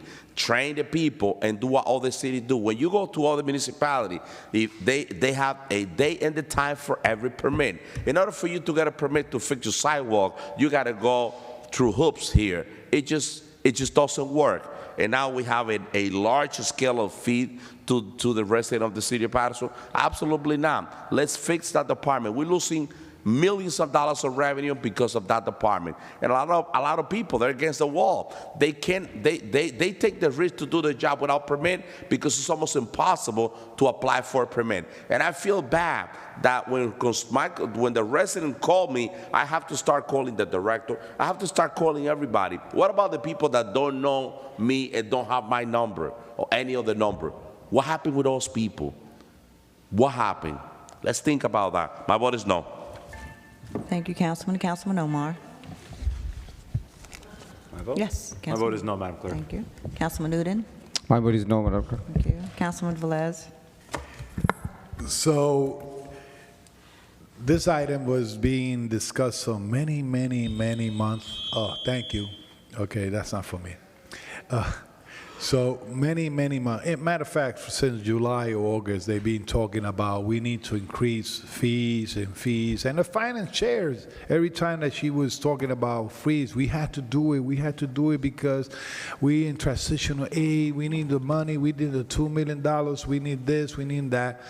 Today, look where it went. The pressure of conscience. You know why? Because they knew that they were hurting small developers, they was hurting big developers, and they was also hurting homeowners. Why to get to this point? I was telling them it's going to hurt everyone. That's why I voted no in the first time. Mendes voted no in the first time because we were sitting down and saying how much burden we going to put to the taxpayer of the city of Paterson. There was an article that came out that the city made $2 million, I believe, $4 million of the tax sales. 2.5. 2.5 revenues.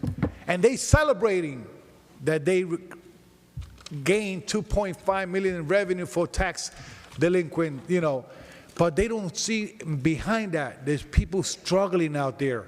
There's people that are losing jobs. There's people that they cannot even support to bring the food to the table. Now, today, they're proud to say tomorrow, I voted no, see it fails. But what about all those months that we've been telling them this is going to hurt the small homeowners in the city of Paterson?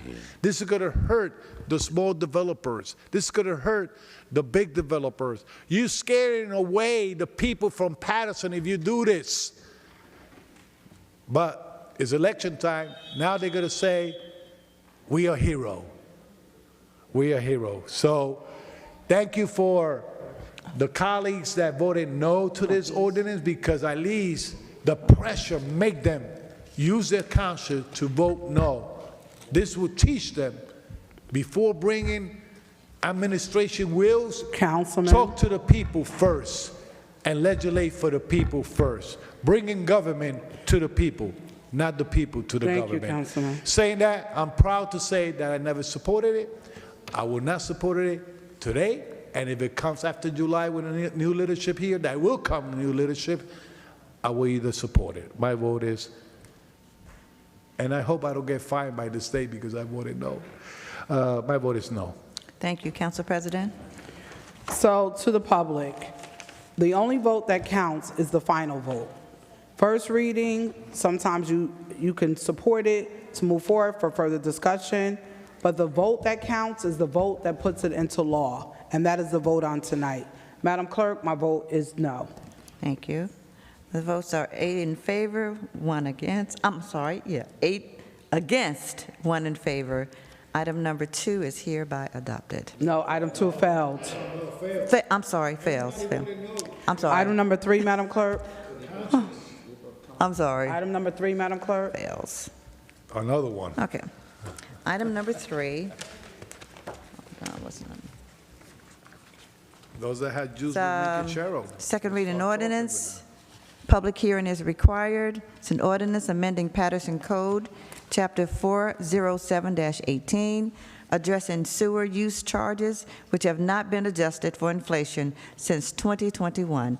Finance ordinance number 26-003. Second. Moved by Councilwoman Davila, second by Councilman Udine. Public hearing is now open. Second. Move to close by Councilwoman Davila, second by Councilman Udine. Roll call to close the public hearing Roll call on item to number close 3. the public hearing on item number 3. Councilwoman Cotton. Councilwoman Davila. Councilman Jackson. Yes. Councilman Kalik. No. Okay.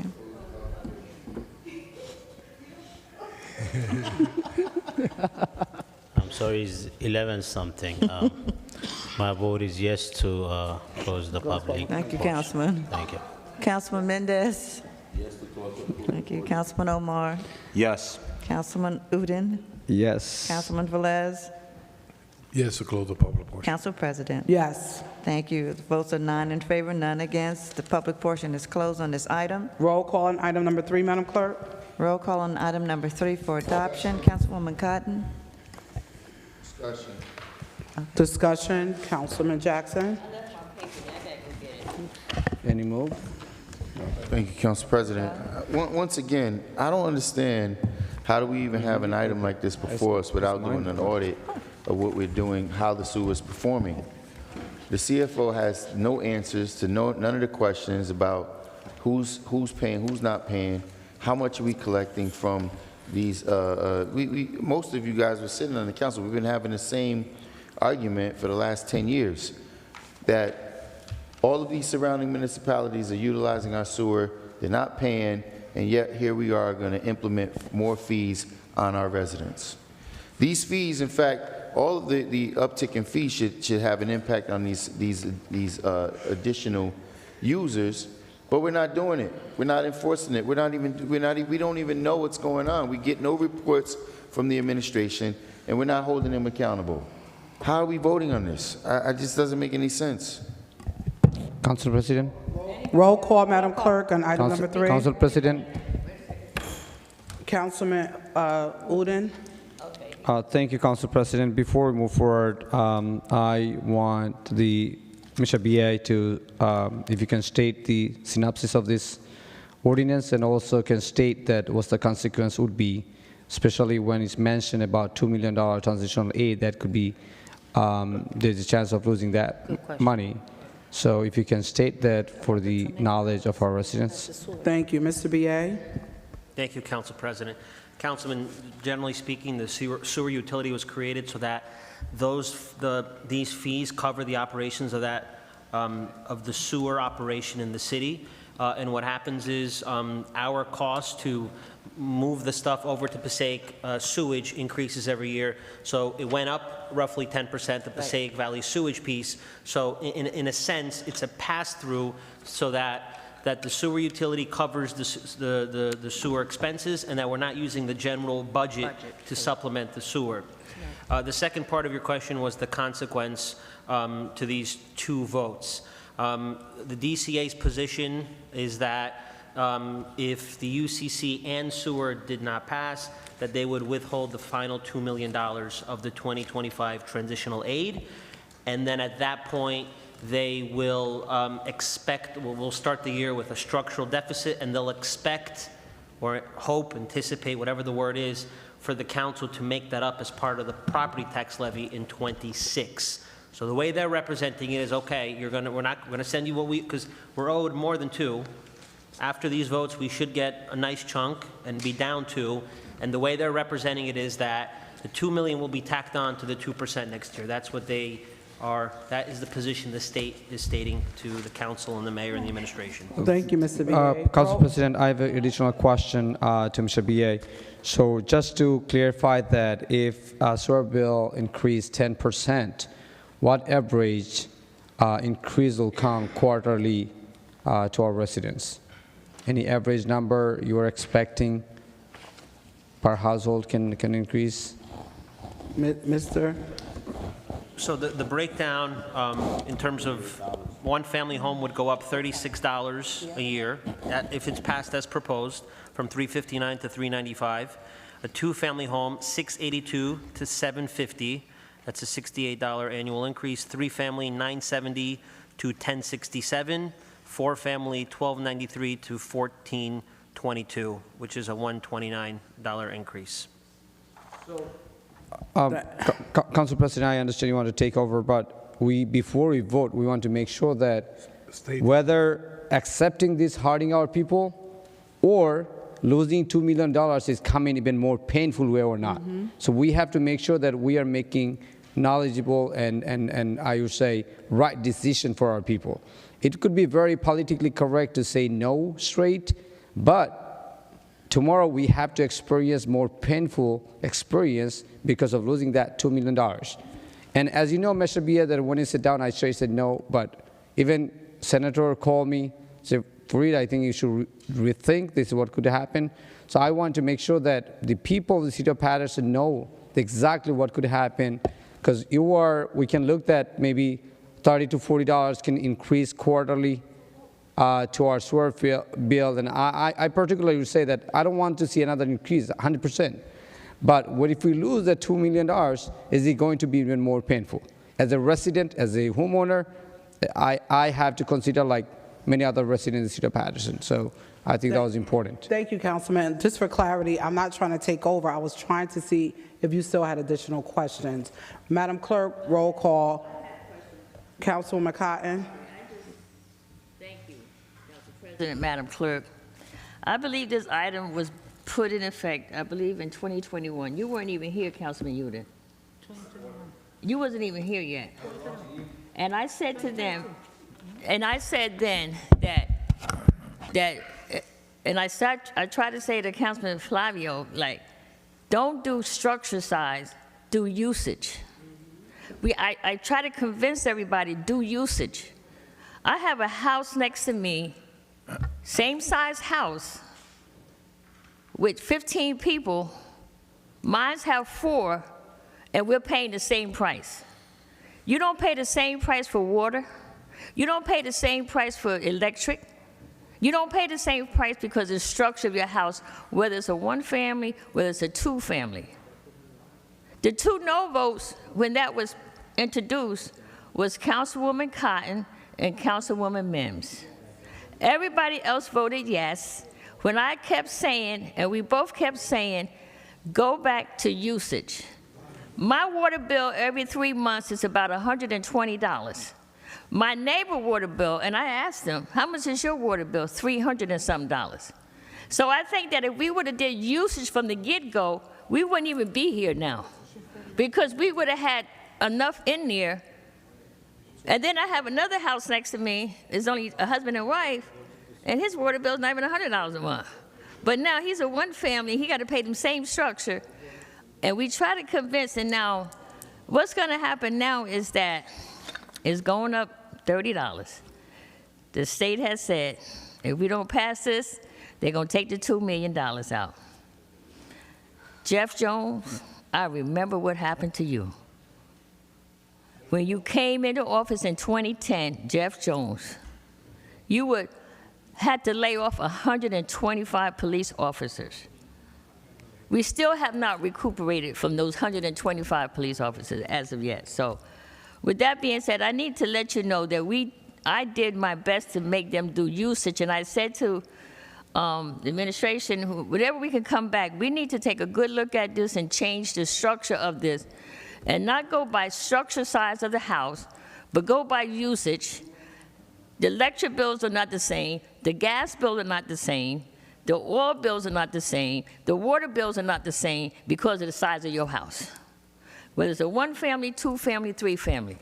And we try to say, let's go usage and not structure size.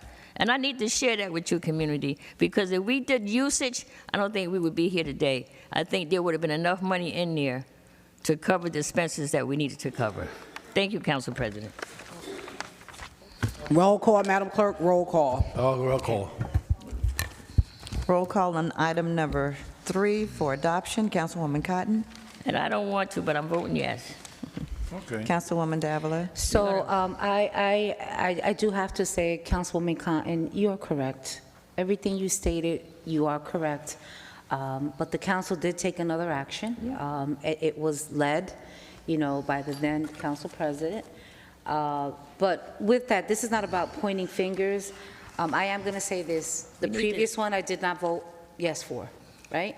The UCC fees. In terms of this, where we are right now, and understanding that the costs continue to increase, right, in terms of SOAR, seeing that, it's a minimal fee compared to the other fees, I would have to say that, yes, before I vote, I would like to see maybe in the future, because this was something that we spoke about many times in finance, to really rethink and relook at possibly usage. But at this time and understanding, I come to the middle, right? I said no to the other one, but I'm going to stand firmly and say yes to the SOAR ordinance today. My vote is yes, Madam Clerk. Thank you, Councilman Jackson. Thank you, Madam Clerk. Just more irresponsible governance. This is all this is. This is a bully ball because If they would have done it right from the if get-go, we wouldn't if we wasn't allowing for, all of this inappropriate spending, we wouldn't be getting forced by the state. And we're entering into these agreements without even reading them, as you heard from earlier tonight. So when the time comes for them to hold the purse strings, they're forcing our hand. But I'm not going to sit here and allow us to be backed into that corner. There's been tons of inappropriate spending, and there's no oversight over this utility. I don't recall the vote on this, Councilwoman Cotton. I have to go back and take a look at this. I left it in But my, it's in my I know I was in opposition of just about 95% of everything Flavio Rivera brought to the table, and this was like one of his crash babies. Anyway, Madam Clerk, my vote is no. Thank you, Councilman. Councilman Kalik? My vote is no, Madam Clerk. Thank you. Councilman Mendez? Thank you, Madam Clerk. I'm just going to say that everything is connected when it comes to the finances of the city, and I really have to talk about this. Last month, 16,623 liens were sold on those 1,200 property, more or less, lien on the sewer, on the taxes. So the city collect $2.4 million to that. So we have over 1,200 property that are under the water because they couldn't pay the taxes. And this is the reflection. The difference on a two-family between $682 to $750 increase, that might be the difference for that person to lose the property. I make the example, I bring 4 different property in the last meeting. On 17th Avenue, East 33rd, East 24. East 17th Avenue, the taxes were $14,000, $13,000 on East 33rd, $16,000 on East 24, and $12,000. Plus the sewer. People are struggling in the city of Paterson. The high taxes, it's something that this is beyond politics. We have family losing their property every single day because they can't afford it. Today I had a conversation with one of the homeowners that have a lien on the property for $10,000 because he couldn't pay the taxes on time. And he came here with $8,000. He was $2,000 short, and the city told him, no, you can't. You have to pay the money in full, or we're gonna sell you taxes. So he has a $10,000 lien on his property now. That's the reality of the people that live in the city of Paterson. People are losing their property because they can't afford it to pay the high taxes and the high sewer that we have already. A 3-family on the sewer, besides Passaic Valley Water Commission bill, $750. A 3-family, $1,067. That's something out of control, Paterson. I cannot support this. We have to start talking about how we're gonna fix the city, but not by hitting our taxpayer every single day, because they're losing their property. We have people moving out of Paterson every single day because they can't afford it. And we have Patersonia that they've been born and raised in Paterson, being in Paterson for over 40 and 50 years, and at this time, we're forcing them to move out of the city because of this situation. With that being said, my vote is no, Madam Clerk. Thank you. Councilman Omar? Thank you, Madam Clerk. So to me, it's very simple. We have 2 choices here. Do we raise the sewer fees for all the properties and spread the burden? Or do we risk losing $2 million and hitting the taxpayers with possibly a 6% increase? It's a $7 increase per quarter. I think you said it's $38 for a single family and $66 for a 2-family. The fiscally responsible thing to do is to support this. My vote is yes, Madam Clerk. Thank you. Councilman Udine? Thank you, Madam Clerk. Paterson, just know my stand always regarding the property taxes. Even in introduction, I voted against 5.6% initially, second time 3.5%, because I do care about the struggle of our city. But tonight, just let me be clear that I definitely, and I believe that we do not want to see another increase on any fees, and especially when talk about storage usage fees. But there are two choices. Whether we have to raise that 10%, was a quarterly average about $20 to $30, depends on the property sizes, or losing $2 million transitional aid, which our city is desperate about. If we lose the money, we have to target on our properties. I am conflicted but responsible.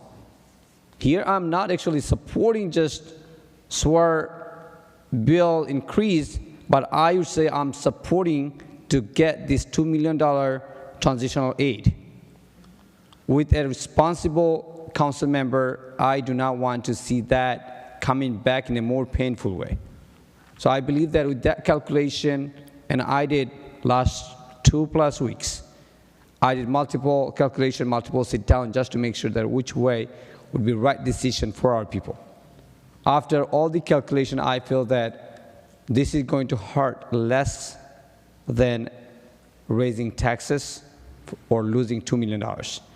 So Paterson, again, I was always against raising taxes. But again, when I'm supporting this today, I want to make sure that you are not hurting more painful, or number is going to go higher. So I wanted to make sure that you are informed, you are not misinformed, because when last newspaper articles came and was vaguely saying that 10% increase on the property taxes, and somewhere in the body of the articles talked about that we might lose that $2 million. So one of our council colleagues mentioned about the news articles. These days, news articles became kind of like perspectives, not the facts, how someone is thinking about. And one of the reporter, actually, I stopped responding to him because I feel that every time he wants to see something negative comments from us. When you're writing something positive, and I'm talking about the, when I stopped writing back to him, because when our last BA left the city and he asked me to write the comments, and I gave a positive comment, I don't see my comment on the newspaper. I called him back, I said, listen, if you are not happy with my comments, you are not putting it, then don't ask me. Thank you, Councilman. If you ask me a question and if I said it, then I want to see my comments stated on your newspaper. Thank so you, again, Councilman. if you articulate it, make sure that mention that we don't want to lose that $2 million. That's why I supported this increase. So with that being said, my vote is yes, Madam Clerk. Thank you, Councilman. Councilman Velez. So look at the whole picture here.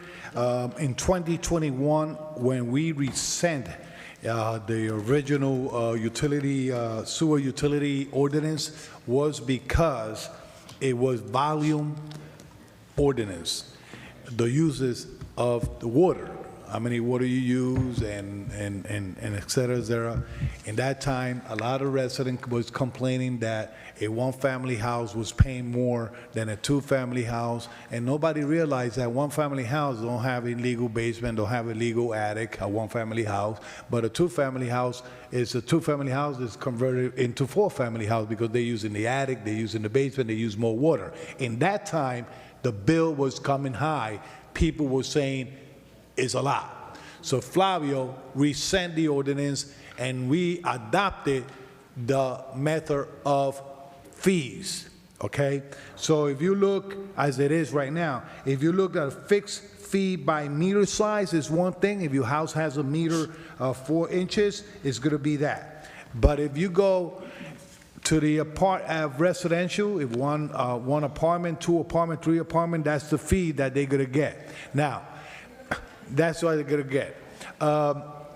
The administration, in the article they said that they did good money with the tax lien sale, so I don't think I'm gonna be worried about losing $2 million because they already gained $2 million in tax sales. So looking at this, $30-something, you could put it in small, Councilwoman Davila and Cotton say that her neighbor is two-family or it's the same amount of paying, but you cannot control how many people live in the house for 16 days. But if they're going to waste more water, they're going to waste more if you have more people in your house.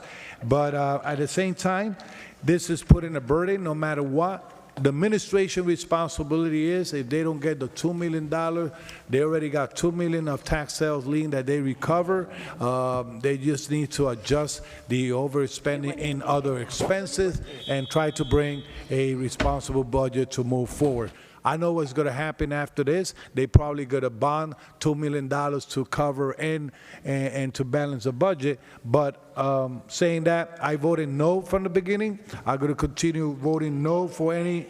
Oh yeah. Councilwoman Cotton, Councilwoman. Look at Councilwoman. Look at the vote right Councilman here. Velez, your It vote, says please. On December 16th. Councilwoman, you're right. And 21. Councilwoman Cotton. Councilwoman, let me clarify the record. 2021, I voted for change it from volume to set fee.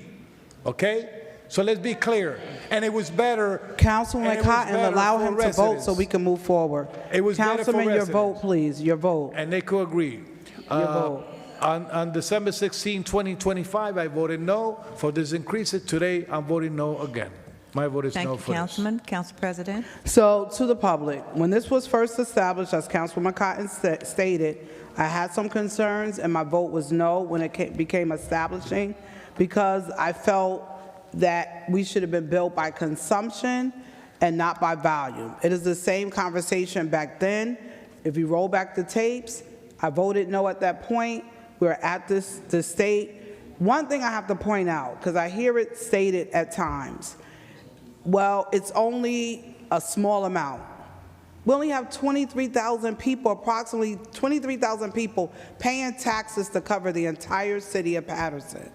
So although it seems like it's very minimal, is a lot to a taxpayer that just got a big tax increase.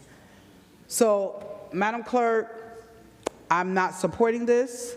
I'm not just saying it here. I've been saying it even in committee meeting. Council I President. just cannot support this item. Madam Clerk, my vote is no. Council President, can I please ask for reconsideration? Yes, Councilwoman Davila. Councilwoman, I'm actually asking you for reconsideration.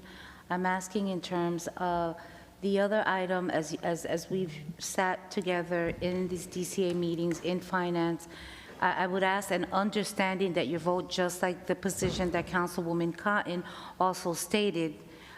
You know, she was not in support, but she does understand that we do have a fiduciary responsibility, and are we okay with coming in with a deficit of those $2 million.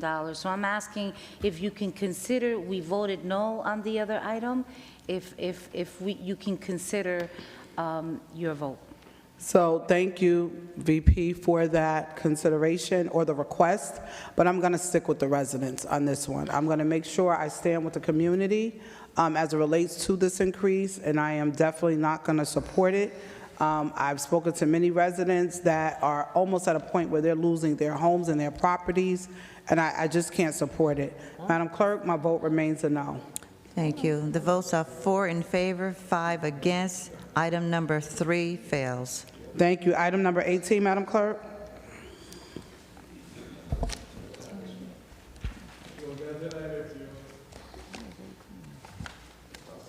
One second. Item number 18. Yes, I'm looking for it now. Thank you. 18. Where is it? Yes. I don't see it. Did they vote on consent yet? 1 second, Council President.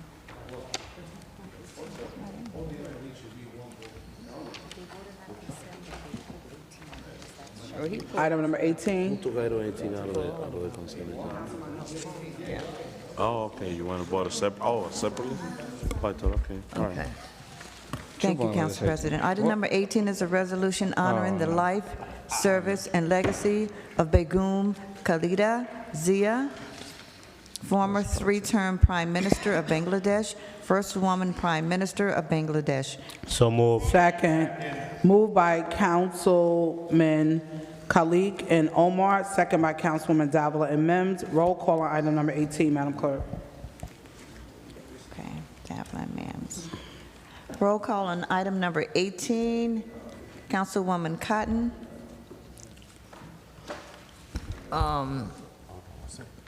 Is this sponsored by Councilman Khalid? Khalid, Councilman, I'm sorry, Madam President. Did you see a letter that was written to everybody? For what? About not celebrating? Are you asking for a discussion? No, I'm saying, did everybody receive the letter from someone saying that they were surprised that we did not have a Muslim heritage celebration? It's on the agenda for we vote, have it on there. Councilwoman. Oh, this is. We're on number This 18. is not. This is item number 18. Oh, it's on the agenda? Yes. Okay. I'm telling, did anybody see the letter? Council members, we're on item I'm number asking a 18. question. We're not Like, just, everybody been doing all this talking. I'm asking a question. Did you remember but getting a letter? we're First, in roll I'm call, asking- Councilwoman Cotton, so we can't that's not it. respond. So discussion. Okay. Discussion. Right. Go ahead. Okay. Well, everybody would have gotten the letter. Will somebody please answer him? I did answer the person. Will somebody please answer this gentleman or lady, I'm not sure, about the Muslim celebration that we're going to have? Council She President. emailed, We're or in he roll call. emailed everybody. Oh, roll call? I know we're Okay. in roll call, but they email everyone. So can somebody please answer besides me? Councilman Khalid, my vote is yes. Thank you. Councilwoman Davila. Councilwoman, I don't think we'll have to respond or make any No, they further wanna- inquiries. they Item wanna number know. That's 20 all. is there to, and it's being sponsored by Omar, Councilman Udine, and Councilman Kalik. But we're not on item 20, but understood what you were saying. Item 18, Councilman Kalik, thank you for bringing this forward. We always love to celebrate diversity, community. My vote is yes. Madam Clerk, my vote is yes.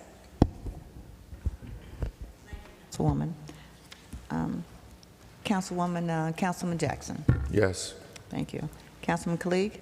Thank you, Madam Clerk. This is the resolution honoring the life, service, and legacy of Begum Khaleda Zia. She was the former three-time Prime Minister of Bangladesh. Also, she was the first woman Prime Minister of Bangladesh. She was an uncompromising national leader whose patriotism, dedication, and service to the nation will always be remembered. In her funeral service, estimated over 2.4 million people showed up and gave her a respect. My vote is yes, Madam Clerk. Thank you, Councilman Mendez.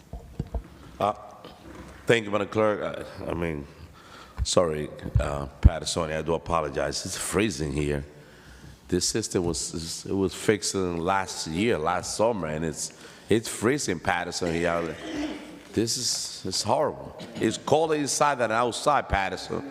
So we have no heat on the chamber, Paterson resident, and it was renovated recently. Oh my God!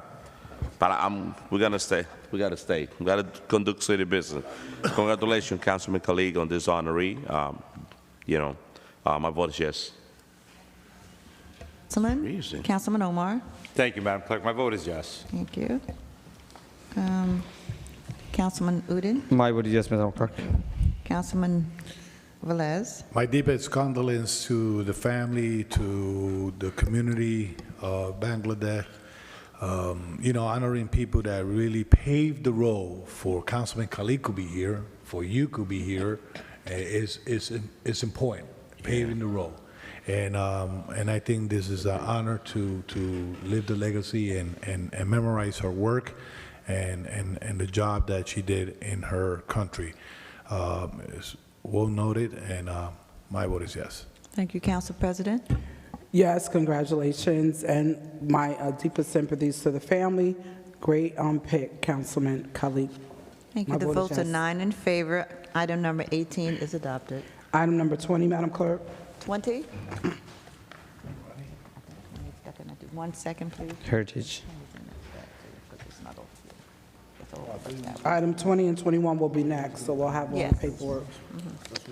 Because he came up with, he didn't say anything.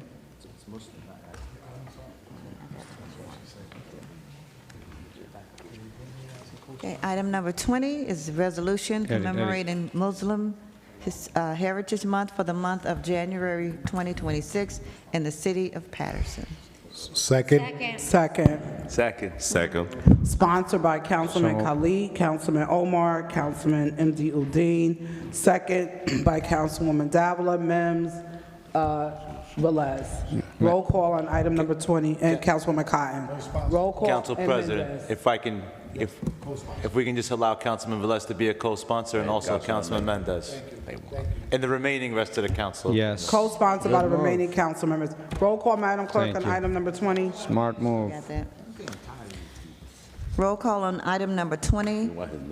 Councilwoman Cotton. Councilwoman Cotton. Thank you, Madam Clerk. I'll make sure I answer this gentleman or lady who emailed us that we are celebrating Muslim Heritage Month.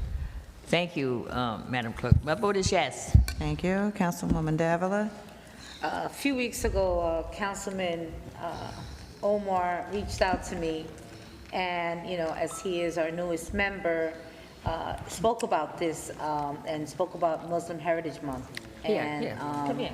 one of the greatest things that we have in this city, once again, as I stated before, is the diversity. We love to celebrate, commemorate different ethnicities, and so it gives me great pleasure to be in full support and be a co-sponsor of this. My vote is yes. Thank you. Councilman Jackson. Yes. Councilman Khalid. Yes. Councilman Mendez. My vote is yes, Madam Clerk. Councilman Omar. Thank you, Madam Clerk. Thank you to all my colleagues, and thank you to the governor, because the former governor, in 2023, he commenced that January would be Muslim Heritage Month. And a big thank you to all my Muslim brothers and sisters for enriching Paterson with your faith, your generosity, your resilience. As Councilman Davila stated, diversity matters, and it also builds unity, and we're going to continue to learn from one another. My vote is yes. Thank you. Councilman Udine. Thank you, Madam Clerk. So before I vote, since the former Governor Phil Murphy signed this resolution, as January is the month of Muslim Heritage, we, the City Council, also doing the same, passed resolution. When one of the council member mentioned about the recent emails, if any emails ask for inquiry that whether we are celebrating or we are having a resolution or not, we can answer the question. When someone ignorantly said that I'm disappointed that you are not recognizing Muslim Heritage Week when the item was on the agenda last week, it means that someone is not actually doing the inquiry, someone is actually want to get attention. So I don't think that we need to get too much attention to such kind of, someone that who ignoring the fact and just expressing the disappointment for no reason. So that's why I decided not to reply certain emails. So with that being said, I am full-heartedly in celebration of Muslim heritage in the city of Paterson, and I like to see a celebration takes place as well. With that being said, my vote is yes, Madam Clerk. Thank you, Councilman. Okay. Councilman Velez. One of the things that we have to learn is, as an independent government, Councilman, as an independent government, we are Paterson. We are a city of diversity. We are a city of diversity of religion and belief. Don't wait until a governor assigns something or the president assigns something. We could think together here and assign it us here. So I think it's a blessing that we celebrate and we honor every religion and respect everybody belief. So saying that, my vote is yes. Thank you, Councilman. Council President. Thank you so much. I just want to say Paterson is a better community because of our diverse cultural pot of greatness that lives here in the city of Paterson. I had an opportunity to go by Kennedy High School this afternoon, and I saw the wonderful display in their school. And I want to just highlight Kennedy High School for all of the great display of the culture, of the clothing, of all of the artifacts and so many different things that are there. That wasn't 2 minutes, but Madam Clerk, my vote is yes. Thank you, Councilwoman. The votes are 9 in favor, none against. Item number 20 is adopted. Yeah, item number 21, Madam Clerk. Okay. Item number 21. It's a resolution of the City of Paterson authorizing the submission of a request to the New Jersey Urban Enterprise Zone Authority for Paterson UEZ thermoplastic striping project in the city's urban enterprise zone in an amount not to exceed $495,750. So moved. Second. Moved by Councilman Kalik, second by Mims and Councilman Omar. What number is this? This is item number 21. Item 21, this is for the striping. UEZ has some extra dollars. You know, we've requested that. Councilman Velez, you're a big proponent of making sure we have the signage on the ground for the stop signs and all of that, and I'm glad that we were able to allocate some funds for that, Madam Clerk, in the urban enterprise zone. So I'm really excited about this. It's been discussed in committee many times, and now the money is here. Very excited about that. Item 21. Discussion. Discussion, Councilman Jackson. This is embarrassment. Oh, you keyed it out, because it's all right. How can we spend $500,000 on paying an outside company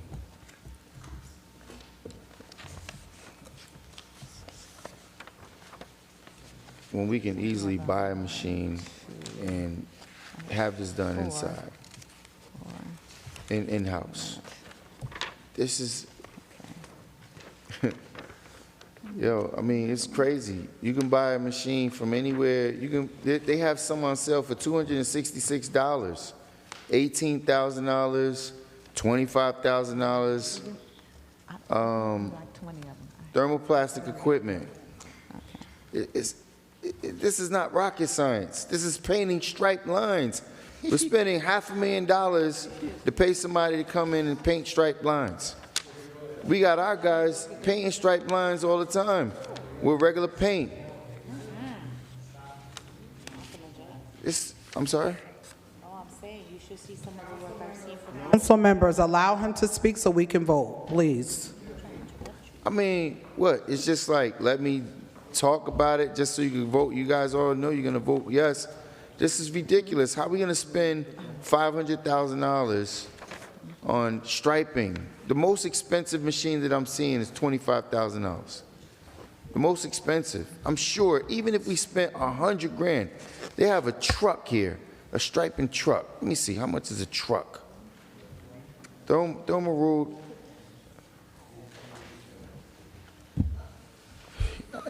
I mean, there's no price listed for the truck, but even if we spent $500,000 for a truck, at least we could stripe the entire city.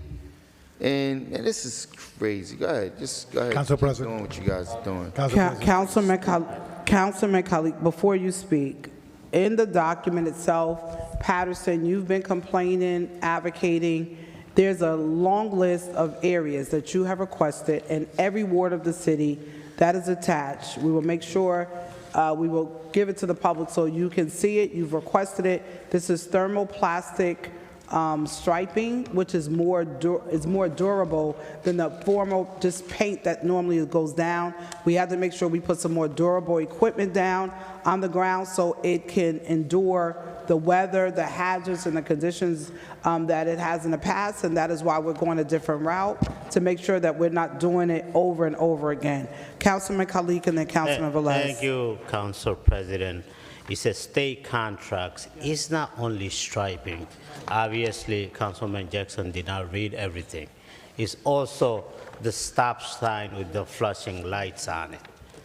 Okay, is the equipment cost, I forgot, is a breakdown on the attachment as well. So it is not just the striping.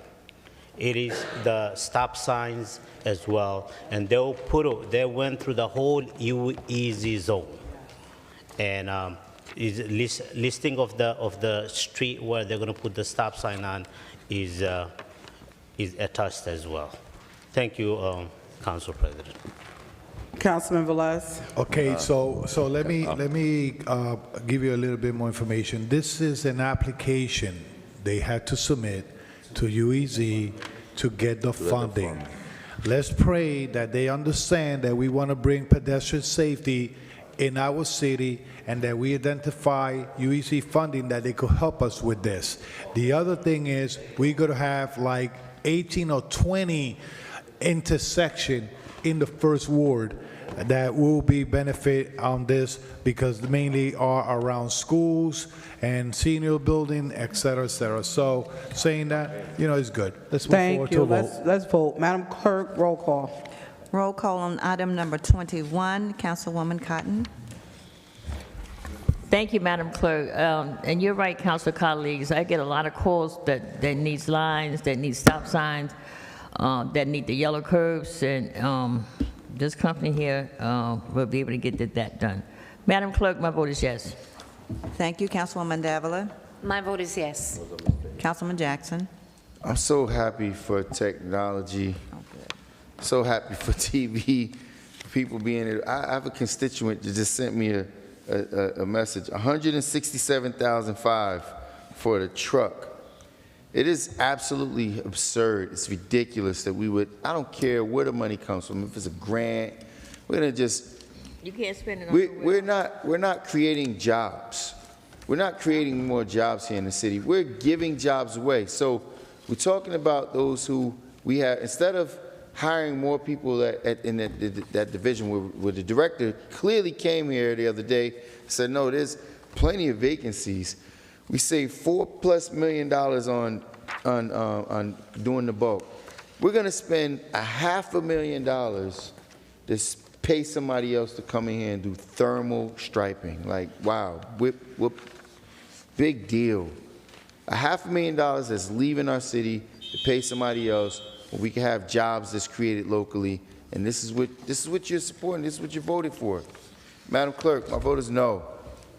Thank you, Councilman. Councilman Kalik. Once again, it's not only striping.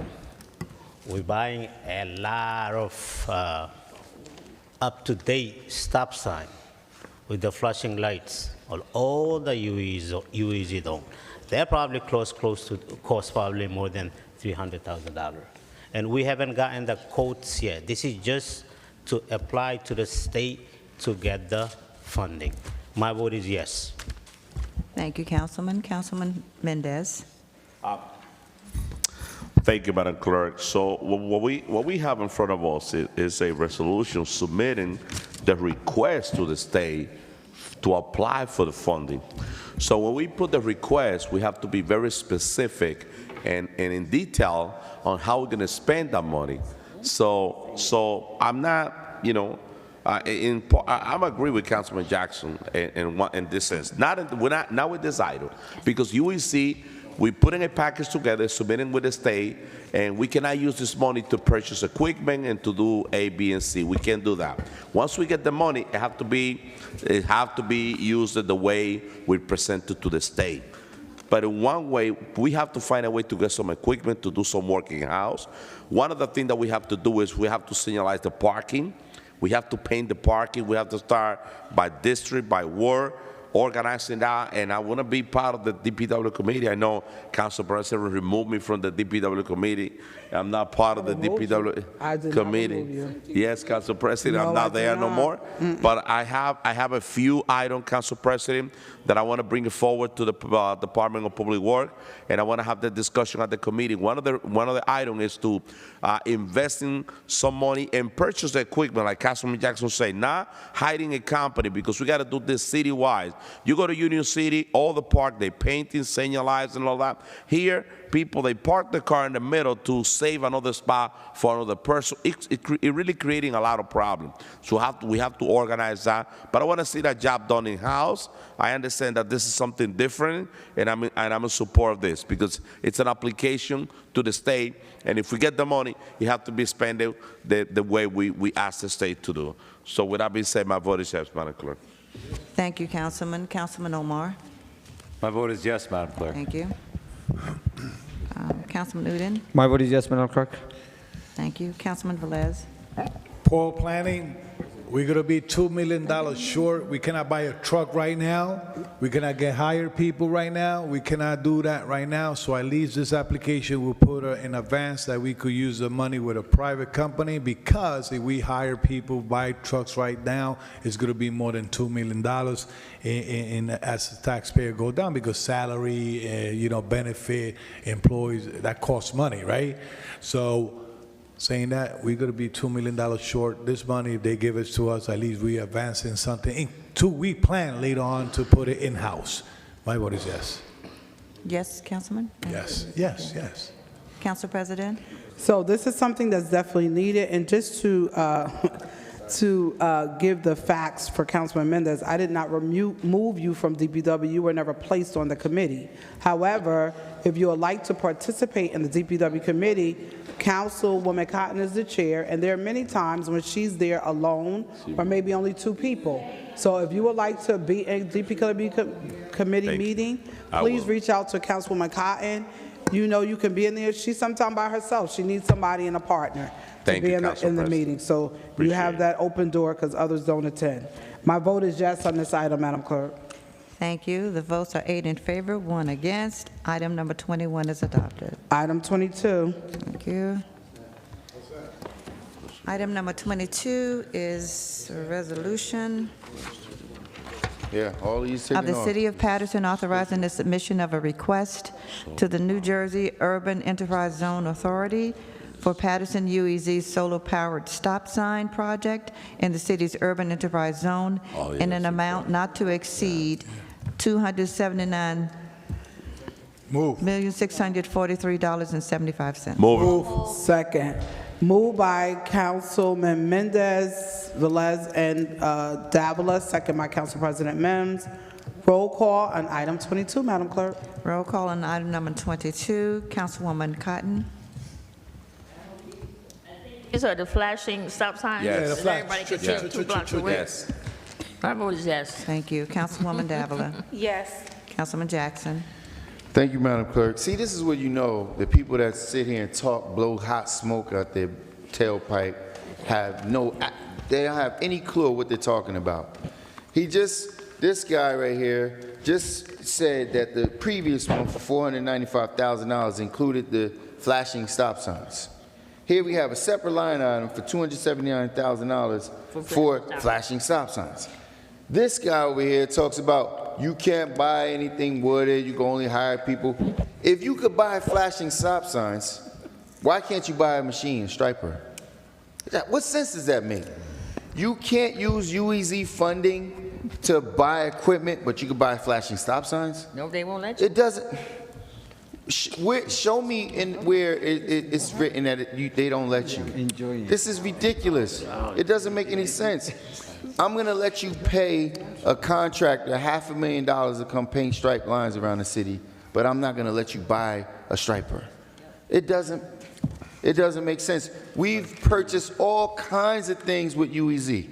The garbage cans, the recycle bins, those flower pots that's sitting over there in storage somewhere, the ones that got beat up, the light signs. You can't buy a striper? What sense? Show me where it says that. Do not believe anything that comes out of the mouths of these people that's sitting here, because this is what you call poor management. Poor management. Instead of purchasing equipment so you can stripe lines forever and hire people in-house to do it, we're going to go pay somebody else to do it for $500,000. Then when somebody comes and chops up the road and it needs to be done again, they're going to come right back to the council to ask for money from your tax dollars. This is ridiculous. We do these signs. I could support this, but $500,000 for a striper? It's ridiculous. It's ridiculous, bro. Yeah, you're absolutely correct, because all the nonsense you were talking about has made no sense whatsoever. But when do you ever make sense? Well, occasionally you do, and I support it when you do. But now you have no idea what you're talking about. Madam Clerk, my vote is yes. Thank you. Councilman Kalik? I'm sorry, Councilman Mendez. Okay, thank you, Madam Clerk. Once again, Paterson, this item, Item number 22 is a resolution. So with this money, with $279,643, is the UEZ money. The resolution is authorizing the submission of a request to the state. Once you make a request to the state, once you put a package together, Paterson, you have to be very specific. Remember, those stop signs, the city have to purchase with the city budget through the public work. But this time around, I agree, because we're going to use UEZ dollars. Now, the difference between my approval to this, my support to this legislation, and the performance that the UEC director and the team do is totally different. I'm saying yes because it makes sense, because it's the right thing to do, because you cannot request money to buy a stop sign and they buy the machine and build it. It doesn't work that way. When you submit a proposal to the state, you have to be specific on that, and you have to spend the money the way the requests say on the state. Clearly, once again, I'm not against doing working house. I truly believe that this city, we should train our public work employees to do those lines, to paint, to do this type of work, because we could create more jobs. They could get better pay, and we could continue hiring local residents.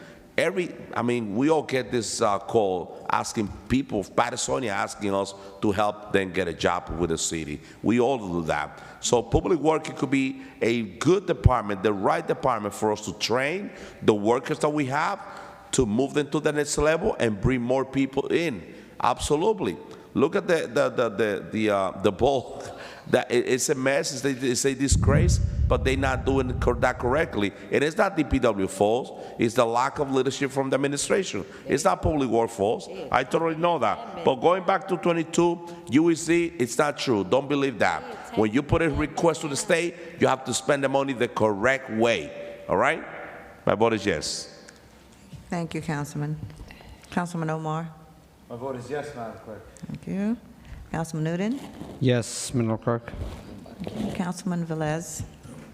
First of all, I want to say thank you to DPW Superintendent of Traffic, Bobby Staturo, for the traffic engineering that we have in the city, that went diligence through every UEZ zone, urban enterprise zone, to identify the need of, first of all, the striping of the four corners, crosswalk, or pedestrian safety issues that we have in the city.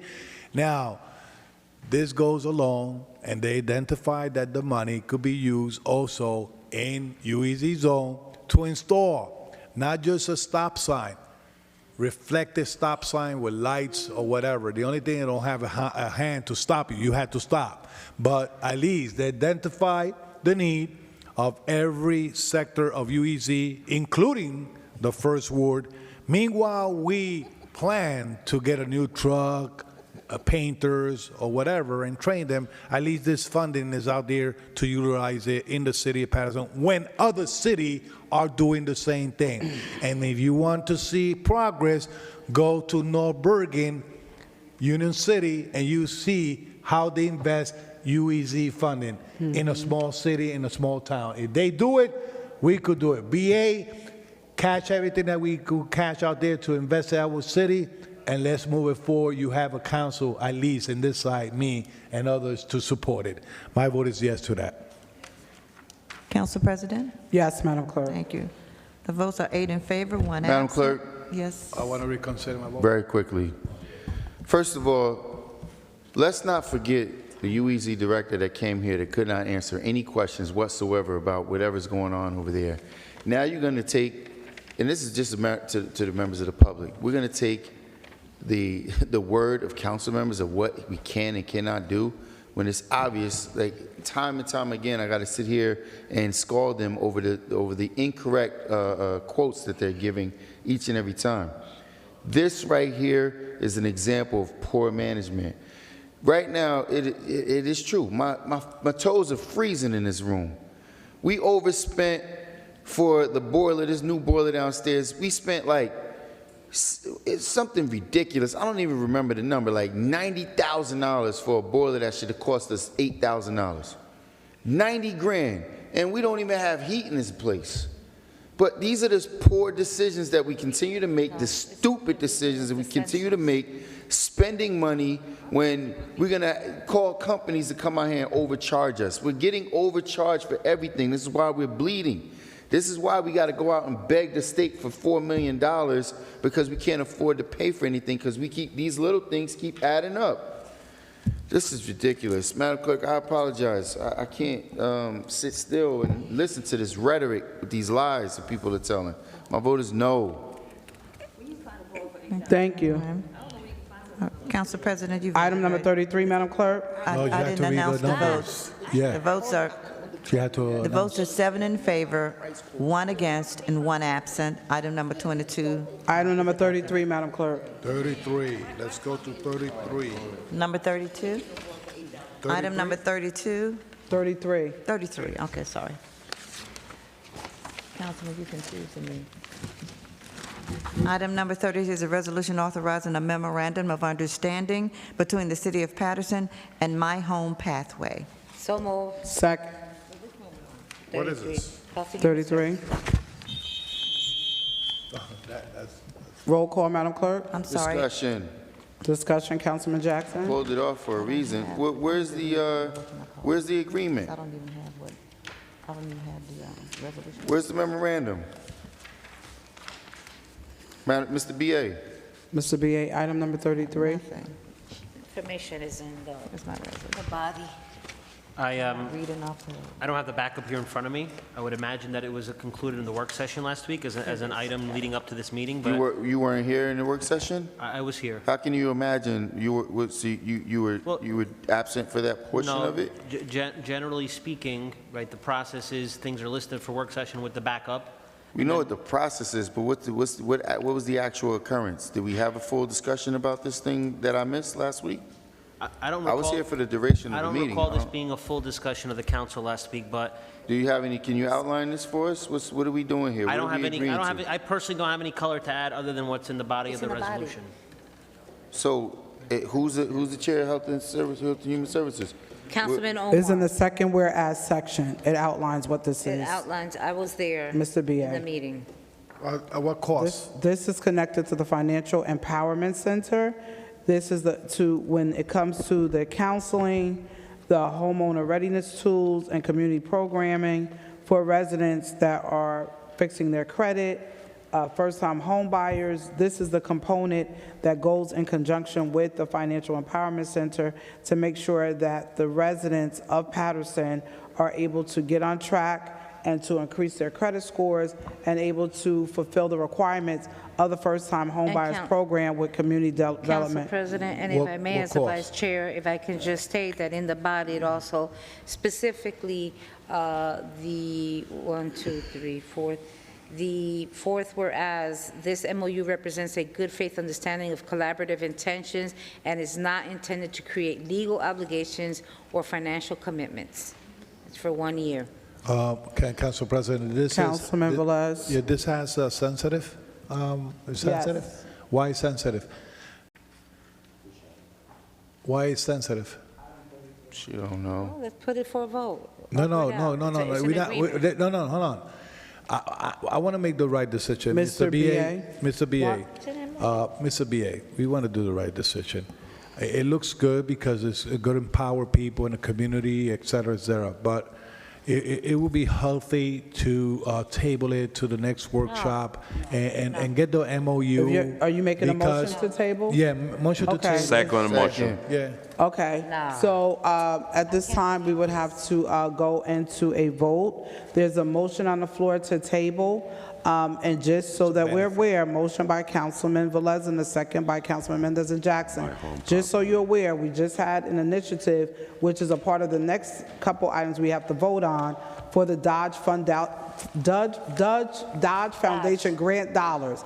If this item is removed and it is not approved on tonight, What happens is all of those individuals, like Mr. James Brown, who gave his testimony, and all of those hundreds, I think it was about 800 people that are getting funds, will be shut down tonight. So I'm putting that on the record so that you'll know, and they are watching. So let's vote on the motion. Hold on for a minute. There's a motion on the floor to We're remove. still in the discussion. Council for the financial. I remove. You may, 1 second. You want to remove your? It's here. This is- Council President, Yes, one second, Council Councilman President, Velez. I will remove my, listen, if this is a time sensitive, It is time I will sensitive. remove my motion to table it and open the discussion, but I need a full detail about the disagreement that we're getting with Home Pathway. So it's full detail, so. Yes, so discussion. So Mr. BA? So hold on, I was in discussion. He doesn't know. He So doesn't have anything to add. I want to clarify, Yes. this resolution is the MOU. Yes. Whereas clauses specifically say that this is the MOU.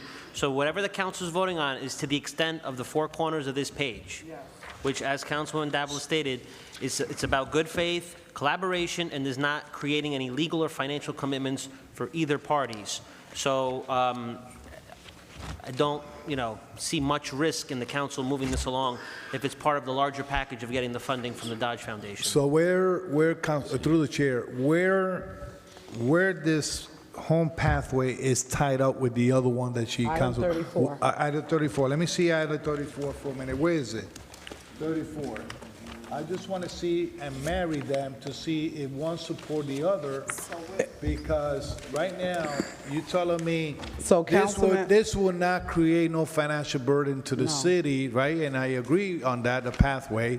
But then she's saying that if we don't approve this one, they don't get the funding this side. So which one is the part that I want to know? So Because here says, if this one is tied up, the 33 is tied up with 34, right? And if we don't approve this one, and I'm not saying that we don't approve it, we're on table and to see, okay, you have specified that the memorandum of understanding is not going to change. It's here. It's printed here. If I pull that memorandum of understanding, it's only going to have this, what I say here, right? It's only one page with 4 or 5 whereas. If I ask for the copy of the memorandum of understanding, that you translated to, and BA not putting it, they translated that memorandum of understanding to 1, 2, 3, 4, 5 whereas. So if I request, and we move forward today, and I request that memorandum of understanding, and it's more than 4, 5, 6 pages, and there's a compromise thing that is tied up with number 34, that you're not gonna take money from the city, and the city is not gonna be responsible on no financial burden to the city. But in 35, we're talking about money. In 35, we're talking about $150,000. Okay, 34. So, Councilman Velez, let me, So- Councilman Velez, let me just bring some clarity. Item number 34, there are about 5 or 6 nonprofits in the community, based on some of the cuts from the big, beautiful bill from number 47, that they were going to lose funding. The city, through the administration, they had to apply for some funds to assist entities like Pastor McCombs and the Family Success Center, Eva's Village, some other of our not-for-profits, to ensure that they would not lose funding, and the employees, the city residents, that Paterson residents that work in these programs would not lose jobs, and we would not lose funding to have those resources in the city. But does it say here? So where it says River Village here? One Where it says River second, one Village? second. Yeah. So 34, the Dodge Foundation, based on the application and the interview process, they accepted the grant, and we have to vote on that after this item. This pathway is only the remediation tools that will be utilized to coordinate counseling sessions, to coordinate when someone makes an appointment to get a home ownership class for a certification process. It is only a tool or a resource that's used. That's all it is. There's no fee, there's no charge. That is all that is. So the company Dodge, I think it's not Yankees, but Dodge Foundation is getting $150,000 from December 2025 to December 2026. There is no log of how many people they see every day. There's no log how many people they really help. There's no log. They take $125,000. You telling me that these individuals are going to come here, what's his name, Hope or whatever it is, it's going to work for free, and they're not going to get nothing. Exactly. You know, so you're going to tell me, okay, and this is a little bit understanding on this, BA, a little bit understanding this. Why we need to do a memorandum of understanding for them if they're going to be working for free and they're going to get the money? You don't think that, hold on, you don't think this is like a contract for them to pay them or whatever, and you don't want to, it's like giving money through the back door to a company that they pay them? Because I want to see, now I want to see the memorandum of understanding. So, Mr. BA, please give an explanation. It is clear. The item is here. It's a grant. It's no money from the city. It's a grant. It's stated in the information. So I got to say, like Jackson Mr. said, I don't care, it's a grant and where the money coming from. Allow the BA to speak. Mr. BA, please. So my general understanding is the Financial Empowerment Center has been a net positive for the city.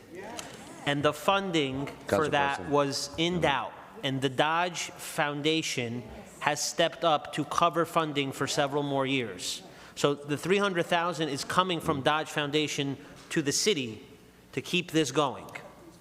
Where do Dodge Foundation have their main office? I'm not in a position to answer where their main office is. So this is something. See, how many people you know that have gone to the financial or purchase house? This is, Councilman, this is not the Dodgers Foundation first time assisting the city of Paterson. Before it was through NJCDC. And then before that, after that, it was Paterson. NJCDC is still a partner. They're still a partner. So, Councilman Mendez, Council President, would you still like to have your name attached? Council President, with all due respect, when we're talking about 34, right, 33, sorry, I was okay to ask for time to read the memorandum of understanding, to see where it fit, and we move forward. But when you have Council President saying, if we don't approve this, then whoever don't get the money, whoever came here don't get the money, whoever don't get the money. If there's a personnel working on it, nobody should get money. It's a personnel working, orientating people for free. You paying the salary of people sitting there to orientate them how to fix their credit, et cetera. But still it's a grant, Council President, I agree it is a grant. Okay, let's wait it. But we want to see the result of it. You know, and look. Let me make it clear.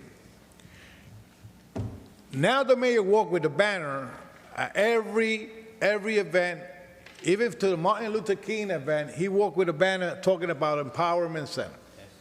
Now, thanks God he not taking the banner to a funeral. But what I'm saying is that you promoting something. We want to know the MOU. What this is had to be tied up to this one, is they going to be working for free? I want to see that memorandum of understanding. So we have on the floor a motion to remove it by Councilman Velez. Councilman Mendez removed it. We have a second. Okay. At this point, Second. there's a second. Roll call to remove the item. Roll call, Madam Clerk. Roll call to remove item number 33 to the next workshop. Councilwoman Cotton. She said I'm no. sorry? She said no. Thank you. Councilwoman Davila. I truly don't understand. How is it that every time that something good comes our way for the city of Paterson, specific for our constituency, some council members just don't get it? I don't understand it. And it's obvious to me that they don't do their homework before they come here. They don't investigate, they don't ask questions, they want to come here, it goes through workshop, it goes through committees, it goes through so many things. My God, why? Something so simple, The Financial Empowerment Center has been helping over 2,000 people fix their credit. This is going to assist. There's no monies involved in terms of the city having to pay or being held liable for anything, but to assist those. This entity would be assisting with the empowerment center and assisting and in obtaining the funds that come through organizations like the Dodge Foundation and other foundations. I don't understand it. I truly don't. I do not want to vote for this item to be removed for the next workshop. Madam Clerk, my vote is no to remove from today's agenda. Thank you, Councilwoman. Councilman Khalid, Councilman Jackson, I don't understand it. I don't understand it. I don't understand how council members don't think that there should be supportive documentation here. I don't understand how council members don't think that it's one-page document. Where's the outline that Councilwoman Mims talked about that said that one item impacts the other? She placed some statements on record to say that if we don't support this tonight, we're going to lose the funding. Where's that at? And what harm does it make when we're sitting here just trying to do our due diligence? How much money have we already squandered from UEZ? How much money have we already wasted? How come the director of UEZ came here and couldn't answer one question? I apologize, UEZ. I know I'm talking about UEZ, but it's the same thing. When it comes to this, you just made a statement, 2,000 people. Bring forward the redacted pages of all these people who have credit increases. How many homeowners have we created? How many first-time homeowners have we created? If we impacted 2,000 people and 2,000 people have positive increases in their credit score, how many of them became homeowners? Where's the documentation? Where is it? You're the one saying that you don't understand it, so where is the stuff? Can you provide it? Do you have names for any of these people? No, you don't have that information. So to say that somebody's sitting here trying to be responsible and trying to at least hold those people accountable that's bringing in these funds, and you don't even have the information either. You can't see what should have happened is you should have been able to outline and explain it to us, but you can't. You're just here ready to rubber stamp it, ready to vote yes, and that's why we're in the position we're in. So we're wasting money, we're wasting resources continuously, and this is where we are. While people get big checks off of the city of Paterson, all these nonprofits is making all this money. And what do we have here? Go right outside and look how many people are sleeping outside in front of the city hall. Go on the corner of Ward and Main Street. There's a woman that has a permanent residence here. Permanent residence in front of someone's store. Who's doing something about that? But we bringing in all this money on helping people change their credit, but we can't help somebody get an apartment, become a homeowner. No, we don't.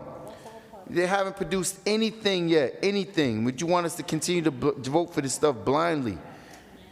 My vote is yes to table, Madam Clerk. Thank you, Councilman. Councilman Khalid?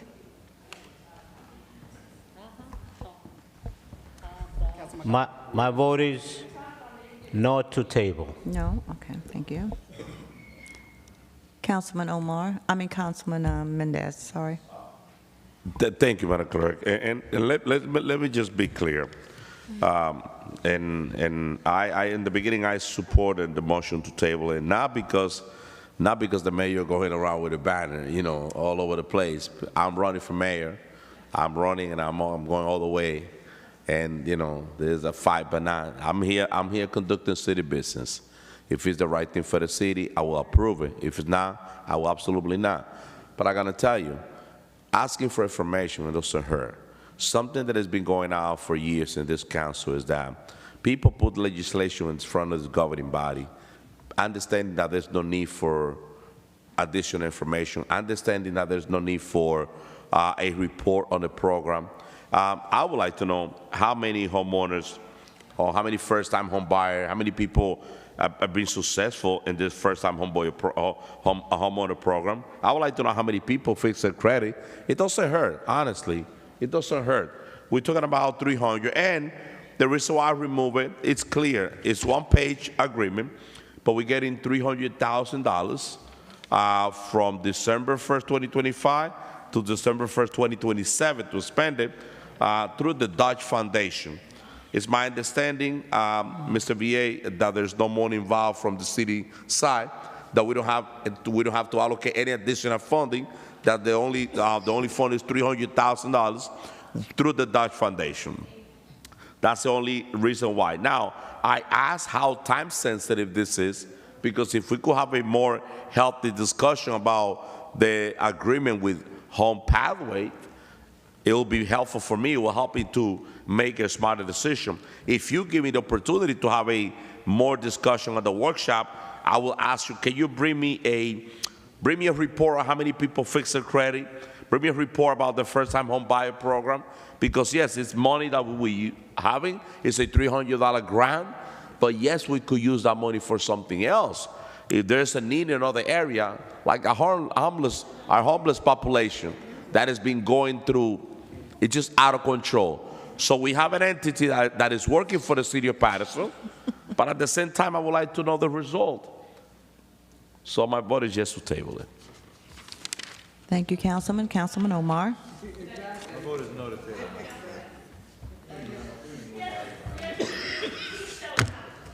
Councilman Udine.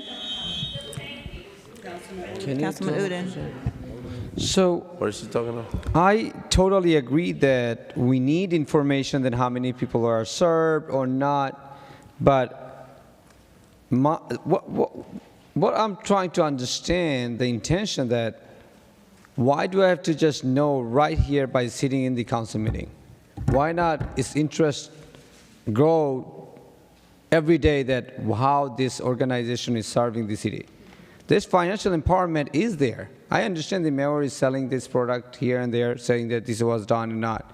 But if we are so curious, we could ask the administration to answer the question during daytime, through the email. We don't have to entertain this on the public right in front of the camera. We don't have to do that. I understand this, so many people may be getting benefit out of this, Financial Empower Center. But if you really need to know the numbers and exact benefit out of it, we could shoot an email to the BA and through this request. Would you please send me an email as soon as you get the information that how many people are served to the Empowerment Center? That would be beneficial. But what bothers me that when we try to just ask those questions just in front of camera, and we wait for next Tuesday to come to entertain this matter again, why not we shoot an email to the departments and find an answer? I think that would be a more professional way to moving forward. But again, we can support or not support, that's a different matter, but I like to see that is going to voting session. So I'm against to table it. My vote is no. Your vote is no? Okay. No to table, okay. Okay, Councilman Velez. How does my home pathway make money? Wow. I just Googled the company. Wow. First of all, let's understand this. Of course, 34 is tied up with 33. You know why? Because the Dodge Foundation is going to give $300,000 to the city of Paterson to the Financial Empowerment Center. Okay? And in the 34, we had to accept the money to be able to move forward, because they're going to take $150,000 and give it to the pathway to do and perform the job. Because the Dodge Foundation is not going to come here and do that. The Dodge Foundation is going to give $300,000 to the Financial Empowerment Center, and they will be paying the service that this individual is going to be doing. Now, so once again, thank you for the Dodge Foundation, okay, for the generous donation. We will set $1 million like Bloomberg did, right? But we just want to know, in the memorandum of understanding, after we approve this, what's going to be the function? When, how many time they're going to spend here, how many days they're going to spend here, how many people they're going to see every day. We don't see it. And let me say this.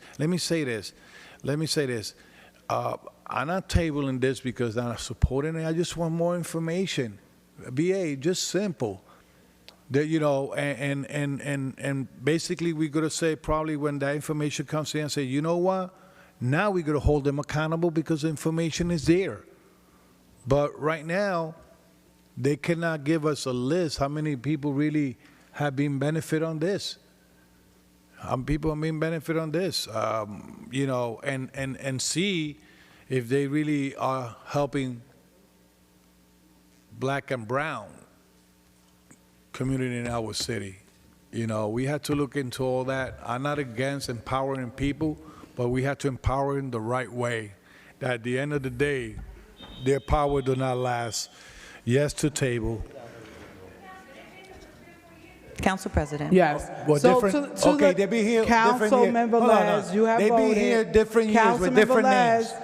With you different have names, a point right? of order. You have voted. No, with It is different- now she my answered from turn. here. If you want to have a discussion with Councilman Cotton, you can turn your mic off and walk down to her. Oh. You have just voted. Now it is my turn to Your vote. council president is getting to your head a lot. No, man. it's not getting to my Yes, head. it You does, just voted. Because you didn't told her You that. just said earlier You in the done told meeting her you don't that. disrespect women. You don't. No, no. I've been talking. I'm not to disrespecting you. I'm yes, saying you did. that What you you don't just told that said. to her. She's the Councilmember one yelling Les, from over there. You don't have the floor. You Point of just order. voted. She's yelling from over there. Point of order. You don't have the floor, Councilman. Point of order. Okay, what is the point of order now? Point of order is this, that we are in the middle of voting. You already voted, and the council president has the floor.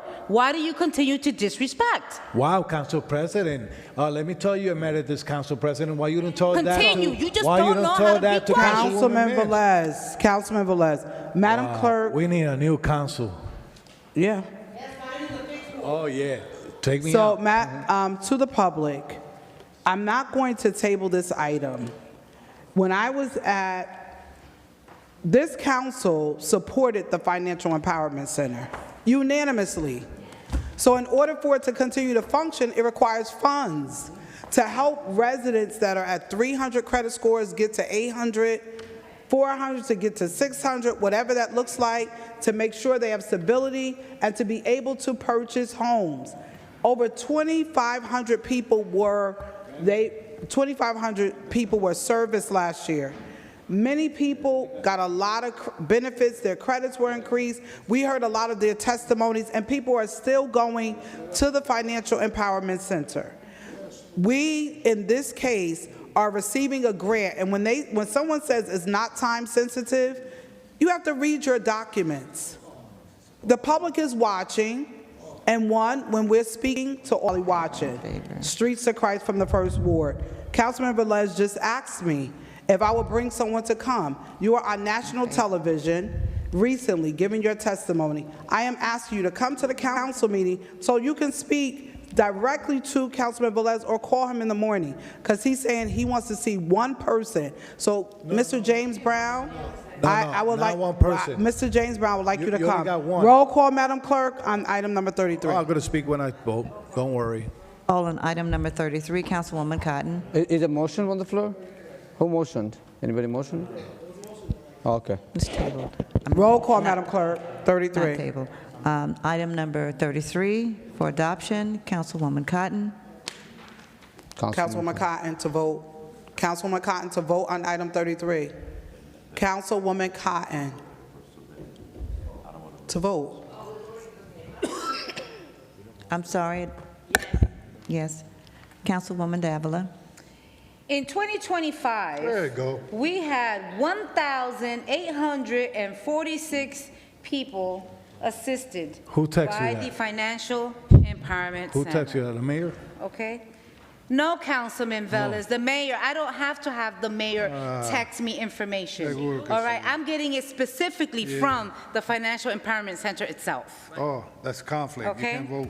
So, but with that said, once again, and I want to thank you, Councilwoman, Council President, because this definitely is about continuing what has been started, what this council approved, all right? I so appreciate our partner, NJCDC, because it is through them. I appreciate our Director of Health and Human Services that understands the necessity to go out, and he assisted with this grant to be able to go out there, to be able to get these monies. I appreciate the Dodge Foundation that will be assisting not just the Financial Empowerment Center, but in addition, New Destiny and all these other nonprofits that will will be getting assistance as well.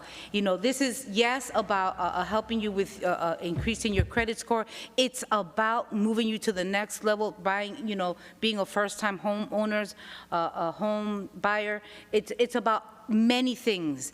I can tell you and I can attest, because I've been not through the Financial Empowerment Center, but by someone who said to me, if you want to fix your credit, go this way. It was just one individual who gave me a book and said, read this and follow it. And I did it on my own. Now, I have a college education. I have a master's degree. I'm in higher education, right? I did it by myself, right? But there are people that need someone, guidance, counseling, and you go in here, no questions asked, anything about your income, but what do you need? Let us assist you. And this is why I'm in full support. My vote is yes, Madam Clerk.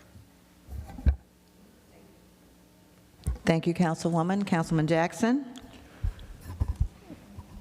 One thing that stands out is certain council members talking about they have receipts. So where's the receipts? Where are these people at? Don't bark off numbers, and then we're going to bring one person forward who has not purchased a new home, who has not, I mean, listen, I'm sure there's some benefits to this, but how much are we investing in it, and what is the return? Every single thing we do here should be accompanied by reports. We don't get any reports on anything. They just tell us what they what they think we want to hear, and we're just supposed to go along with it. I cannot support anything that's not substantiated with any significant precedented evidence. Madam Clerk, my vote is no. Thank you, Councilman. Councilman Kalik? My vote is yes, Madam Clerk. Thank you. Councilman Mendez? Thank you, Madam Clerk. So I think that, you know, some council members think that when we ask for information, we work against the project, and that's definitely wrong. I think that we should ask for even more information, and we understand that we voted support of the Empowerment Center, but we need to have a report on how effective it's doing, how they're doing. I'm in the real estate business. I don't know the first property that it came out from a first-time home buyer from this program, so we have the right to ask questions. I don't want to go against a $300,000 grant that have nothing, that the city have to add any portion on. I understand that, you know, I'm not naive. I understand government, but at the same time, we have to think about what we're doing, because when some council member asks for explanation or a request or information report, it feels like we all over again. You know, and I'm not basing my decision based on politics, but at the same time, I'm going to ask for a full report on how many first-time home buyer, new first-time home buyer we have from this program, from the Empowerment Center. How many people fix their credit, name, address? You know, I need a full detail on how effective. Let me close with this. We all remember the Business Empowerment Center. We all remember, and I'm talking about just name, I just need the data. What I mean with details, I need a effective data. We all remember the business incubator. Do we know how much money, how many millions of dollars we put on the business incubator? And it failed. So we have all the right as a legislator to ask for, whether it's a grant, whether it's not. Supported all that stuff. We have all the right to ask. All that Councilman, stuff. Councilman Mendez, your time is up. Please vote. And by the way, yes, absolutely. If I support a project and it failed, I give the benefit of the doubt. It's not, you know, it's my responsibility as a legislator to support a project, and this administration's responsibility to make it work. Don't get it twisted. It's your responsibility. I'm not voting no think. just because. It's your responsibility to I'm not voting no just because. Councilman Jackson, he has So this legislation, every single we are item not you on 34. supported. Every single item you supported, that Councilman failed. Jackson. Hey, have some Councilman respect. I have the Mendez. floor. Councilman On this Mendez. item 33, my vote is yes on item 33. Your vote is yes, Councilman? Thank you. 33 or 32? Okay. 33. Councilman Omar? Flip-flopper. Omar. Thank you. Councilman Newton? Is it yes? Thank you, Madam Clerk. So Look, I heard when every time mayor speaks, and I see so many of our council members stand by, he mentioned numbers that how many people are benefited by.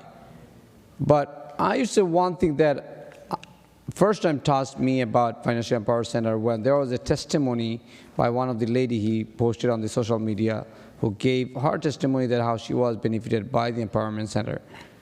But again, yes, we have right to know that how many people, comparatively the investment that we are making, that getting benefit out of it. I think this is not the first time we raised the topic. I think one day, I forgot the name of the person who is involved to it about the homelessness situation. He answered a few questions. We may not satisfy with that answer, but again, I feel that Financial Empowerment Center is something that at least we can navigate people toward to, who is going through financial crisis or who do not know how to build the credit. Because we can see, as an educator in the city of Paterson, I can see there are so many of our students and former students making good money, but they do not know how to take care of their credits. So that's another advice. I think we need counseling. And if I'm not knowledgeable about the organization called My Home Pathway, and I'm pretty sure that the organization who's certified in counseling about financial situation and how someone can repair the credit and become the home buyers. With that expectation, I like to see that MOU taking place. And before I vote for the second item, I have some discussion, of course, but this MOU, my vote is yes. Thank you, Councilman. Councilman Velez. Go to the workshop meeting last week, and when we started the workshop meeting, it was 1, 2, 3 goes to where? 3, 4, 5 goes to here. 5, 6, 7 goes to here. And I thought, no, she didn't finish. And the problem is that, and I asked that at least read the title because the residents over there don't know what 1, 2, 3 is, 5, 4, 6 is. But now we are here in 33 and 34, right? Now we're in 33. You know, when we want to make this request, BA, you're going to notice this. Our Professor Davila is going to say that we didn't do her homework. Our Professor Davila is going to say that she had 2 masters, she had a doctorate or whatever, only because we ask questions. Because we ask questions and we want to make sure that it's vetted the right way. So, because we don't have a master and doctorate in education and we're not professors, so we should not get educated. But in one thing is that she sit in 2 committees here. One is she sit in the Human Services Committee and also in the Financial Committee. And she just say, do your homework. She responsible to highlight the council and workshop what this means. Now, at the end of the day, because we don't get all the details of it, because we're not in that committee, she tries to slander, you don't have education, you don't have this, we have that, and whatever. That happened a lot. You're going to notice that. You're going to go to the videos, you're going to bring the facts, or you want to say something that really matters to the city of Paterson, then the people on the other side don't know nothing. But she knows everything. I just want to know the rate of dropout of PCC and people that transfer to Bergen College because her duties on PCC are failures. So saying that, that's why she got transferred to Passaic. That's why she got transferred to Passaic. Councilwoman Davila, let him speak. So one thing I gotta say is that questions are questions, and I think it's due notice that we want to know where the money is going, even if it's not our money, but it's vested in the resident city Paterson, and the data will help to make sure that other people is attracted to bring more money, even donated to this type of program. Saying that, because I didn't got all the information, intel of this resolution, my vote is no. Thank you, Councilman. Council President? So I just want to say to the public, we are here voting on items. We should not be here to take jabs at council members, say who's not doing their job. When it comes to items on the agenda, every councilman is open to ask questions. If you should have asked it at the workshop. You had every right to ask a question, say item number 7, item number whatever, and you did not do that. So to come and say, it wasn't rushed. If you wanted to stop it, you could have. Don't make excuses in the following meeting based on the way that you're going to vote. We're here to do the city's business. I will repeat it again. If you want to talk about a particular item on the agenda, we can do that. That's what the workshop is for. But workshop is for that we should not be talking at workshop, then back to the regular meeting saying the same thing. The community heard you last week. So at that point, Madam Clerk, I'm going to do what they didn't do. I'm voting yes for this item. Thank you. The votes are 7 in favor, 2 against. Item number 33 is hereby adopted. Item 32, Madam Clerk. 32. How about 34? Item 32, Madam Clerk. Item number 32. I had related questions. All right, anyway. It's a resolution authorizing the award of Yours. contract to Language Line Services, Inc. for in-person interpretation and document transcription services under the New Jersey State contract for the Fire Department, Fire Resolution number 26:0:04. So moved. Moved by Councilwoman Davila and Mims, second by Councilman Mendez, colleague, and Uden. Roll call. Discussion. Discussion on item 32. $120,000 for a translation. I'm sorry, I didn't get any information on this item, so can someone outline what are we paying $120,000 for?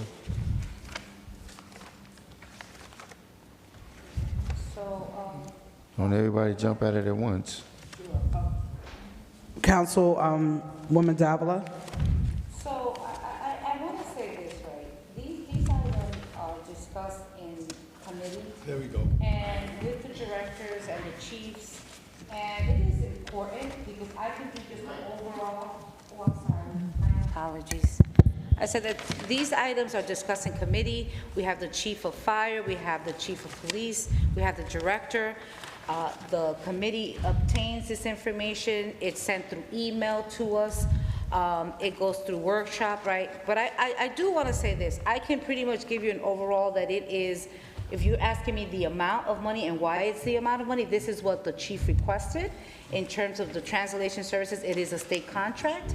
It is something that we've done in the past. And so when it comes before us, right, I do expect, Mr. BA, that the directors and the chiefs are here because they can better defend, right? I could give an overall and just read exactly what's in the reso, all right? Well, they weren't here, just like they were not here. So this item, right, because what was asked was, what is this item? This item is for their language line. When people are calling into dispatch, and maybe there's a possibility that it needs to be interpreted by a different language, they use this system for that. That is what this item is for. That is what Councilman Jackson asked, and I know that was his question. Councilman Jackson? So my point is, I understand that this is a translation line, and I'm sure that we have a plethora of people who call who need that assistance. But do we have a report from last year, or what? You know, how many callers are we taking on? How often is the service being utilized? Do we have a report on anything that we're paying for?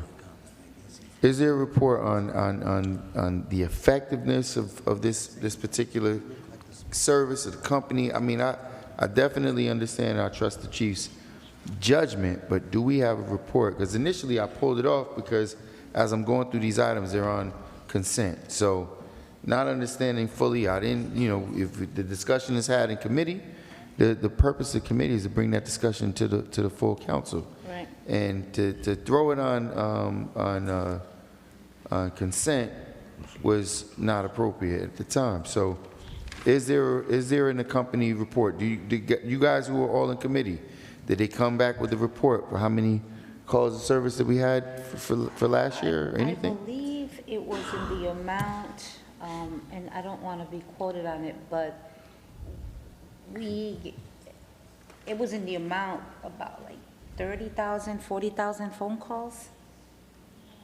I think it was probably more. To the translation line, 30,000 calls. Well, no, not specifically, I think the. Well, this So is to service the- we're paying for. So to the BA, can we just give clear definitives to Councilman Jackson going forward on the report based on the call detail report from the fire department as it relates to this item or any other item that has been requested that will be needed in the future? Council President, Councilman Velez? so you're telling me that, let's make believe somebody called 911 or 321-1111, we don't have bilingual dispatchers? Not for every language. This is for every language, Oh, every Councilman. language? Okay, I got you. We Now, have 77 dialects in the city, so I'm sure we don't have it for everything. so the company is located in California, 4 hours different. There's another company that, this went through RFP? No. This is a state contract, Oh, it's a Councilman. state contract. And there's no state contract in the state of New Jersey that does the same work? Any state contract, state of New Jersey, state contract. This company is from California. It's a state contract. Okay, it's a state contract, but it's California. So It's California. So Do they have a state contract in New Jersey that could render this service? And they had to go to a state of California to surrender Council the President, service. very briefly, may I? Mr. BA. The CFO just looked up last year's report, about 100,000 was expended on these services. So the number 120 is a not to exceed amount based on last year's experience. And to answer your question about the location of this, I would imagine that anyone in this business is a 24/7 business, regardless of what coast they're on.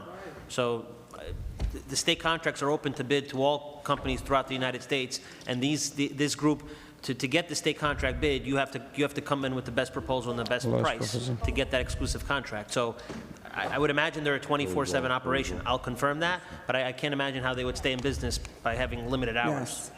It's called the cooperative agreement. That's exactly what it's called. Okay, so let's go to California. Madam Clerk, roll call. Roll call on item number 32 for adoption. Councilwoman Cotton. Yes. Councilwoman Davila. Yes. Councilman Jackson. Yes. Councilman Kalik. Yes. Councilman Mendez. Yes. Councilman Omar. Yes. Councilman Udine. Yes. Councilman Velez. Thank you, Mr. BA, for clarifying that the state contract is open for every state. That's good to know. My vote is yes, because the finance chair don't explain that, so. Council President. My vote is yes, Madam Clerk. Thank you. The votes are 9 in favor. Item number 32 is adopted. Item 34, Madam Clerk. Number 34, okay. Item number 34. It's a resolution authorizing the City of Paterson Financial Empowerment Center to accept grant from the Geraldine R. Dodge Foundation, Health and Human Services, resolution number 26046. Second. Discussion. Moved by Councilwoman Davila, second by Council President Mims. Discussion. Councilman Udine. Thank you, Council President. So, Mr. BA, you have heard enough questions, argument, discussions regarding that the $300,000 that coming from the Geraldine Dodge Foundation is going to the pathway, home pathway. There's nowhere it says that. It said that we are getting money, that $300,000 to Empower Center, but nowhere is mentioned that this money is going to the My Home Pathway, that the MOU you just voted in. Can you please clarify that matter? So before you clarify, that is not what I said. I said the home path that we just voted on is the process in which they will schedule the counseling services and to put in place the scoring system for people that have their, whatever their credit score, and a methodology to use to track it. That's what I said. This item is specifically outlined, one second, because I'm not addressing you, Council President, anyway. No, but you said it was said. The BA didn't say it, I did. So that's why I'm addressing it, because you said it was said. This particular item is very clearly outlined in the document as to who will receive the benefits.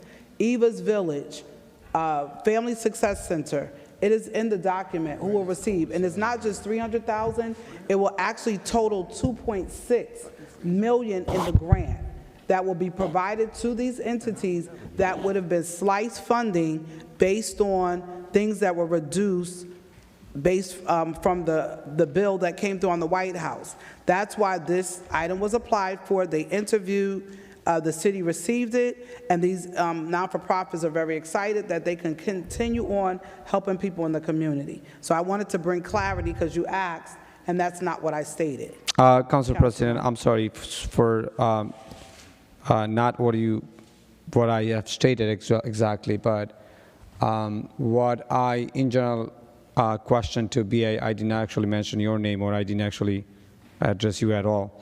But general question to the BA is that the argument that took place right here, that we are getting into MOU, and MOU, which is the My Home Pathway that we just voted for, item number 33, and we were discussing that we are sending this money over to them. That was kind of confusion there. But I don't see that kind of wording is there. That's exactly what I'm stating. Because I don't want to give the public the misinformation that we are awarding or getting to this MOU and we're going to spend this money from Dodge Foundation to the My Home Pathway. This is not what exactly that contract stands for. It is and that's why I wanted Mr. BA to state it, that the money is coming to the St. Paul Center, how this is going to benefit the resident of the city of Paterson. I wanted that from you to come, because look, when we, the politicians, are speaking, the council members, we are stating the way it favors us or favors our next elections. So I want you to state it to make sure that the public get the correct information from you. Council President, may I?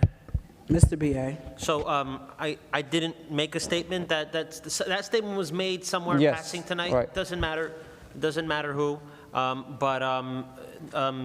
The resolution that already passed regarding My Home Pathway explicitly said that this is a good faith understanding of collaborative intentions and is not intended to create legal obligations or financial commitments. Amazing. So the council passed that. So if there's any attempt subsequently for any money to move from Dodge or the city to My Home Pathway, I will make the council aware of that. I'm not saying that's in the plans, but based on these two items as they stand, my understanding is there's no transfer of money to that other organization. That organization is helping us deliver this product, getting people the resources they need. But I hear the council, and I will have a report within a week to kind of fill in some of the gaps that were discussed here tonight. Thank you. for the Roll call, clarification. Madam Clerk. Roll call on item number 34. We're on 34, right? Councilwoman Cotton, Yes. Councilwoman Davila, Once again, Council President and I were in the church where there was all of these nonprofit entities. Our Director of Health and Human Services explained how he applied for this application. NJCDC is a partner. NJCDC is going to be obtaining the funds to be able to hire financial counselors, all right? And with that said, it's my understanding that NJCDC has raised over $200,000 themselves, all right? So once again, I'm just appreciative, thankful. Thank you for investing in Paterson and our constituency. My vote is yes. thank you. Councilman Jackson, Councilman Kalik. Thank you. Councilman Mendez. My vote is yes, Madam Clerk. Thank you. Councilman Omar. My vote is yes, Thank you. Councilman Udine. Yes. Councilman Velez. I gotta trust the legal department that they doing the right thing here, accepting this donation. Looking here, the Dodge Donation Foundation is a private philanthropy foundation, 501(c), and such organization typically grant fund to other nonprofits, educational institutions, or community collaboration. not directly to any government entity, given directly to a city operating budget, or candidate will be outside typical foundation practice. So in other words, if we are the first city receiving funding from the Dutch Foundation, we okay. They always donate to nonprofit organization out there. So saying that, judging that everything is done the right way, so we're going to move forward to offset that donation of $300,000. My vote is yes. Thank you, Council President. My vote is yes. Thank you. The votes are 8 in favor, 1 absent. Item number 34 is hereby adopted. Item 35, Madam Clerk. Item number 35. It's a resolution, hold on. Resolution authorizing an award of contract to Collaborative Research LLC for consultant services to provide technical assistance, clinical quality management services for the Division of Ryan White of the Department of Health and Human Services, RFP number 2025-30.1, Health and Human Services, Resolution number 26:047. So moved by Councilwoman Davila, second by Councilwoman Mims. Roll call on item 35. Roll call on item number 35, Councilwoman Cotton. Councilwoman Davila. Councilman Jackson. Ryan White. No. Councilman Kalik. Yes. Councilman Mendez. Yes. Councilman Omar. Yes. Councilman Udine. Yes, Madam Clerk. Councilman Velez. That's regular, but like always, my vote is yes. Council President. Yes. Votes are 8 in favor, 1 against. Item number 35 is adopted. Item 36, Madam Clerk. Yes. Item number 36, it's a resolution authorizing an award of contract to Collaborative Research LLC for consultant services to provide quality assurance monitoring services for the Division of Ryan White of the Department of Health and Human Services, RFP number 2025-31.1, Health and Human Services item. What's the resolution? Hold on 1 second, let me get the resolution number. Resolution number 26:048. Moved by Councilwoman Davila, second by Councilman Kalik. Roll call on 36, Madam Clerk. Roll call on item number 36, Councilwoman Cotton. Councilwoman Davila. Yes. Councilman Jackson. No. Okay. Councilman Kalik. Yes. Councilman Mendez. Yes. Councilman Omar. Yes, Madam Clerk. Councilman Udine. Councilman Udine, are you voting? Thank you. Councilman Velez. Council President. Yes, Madam Clerk. Thank you. The votes are 8 in favor, 1 against. Item number 36 is adopted. Item 39, Madam Clerk.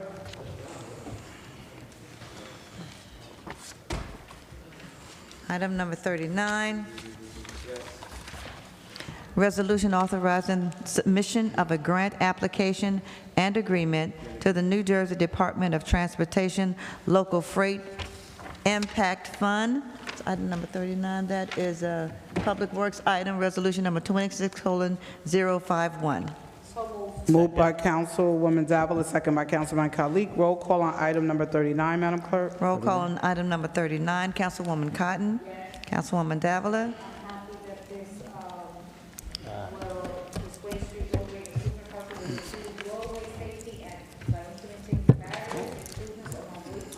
I can't,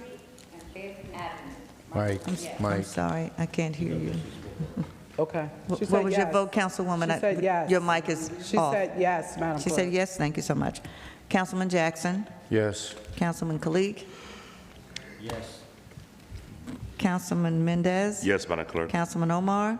Yes, Madam Clerk. Councilman Udine. Yes. Councilman Velez. Absent. Where is he? He's not here. My vote is yes. My vote is yes, Madam Clerk. He's not here. Councilwoman Mims. I voted yes, Madam Clerk. That's got to be a first. Votes are 9 in favor. Item number 39 is hereby adopted. Item number 40, Madam Clerk.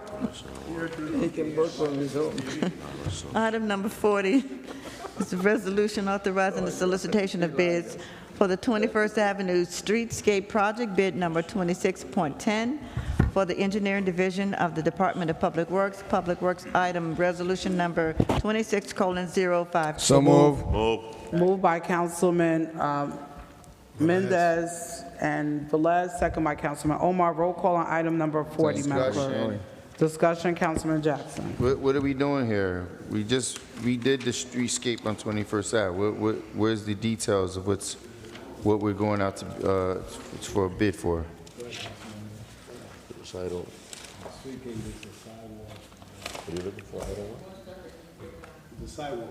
The sidewalks, Council President, if I may, just to answer. Councilman Omar. It's the sidewalks between Summer, from Madison down to Summer. This was something that was started, I believe, before my time here. So sidewalks are the responsibilities of the property owner, so we're going out to bid to pay for this for what money? It's only 4 feet up. Where's the money supposed to be coming from to pay for this? We got sidewalks on Main Street that need to be repaired. We have sidewalks over the entire city. We have the Washington Street where that's our property more or less. The entire farmers market district that desperately needs a makeover. There's all kinds of locations in the city. We just recently did the 21st Avenue, streetscape, and we're going back, do a double dipping. We're going back before any other place gets any attention. We're talking about sidewalks? Sidewalks? Sidewalks? I believe the funding was already allocated years ago, right? Yes, Okay. yes. Yes, the funding is already allocated. Yes, correct. This is just to finish. From where? Where's this funding allocated CFO. from? I wasn't on the council. Mr. CFO. I want to say there's a grant for this, but I do have to look it up. It was grant money, right. It was from the Transportation Trust Fund. DOT, yes, he's right, from the DOT. You I think asked- this is from like you- 2021. you go ask Council me. members, council members. Yeah, you Council can- members, yeah, you to can the ask- CFO, could you please provide that information that has been requested to the councilman in regards to the grant funding that was approved to finish this project? Says Please- nothing here about no grant funding. Please send that information to the councilman. Council President, may I? Councilman Velez? I recall that when Councilman Abdelaziz was the councilman of the 6th Ward, there was a project approved, study and everything, and the parking authority even it was involved to do the new landscape of the sidewalks. And because even that the sidewalk is owner's part, but we have it responsible 3 feet before the owner that is responsible, that we could do it. And then landscape is gonna be a little bit into this, out of the streets and all that stuff. It's a nice, beautiful project. I believe that even, I believe some ARP money also was involved in this way back for the study, for then, and then the Department of Transportation did something to give some money. IDLC took pride of this project. The Association of Business Owner 21st Avenue. Thank you, Councilman. Is waiting for this. So let's not delay. Let's move forward. Thank you. Roll call, Madam Clerk. Roll call on item number 40. Councilwoman Cotton. Yes? Oh, is she? She said yes. Okay, I didn't see her. I'm sorry. Councilwoman Davila. Yes. Councilman Jackson. Thank you, Madam Clerk. What's amazing, but expected, we have 8 council members here prepared to vote yes. None of them can tell you where the money came from. He shows me an old article of $500,000, which we all know $500,000 doesn't go long at all. All of the work that was already done on 21st Avenue, but yet we're going out to bid. This does not outline anything about some previous grants that was not fully appropriated or fully expended. It says nothing about that. We're going out to bid. But my point is, if there was money that wasn't utilized, and now we're going to do the sidewalks for free for those business owners, most of which who don't reside in the city, but we're going to redo their sidewalks when there's other parts of the city that desperately needs attention. Well, here we go. Madam Clerk, my vote is no. Thank you, Councilman. Councilman Kalik? My vote is no, Madam Clerk. No? Okay. Councilman Mendez? Thank you, Madam Clerk. So listen, on item number 40, we go right now with soliciting a bid. I recall the project, but once we get the result of the bid, we're gonna be able to decide how the bid's coming back, and then I will make my final decision if I approve it or not. And by that time, Mr. CFO, please. All right, Mr. CFO, please, by that time, send me that information. I almost remember the agreement on the project, the 21st Avenue project. I don't remember this. I don't remember the exact amount, but I want to make sure that is included within this project. So before we get the answer on the bid, I need that information to make a informed decision on whether we're approving the project or not. My vote is yes. Just for go out for a bid. Thank you, Councilman. Councilman Omar? Thank you, Madam Clerk. This money was allocated in 2020. I want to thank Mayor Andre Sayer. I want to thank our former 6th Ward Councilman and now our Assemblyman Abdelaziz for starting the work, and I look forward to overseeing the work. And thank you, Councilman Velez, for clarifying that information. With that being said, my vote is yes, Madam Clerk. Thank you, Councilman Udine. Councilman Udine? My vote is yes, Madam Clerk. Thank you. Councilman Velez? So 21st Avenue between Madison Avenue and Summer Street is a mixed-use zone. It's 21st Avenue. If you look on top of all the business are residential. To say that they don't live there, they live there. The people, if you go and Oprah, the tax record, I know business owners that live in Paterson that they own property in 21st Avenue, and I know people that raise their kids in those property that call business. Okay, so they need to know a little bit the area a little bit to say they don't live in Paterson. So besides they live in Paterson, that's an entry from Route 80, had to be beautified. They Thank need you. it. And I haven't finished though. I haven't sung. Okay, ring it. My vote is yes. Madam Clerk, my vote is yes. Thank you, Councilwoman. The votes are 7 in favor, 2 against. Item number 40 is adopted. Item 42, Madam Clerk.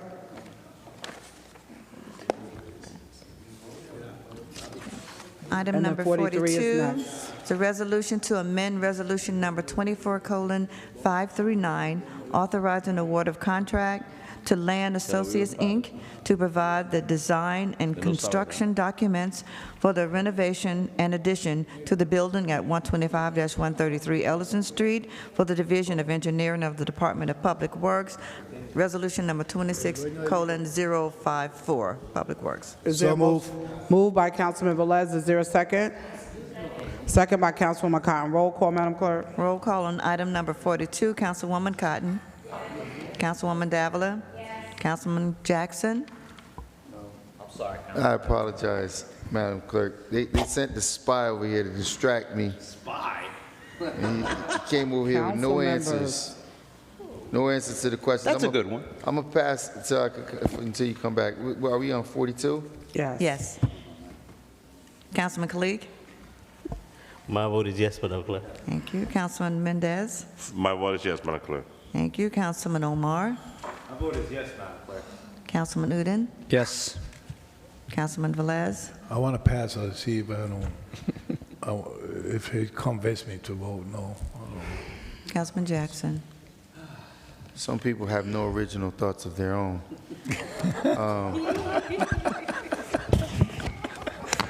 So, I mean, here we are. It's a one-pager. We're resolution authorizing the award of contract for Lane Associates. The award of contract for what exactly? What are we doing here? If I may, No, wait a minute. Roll call. well, I'm the chair. I can tell them what they're looking for. Send a text. Where you going? Yeah. You gotta let me know. Yeah, you need to announce it. All right, guys, it's coming. It's continuing. It's 1:13 a.m. and it's cold here. No, we got a lot to do. We still got a lot more. It's cold. Mendez, you have to go We to still the got a doctor, lot check more. yourself. Mendez, There's a lot. de que la doctora chequeate, tienes frío. Go away. Tú tienes frío. You don't feel the cold? Yeah, I feel the cold. Yeah, it's chilling here. It's chilling. We still got quorum. We could move forward. Councilman Jackson, continue, please. Hey, Council President, what's the next item? Can't do the next item, we're in roll call. No, Councilman Jackson. Understand the process. Councilman Jackson, would you like to pass? I did pass, and it came back to me already. Councilman But Velez, I'm- would you like to vote? I'm looking for the contract amount.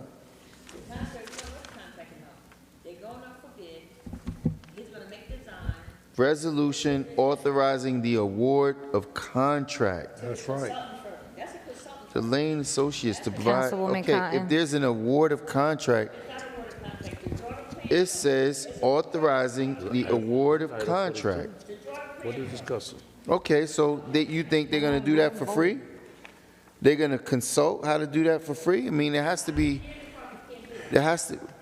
They requested a 6-month extension with money. Without money, Councilman Velez, Councilman Yeah. Jackson Okay. has the floor. we want to know the money. We're voting. my vote is no. Okay. Councilman Velez? Velez. It's due notice here that's in the whereas says that the land associate is requesting 6-month extension to be contract until June 30. BA, we need to be a little bit more specific on this. I'm going to vote no because if you're going to extend the contract, an amount of money had to be reflected here, what the extension is, because what I'm afraid is that they're going to come back saying, amending the contract to a price that they already rendered service. My vote is no. Council President? Thank you. Your vote is no. Okay. You said no? Thank you. Yes. The votes are 6 in favor, 3 against. Item number 42 is hereby adopted. Item number 40, No, that one already passed. That was 40. That was 42. Madam Clerk? 43? No. One second. Item number 43. Porque no. One second. All right. Yeah? Item number 43 is a resolution authorizing award of contract to Colanelli Brothers, Inc. for,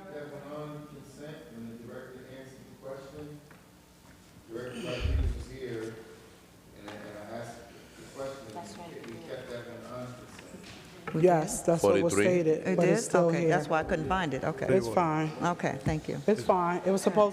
It was supposed to be on consent. Madam Clerk, can we just read the item into the, it was supposed to be on consent, but can we read it into the record Sure. since it's on consent and we can vote it through? Item Resolution- 43. Item number 43 on consent, resolution authorizing award of contract to Colanelli Brothers, Inc. for emergency sewer lateral repairs, bid number 26.02 for the Division of Engineering of the Department of Public Works. Public Works item resolution number 26:055. So move. Moved by Councilman Velez, second by Councilwoman Mims. Roll call on item 43. Oh, Cotton, I'm sorry, I didn't. Moved by Councilman Velez, second by Councilwoman Cotton. Roll call on item 43, Madam Clerk. Roll call on item number 43, Councilwoman Cotton. Councilwoman Davila. Yes. Councilman Jackson. Councilman Kalik. Oh, he's gone. Councilman Mendez. Yes. Thank you. Councilman Omar. Councilman Newton. Yes. Councilman Velez. Yes. Thank you. And Council President. Yes, Madam Clerk. The votes are 8 in favor, 1 absent. Item number 43 is adopted. Item 52, Madam Clerk. Okay. 52. Item number 52. Not yet. Well. Item 52. Number 52 is a resolution authorizing an award of contract to Savitas LLC for consultant services to administer the CDBG Homeowner Rehabilitation Program for the Department of Community Development, RFP number 2026-14. So moved. Community Moved by Development, Councilman Velez. Resolution number 26:064. Moved by Councilman Velez, So second by moved. Councilman Mendez. Roll call on item number 52. Roll call on item number 52, Councilwoman Cotton. She voted already. She voted. She said yes. She did say yes. Councilman Cotton, did you say yes? Of course she said. Yes, it's in the document. Yes. I'm sorry, but She voted Councilwoman yes. Cotton's, She said yes. okay, but No, she was just saying her microphone is She off. voted yes. Okay, she voted yes, thank you. Councilwoman Davila? Yes. Thank you. Councilman Jackson? Here we are, shuffling it through. We've been having a very difficult time with these contractors that's been getting hired to do these homeowner rehabilitation. We had a contractor, a resident that participated in this program and has had nothing but problems and issues with the work that's being done. Who vetted this contractor?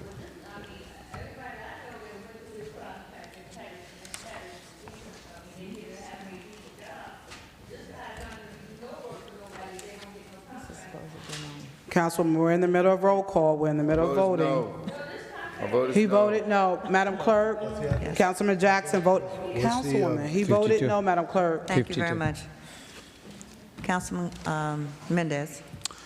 Thank you, Madam Clerk. This program, the rehabilitation program for the Department of Economic Development is extremely important for a Paterson resident.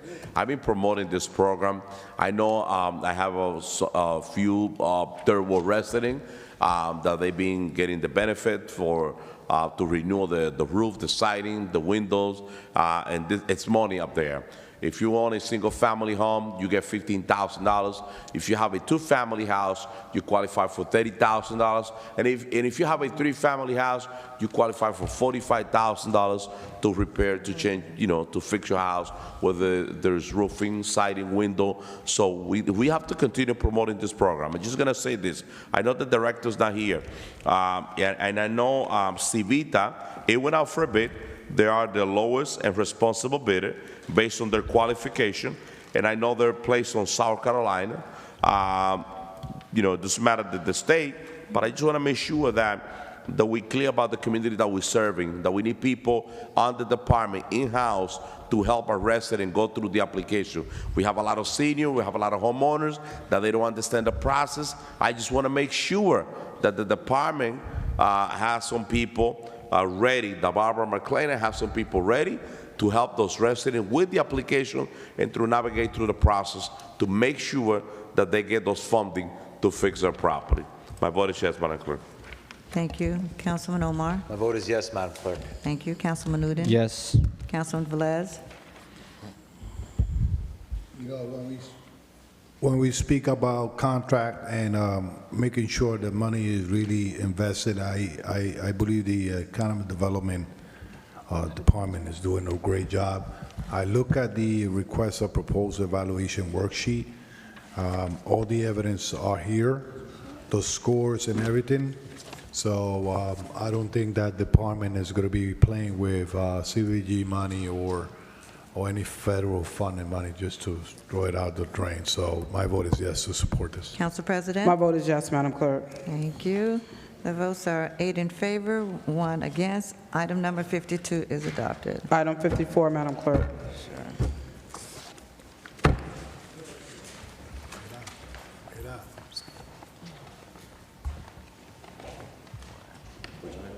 54. Item number 54 is a resolution authorizing tax collector to recall third-party liens and purge erroneous taxes on Lot 6 in Block 5303, also known as 308 Dixon Avenue, owned by City of Paterson Finance, Resolution number 26:066. Moved by Councilwoman Cotton, second by Councilwoman Davila. Roll call on item 54, Madam Clerk. Roll call on item number 54, Councilwoman Cotton. 54, yes. Your vote? Thank you. Councilwoman Davila? Thank you. Councilman Jackson? Yes. Councilman Mendez? Yeah, my vote is yes, Madam Clerk. I have all the explanation about Councilman this item. Omar? My vote is yes, Madam Clerk. Councilman Udine? Yes. Yes. Councilman Velez? Council President? Yes. Thank you. The votes are 8 in favor, 1 absent. Item number 56 is adopted. Item 55, Madam Clerk? I need one of this. Give me. Give me. Item number And 55 is 56 will be resolution. next. Resolution authorizing solicitation of bids for the 2026 citywide road resurfacing program, bid number 26.12 for the Division of Engineering in the Department of Public Works. Public Works Resolution number 26:067. So moved. Second. Moved by Councilwoman Davila and Mims, second by Mendez, Udine, and Velez. Roll call. Discussion. Gracias. Before discussion, Councilman Jackson, on page 2, the streets are outlined: Maitland, Emerson, Linwood, Rossiter, Paterson, Ave, Marion Street, and Everything in Dayton second Street. ward. Second ward list. Finally, we're getting over to that section. Councilman Jackson. What's the amount?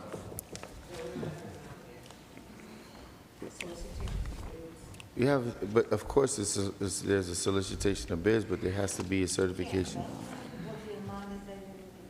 It's a still bid process. So, through the chair, Mr. BA, Mr. CFO, can you give me, I need the last 2 years, what we spent on road resurfacing each year?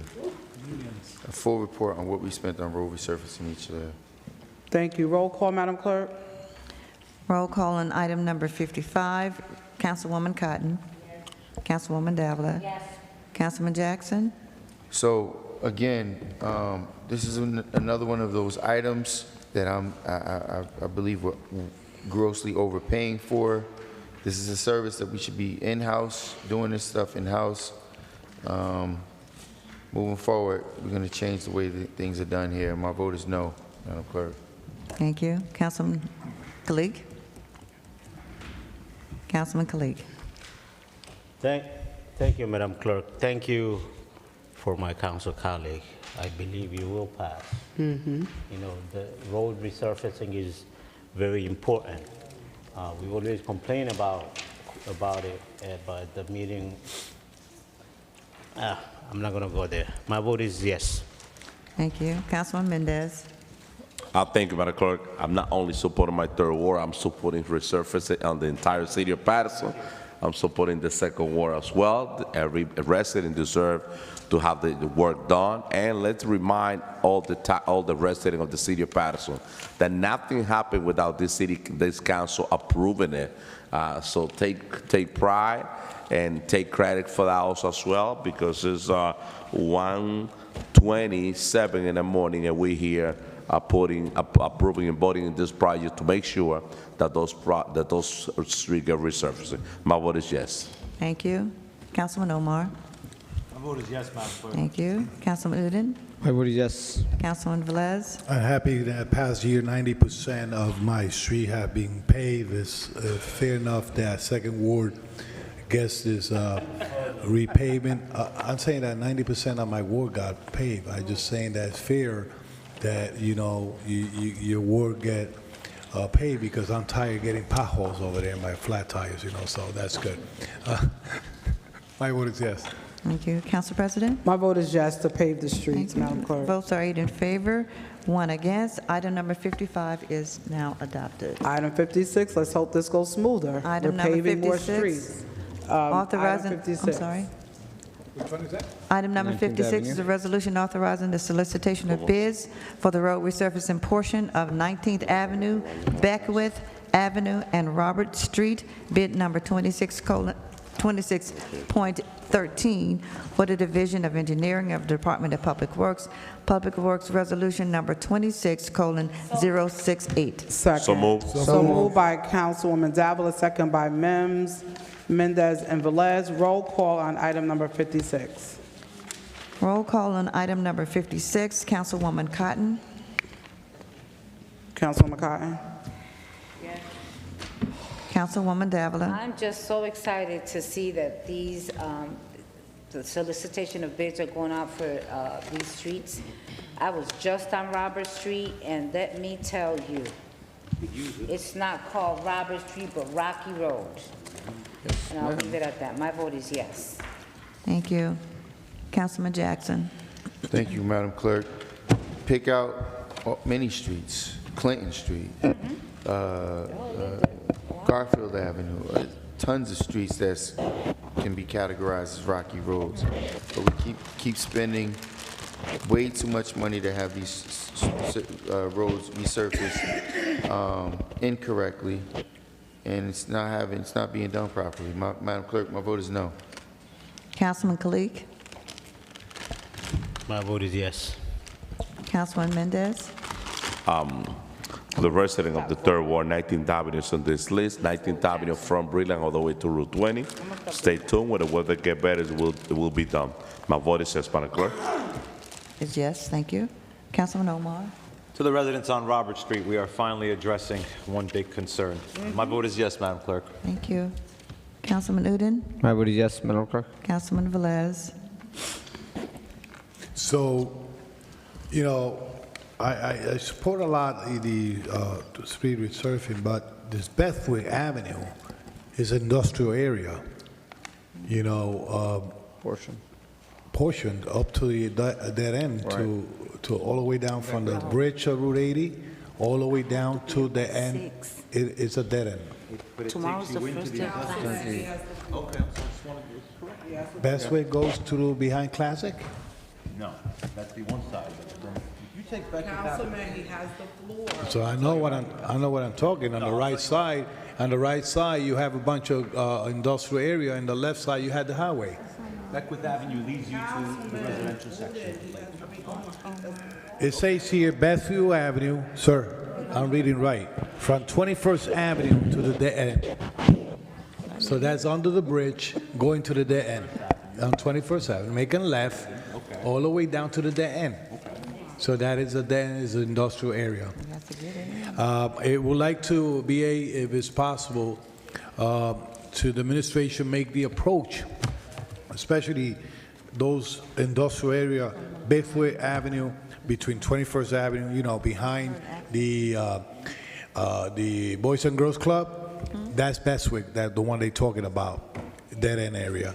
It's industrial. To see if the administration could go and talk to them to see if they want to adopt the road, and because mainly our trucks that goes through there, so there's no residential.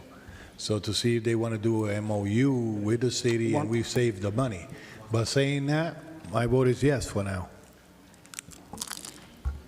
Council President. When we're paving streets and the community requested, it's not a lot of discussion. My vote is yes, Madam Clerk.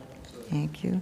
Votes are 8 in favor, 1 against. Item number 56 is adopted. Item 57, Madam Clerk.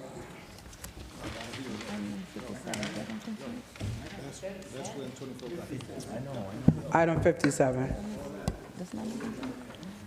Item number 57 is a resolution authorizing an award of contract to D-Block Environmental Services for water waste collection system operation services for the city's combined sewer system. RFP number 2026-13, Public Works, resolution number 26:069. So moved. Moved by Councilwoman Cotton, second by Councilwoman Mims. Roll call on discussion, Councilman Jackson.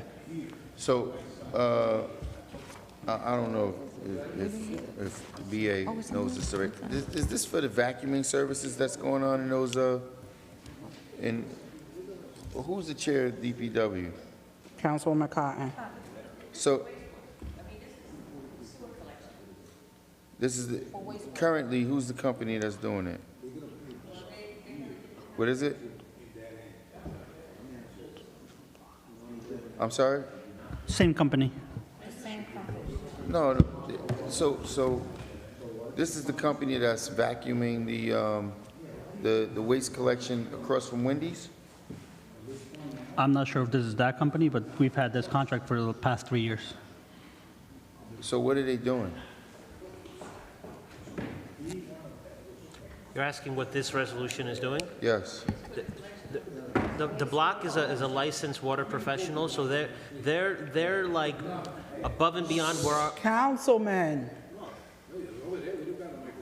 Yeah, but you can't hear. they are above and beyond what our municipal engineer and DPW can do with our sewer system. So I mean, our people's capabilities are, they're limited to an extent. So anything above and beyond that, they're our go-to source. So every municipality has a licensed water professional. Any municipality that has a sewer system that they operate themselves has a consulting company that they work with when it comes to something that is more than just your basic fix or your basic tweak. That told me nothing about what are they If I doing. may, What are they doing? I know something about it. Please. No, this is really like the combined sewer. And what happened is that, like I said before, we're never going to see in our lifetime our combined systems separated. But as they repair sewer lines, they are separating it. But the federal government requires us to file reports. Well, the federal government and the state of New Jersey requires us to file reports on every time we do any kind of lineal change, or we separate our sewer line, combine and whatever. They require someone, and this company is a company that we have always been using. They have in our engineering department, we do not have anybody that can file the reports or file the permits that we need, that the federal government and the state of New Jersey requires us to have. This is what that company does, this company here. Which, I don't understand Well, what you outlined. I think Okay, that so- maybe the next time. So are they a consultant that's writing Yeah, reports? yes. They're not Because- collecting wastewater? Oh, no, they're not collecting, they're not This collecting. says wastewater collection. Yeah, but they have to file the reports, and the next time, So is this- maybe the next time there's a street opening that the sewer main done break, maybe we can go look at it, and then you can see how they can, they still got to do the reports. They're filing reports. So they're fixing the sewer main They're that not break? fixing it, they're filing the Okay. reports that we need to So get done. is this the same company that a few years ago that was when they said we were paying fines for sewage overruns, and when I asked for the report on the dates, they said, no, Councilman, we just pay an average on yearly. So there could have been no sewer overruns, and we're paying a company $300,000 instead of putting monitoring systems in these. This is why I'm asking. So we have multiple companies in the city making money off the city. We have vacuum companies that's here every morning when we own our own vacuum trucks. We have monitoring companies that's here to monitor whether or not there's overflows and whether or not we're spilling into the violating the Clean Water Act and spilling into the river. So I'm asking specifically, what is this contract for? Because the state of New Jersey and the federal government requires us to file reports. So of this everything, company- and this company does that for us. They're not picking up waste, they're not doing none of that. They're just making sure that Now therefore be it resolved, the Municipal Council of the City of Paterson as follows, that the contract of wastewater collection system operates services for the city combined sewer system be awarded to D Block Environmental Services for Woodland Park, New Jersey. Doesn't say anything about reports. That the mayor and clerk are hereby authorized to execute this agreement with the D Block. That the city clerk direct published notice that a copy of the contract, this resolution shall be available for review. But there's no contract, there's no copy of the contract here for me to review it, and I have to vote on it. So, you had two bids, and D Block was the lowest bid. You had Remington and Vernick engineering firm. These are basically like engineering firms that has the expertise, the licenses that the state of New Jersey required, the licenses that the federal government requires for them to file reports. I can't, as a person, and you can't file reports because we're not licensed to file reports. So, all right, I'm not going to But no, labor I this. want, I'm not gonna labor this the long. BA, Okay. please, get the contract that we have with, Councilwoman. Councilman As Jackson. a chair, it's obvious that you have no idea what this is for. The first whereas, it says, whereas there exists a need to contract for wastewater collection system operation systems for the city combined sewer system. It doesn't say anything about reports. okay, Pursuant make to sure the you put that advertisement in there. for vendors request proposals for proposals were received for wastewater collection system operation. I'm asking, what is this wastewater system collection operation? Like, So, Mr. BA, I done told you over. Mr. BA, we have a CSO Yes. plan that was approved by this council. Could you please provide that information to Councilman Jackson Yeah. to show him exactly, because it's not just for reports, it's actually for the outline of the CSO plan that we're required through the New Jersey Waterways Bill. That is a bill, if we're not in compliance with it, we would have to pay $10,000 per day as a municipality. Could you please provide the details of all of that outline to Councilman Jackson and the rest of the council members so that everyone is fully aware of when these items come before us, that they know that this is a part of the CSO plan, the long-term plan that we have in place to ensure that when it floods in our city, like in areas like 19th Ave and different parts of the city that's on this plan, that this is in place, so if we have to go and to remove the drainage, that this allows for that to happen. So if you can provide that to all council members. We haven't reviewed that in a while, and I think it's important just to send the information so everyone's on the same page. how does this allow that to happen, Council President? He will send that. Mr. BA, You please don't know. send that. We're prepared to vote on this now, aware, but you don't I'm know. aware. You're asking the question. I'm asking you how. I mean, I'm asking you to You're outline it, asking not the just for me, BA. but the public that's watching. Yeah. How does this item that we're ready to vote on now, that was just clearly being shuffled through, Council President. how does this item impact what you're talking about? To the Or BA, is Mr. BA. required for that? Mr. BA. He doesn't know. He doesn't have, he just got here. He The doesn't block, have any idea. for what all was- intents and purposes, the block is your sewer operator. Yes. That's the answer. We have a municipal engineer, we have DPW day-to-day staff, but this company is equipped to handle a sewer system that is the size of the city of Paterson. All these road paving projects that the council moved forward to initiate, these funds they're drawn down on because they need to get involved in every one of those projects. They have to map out the sewer pieces. They have to recommend installments. So their work is continuous. And this is a not to exceed number. This is not a check for $306,000. This is based on as needed, when needed, and you can imagine that they're needed quite often because things happen all the time. Our municipal engineer, who left a couple weeks ago and we're working to replace him, and our day-to-day DPW staff, I'm sure they do an incredible job, but there's only so much that they are trained to do. So that's the President. position. Yes. Councilman Mendez. Thank you. The scope of the work is not on the body of this resolution, and I understand that, especially in the third ward, 19th Avenue, 18th Avenue, 17 Brilliant, I have a major problem with our sewer system there. We've been working for years to restore that. I cannot say no, but it's important to get the full scope of the work that they're planning to do from January the 1st to December for $306,000. What's going to be what does 306 cover? Because the number is there for a reason.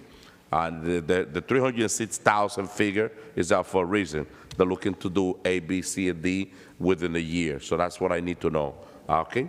Thank you, Council President. Thank you. Council President. Councilman Velez. Thank you. So I don't know if I'm missing documents here, but this was an RFP, Mr. BA. Normally when RFP they go to bid, right? And I don't see who was the lower, who was the highest bidder here. Only I see the score of performance. Where is the, because only 2 individuals pick up, well, four individuals pick up, 2 participate, and, what was the amount of the lower, the highest? And it's not, no, it's not here. That's why I don't see it here. You know, normally we have higher, lower, and, you know, in the paper, we don't see it. How much, the Remington, Mr. BA. hold on, the Remington Renese engineer, how much? Mr. BA. Let me finish my question, Council No, President. you asked him, what is the amount? Let me finish. What was the lowest, you know, what was the amount that they put for the RFP? So my understanding Mr. is BA. that thank you, Council President, that this is not bidding in the traditional sense like a road project where the lowest qualified bid. This is, RFPs are typically which bid is the most responsive to the proposal put out. So usually that's on a scoring basis based on whomever the committee is. So it's not, that analysis, the dollars and cents can play into it, but it's not like a traditional public project that's bid and the lowest quote gets it. So this company is going to be overseas or supersede or whatever,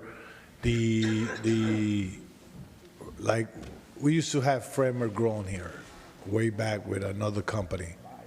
And he was the engineer in that time through this company. If this company is going to do what he used to do when he was in that company, like he's the one certified to work with the CFO, you know, the sewer and all that stuff to state mandate? I can't speak to previous, what someone else did.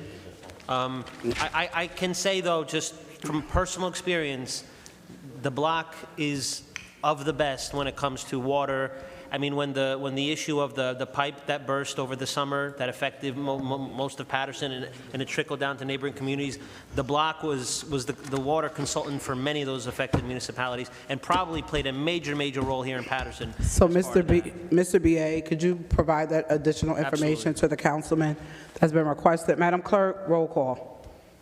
Roll call on item number 57, Councilwoman Cotton. Councilwoman Davila. Yes. Councilman Jackson. Thank you, Madam Clerk.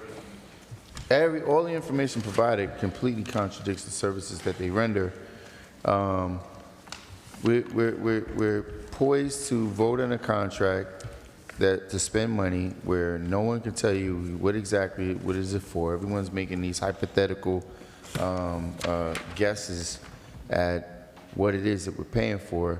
We have a great deal of sewer services, and the water main break has absolutely nothing to do with sewer. I don't understand why you would say that the block.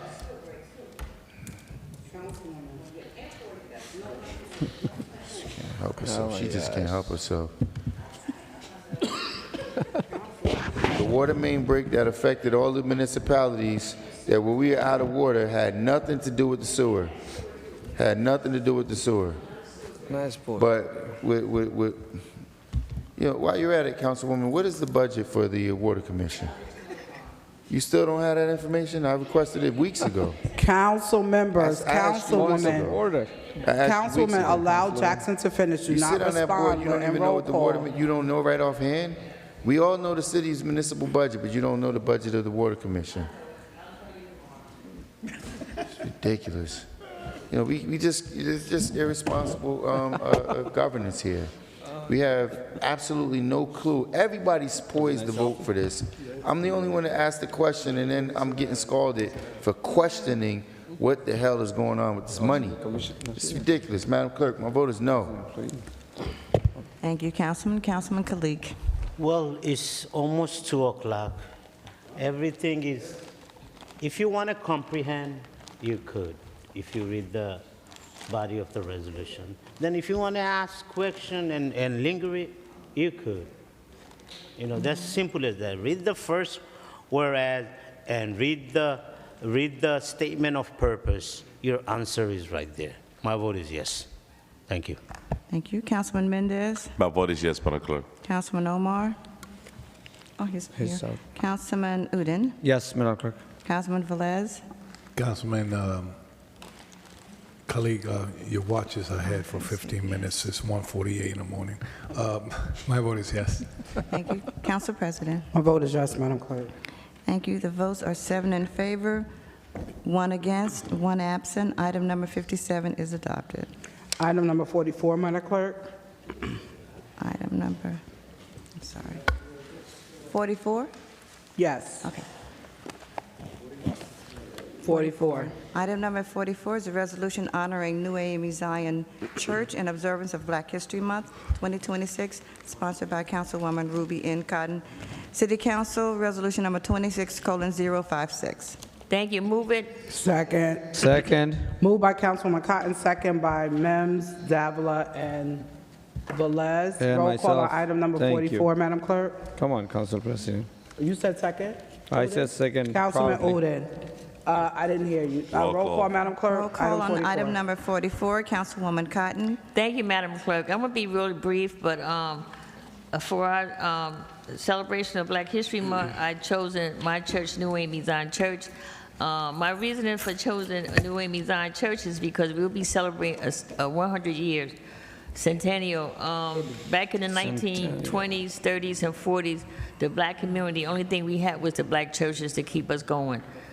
So I felt that celebrating 100 years, centennial, none of us gonna be here for the next 100 years when it comes up again.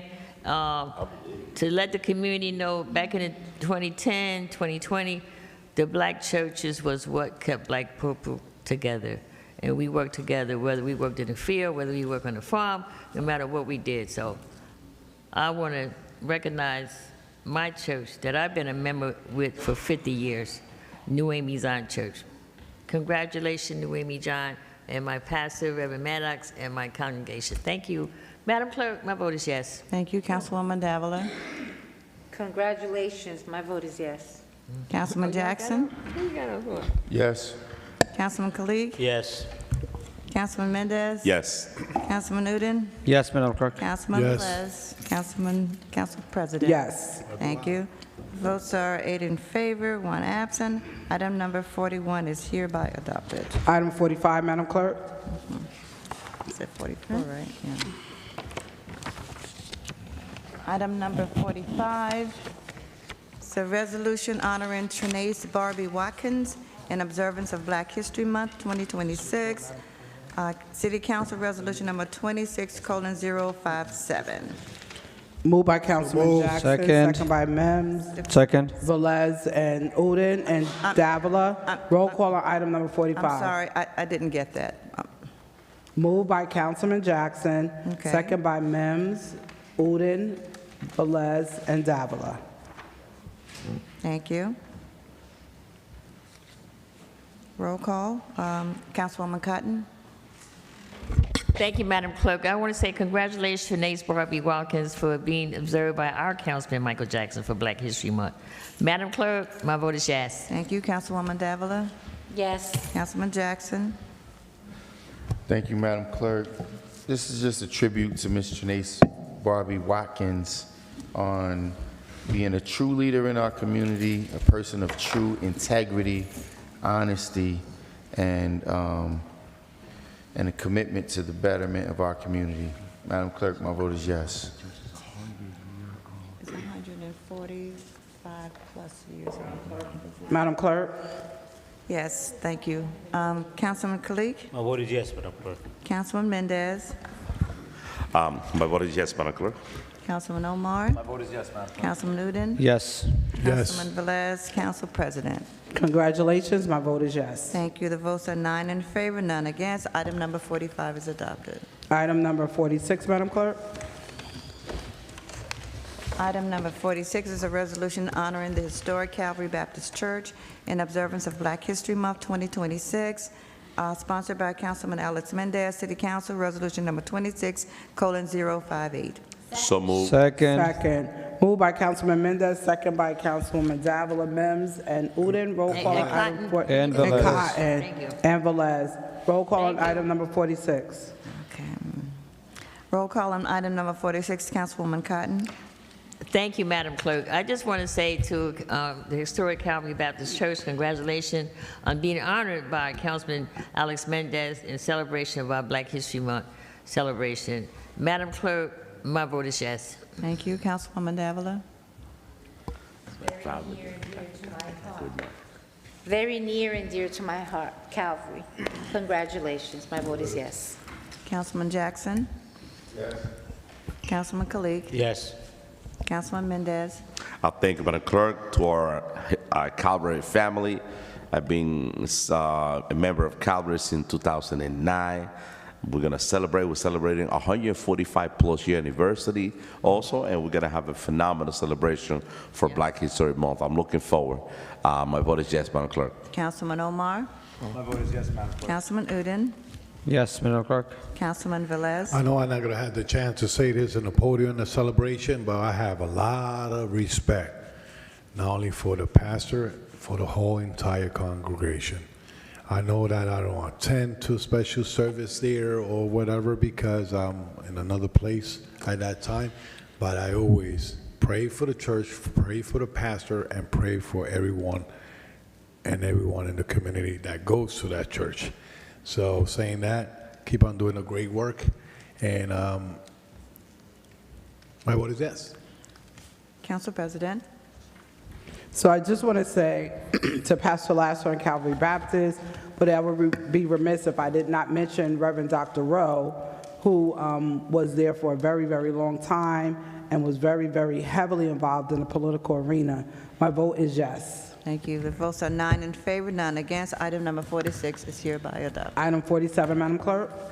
Item number 47 is a resolution honoring Pastor Michael McDuffie in observance of Black History Month 2026, sponsored by Councilman M.D. Ford Udine, City Council Resolution number 26:59.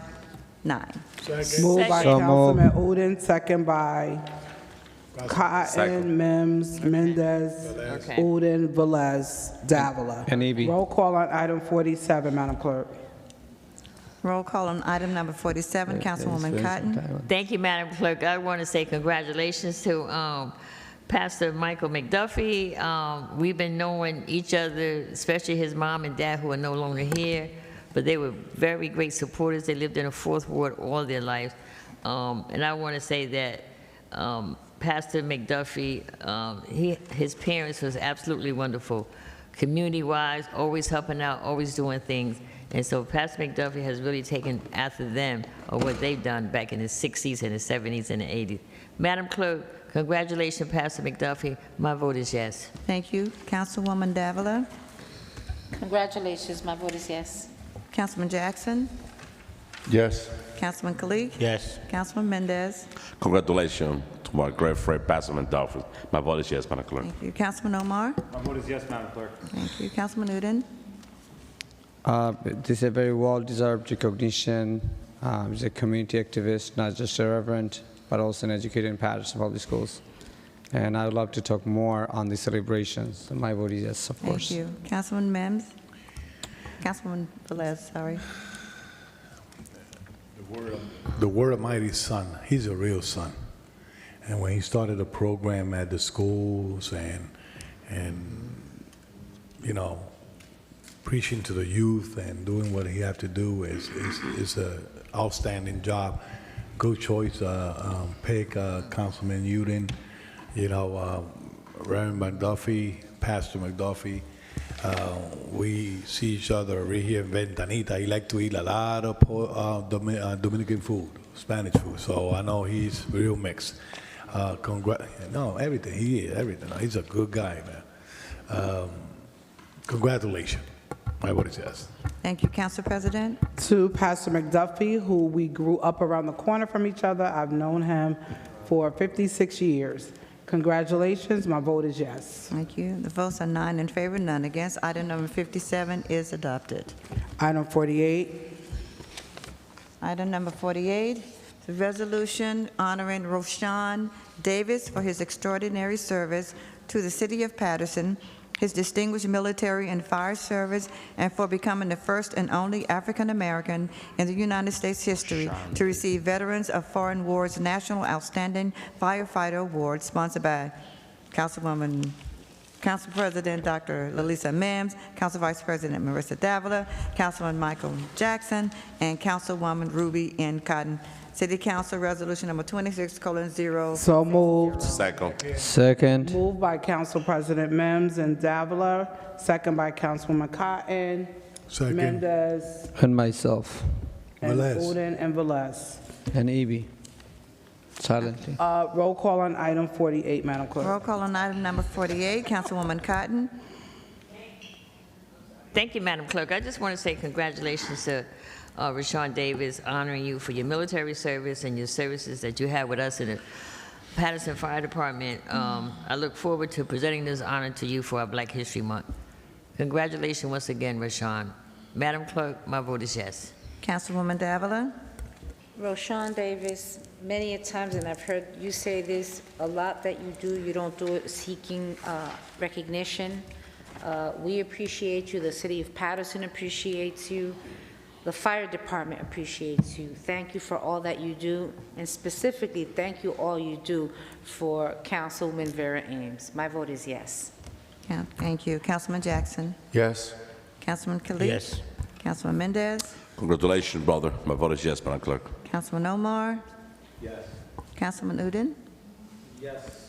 Councilman Velez. Yes. Council President. So I just want to say congratulations to Rashawn on this high esteemed honor in the United States.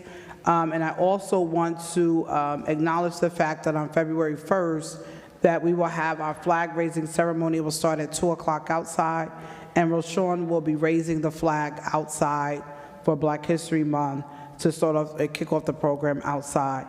Madam Clerk, my vote is yes. Thank you. The votes are 9 in favor, none against. Item number 48 is adopted. Item 49, Madam Clerk.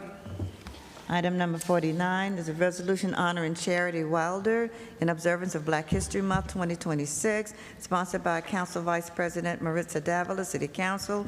Resolution number 26:061. Second. Moved by Councilwoman Davila, second by Council President Mims, Cotton, and Velez. Roll call on item number 49, Madam Clerk. What did I do? Roll call on item number 49, Councilwoman Cotton. Thank you, Madam Clerk. I She's just want to say accounting. congratulations, Charity That's totally Wilder, unfair. on your being selected as our Black History Month honoree by Councilwoman, Council Vice President Marissa Davila. Congratulations, Charity. Madam Clerk, my vote is yes. Thank you, Councilwoman Davila. So this honoree is very special for many reasons, and yes, it is personal, and I'll say personal because I've known the mother, who's Vice President Della McCall, who also works here with us in our city, but I've known Charity since she was in her mother's womb, and when she was with her twin. And I know all that our Commissioner McCall went through, and moving forward to see this young lady, a product of the Paterson, to see her today very young, and many may say, well, you know, why do you recognize someone young? I know, as Councilwoman Cotton stated, you know, this is the year of the churches, but I also said this is the year of our next generation taking over. The work that she's done, going away to college, coming back, giving back to our community, talented, going overseas, but abroad, and studying abroad in London, but coming back, her passion, her passion and her compassion, her empathy and sympathy. Like, I've seen her grow to a fine young lady, getting involved civically, having worked this past election. She's worked some and helped her mom, but this one was really meaningful. I think one of her biggest ones in working to get our governor, governor now, who got sworn in today, Governor Mikey Sherrill, and so many other things that I could say that you all can read before you. You know, she's a proud member of Agape Family Workshop Center, and I tell you, her foundation, you know, comes strong, comes from her mom, her dad, her brother in heaven, and I'm just happy to be able to honor her. My vote is yes. Thank you, Councilwoman. Councilman Jackson. Yes. Thank you, Councilman Khalid. Yes. Thank you, Councilman Mendez. Yes. Councilman Omar. Is that- Councilman Udine. Yes. Councilman Velez. Yes, Madam Clerk. Council President.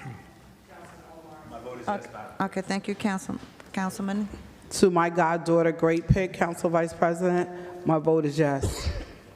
Thank you. The votes are 9 in favor, none against. Item number 49 is hereby adopted. Item 50, Madam Clerk. Item number 50 is a resolution honoring Paula Alford in observance of Black History Month 2026, sponsored by Councilman Luis Velez. City Council, resolution number 26:062.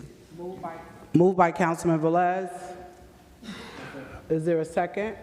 Second. Second by Councilman Mendez. Second. Second by Councilwoman Cotton. Roll call on item number 50, Madam Clerk. Roll call on item number 50, Councilwoman Cotton. I second. Councilwoman Cotton. You moved it, Councilman. You move it, Council. With the- Roll call, Madam Okay, Clerk. Madam Clerk, Roll sorry. call. Madam Clerk, I'm saying, I want to say congratulations to you, Paula Alford. Being chosen for our Black History Month celebration that we will be doing on February the 1st. Congratulations once again. Madam Clerk, my vote is yes. Thank you. Councilman Jackson. Yes. Thank you. Councilman Kalik. Councilman Mendez. Yes, she went. My vote is yes, Madam Clerk. Thank you. Councilman Omar. My vote is yes, Madam Clerk. Councilman Newton. Yes. Councilman Velez. Council President, at the same time, I want to put co-sponsor in my resolution, Councilman Mendez, for honoring my friend, Paula Alford. She was a commissioner for 5 years at the Housing Authority. She had been working hard when she was there, and she represented all the seniors, no matter where they came from, no matter what flag they carry. She did a great, great job. Knowing that probably on the day of the celebration, I'm not going to have the time to speak about her a lot, but one of the things, I did my own art for her, and I put every great dream begins with a dreamer. Always remember, you have within you the strength, the patience, and the passion to reach for the star, to change the world. Harriet Truman. And I believe that's come from the bottom of the heart, and you deserve this and more to come. Saying that, my vote is yes. Thank you. Councilwoman Davila. We're Item voting on 50. item number 50. Yes. Thank you. Thank you. The votes are 8 in... I have not voted. I'm sorry, Council President. Go My ahead. vote is yes, Madam Clerk. Thank you. The votes are 8 in favor, 1 absent. Item number 50 is adopted. Item number 51, Madam Clerk.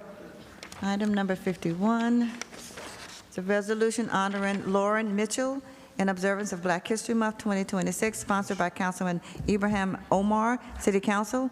Resolution number 26:063. Second. Moved by Councilman Omar, second by Council President Mims and Second. Davila. And Uden. Roll call on item 51. Sorry. Hey, Omar. Roll call.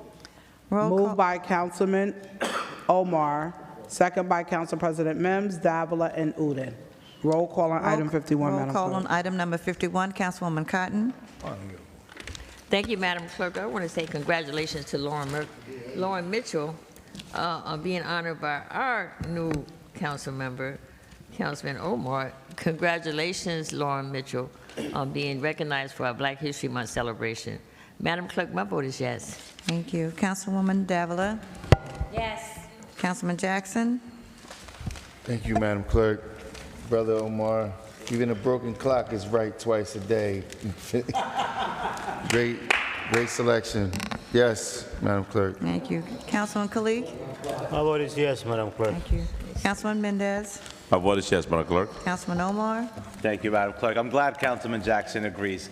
So this is somebody, I'll be very brief, this is somebody who I met maybe 2 years ago. I didn't know her much, but I can tell you that as much as I care about the 6th Ward in the city of Paterson, she does too. And Lauren, we thank you for everything that you do, all the conversations we've had and all the insight, and this is definitely appreciated. And I always try to highlight people that, you know, probably would never get an award or whatnot. And even when I told her this, she goes, "What did I do?" And I said, "You've done more than enough."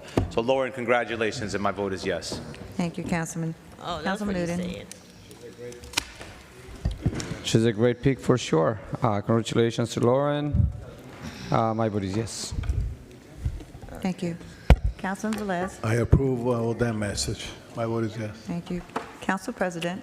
So, Lauren, thank you for all that you do and how you represent in the 6th Ward. Councilman Omar, great pick for someone that really wants to see our city move forward. Madam Clerk, with that stated, we have voted on several items for Black History Month.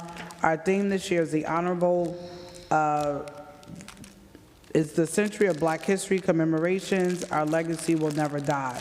Our program will be here at City Hall. The flag raising is outside on the steps of City Hall at 2 o'clock. And then at 3 o'clock, the program will be inside the chambers. So we're looking forward to our program on that day. Please come out, community, to support and celebrate. This is our 100th year centennial. So please come out and support and celebrate. With that being stated, Madam Clerk, my vote is yes. Thank you so much. The votes are 9 in favor, none against. Item number 51 is hereby adopted. Roll call to close the meeting. All items have been Move to completed. close. Excuse, Councilwoman, did we vote on item number 41? 'Cause I don't think so. I don't think we did 41. The Public Works item? 41 was not removed from the consent. Isn't that? Okay. It was not removed. Thank It was a part of It consent. was removed. 41 was not removed. Well, I got an X here because I got it from Councilman It was Jackson. not removed. I have it here. I have it here too, and she had it You over had it there. removed? I didn't have it on paper. Yeah. No, it wasn't removed. No, he did not Okay. highlight. I He- wrote down. he just acknowledged. Item 41 was a part of consent agenda. I wrote down every item that Councilman Okay. Jackson Move to stated. close. That was not it. Second. Move to close, Councilwoman Dava, second by Khalik and Mendez. Roll call to close the meeting of January 20th, regular meeting of 2026. Roll call to close the regular meeting agenda of January 20th, 2026. Councilwoman Cotton. Thank you, Madam Clerk. I just want to be real quick. As Councilwoman, our Council President talked about the Black History Program that we will be doing on February the 1st. But I also would like to remind some of my constituents out there and some of you all, I have been partnershiping with Rebuild North Jersey. I met them about 10 years ago. They helped me put on solar motion lights and reflector house numbers. Well, now they have gotten a contract, and we need to say thank you to the Tobbs Foundation, who has donated almost $1 million to do renovations to senior owners of homes, seniors. You have to be a senior. Also, they're looking to get a contract, so they reached out to me, and actually they sent a memo to all council members about the project that they want to do. But the first house they did was in the 4th Ward on Hamilton Avenue, and like I said, I have had a relationship with North Jersey, Rebuilt North Jersey, for the last 12 years. They've done a lot of good things in the community. The next grant that they're looking to get is called iBank. What the iBank has decided that they needed to do, I know about iBank from being on the Water Commission. They want to donate, and I'm going to have applications for that too, but up to $40,000 for any work that you need to have done on your house. So for anyone out there that knows, for the Tobbs Foundation, they can only do about 18 homes. So, but if you know some, I have the application. You can inbox me, you can call the office here, or you can reach me at my cell phone for that. So I just wanted to share that with you, and I'm happy for the partnership and relationship that I developed with North Jersey, Rebuilt North Jersey. They've been around for quite some time now. So it's a matter of me helping, and I was grateful that the first house was done on Hamilton Avenue, between Rosa Parks Boulevard and East 18th Street. I just want to put that out there for anyone that needs to know. You can reach out to me. With that being said, I want to say good night to everyone, to my police officers back there. Please, good night, and to my Madam Clerk, to my secretary, my Madam Clerk, Ms. Riley, to my secretary, Ms. Alexander. I appreciate you ladies, because I know all the stuff that you go through each day with running a city council and trying to put council meeting together. With that being said, everyone, have a good night. God bless you all. If you need to reach me, please do so. Madam Clerk, my vote is yes. Thank you, Councilwoman. Councilwoman Davila? So it's definitely been a long night, but work did get done. Unfortunately, it took more hours than expected. I think some of the things that were said today some were well accepted, taken into consideration. But I do have to say something. I am one person, you've known me sitting here for many years. I've been involved in the community. I have a job now for 33 years, a job that I was not demoted but promoted because it was his time, my time, to make sure that now I am a director of a campus. That is no demotion. If there's one thing about me, I don't have to talk about degrees, right? Because you don't need a degree to serve.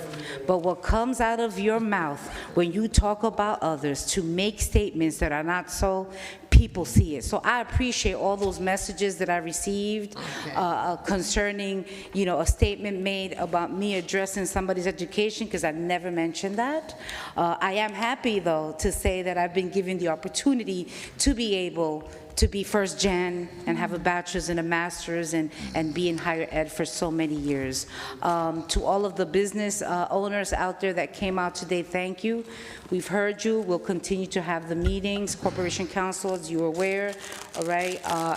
We'll be reaching out again along with the director and the OIC concerning those amendments. And just to everyone, thank you so much. My vote is yes, and I look forward to the Black History Month event, Council President. Thank you. My vote is yes to close. Thank you. Thank you. Councilman Jackson? Thank you, Madam Clerk. Very surprised that on the brink of Black History Month, everyone failed to mention the gross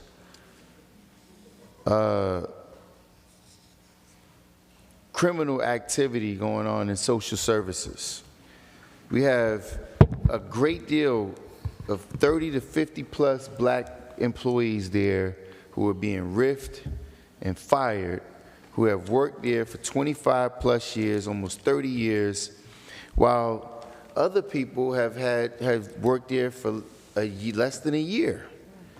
And from as far as I know, and Councilwoman Cotton, you've had experience with unions, but normally the last hired is the first fired. So, but one of the things I want to urge the community is to look at, tomorrow I'm going to post all the representatives that are on this board servicing the Board of Social Services, and look at where they are in advocating for these people from our community that are being fired. You have a great deal of people being fired. You have this whole new regime over there that's just disregarding the process, which is very unfair. Mr. BA, I made multiple requests to you last week. You haven't answered the one.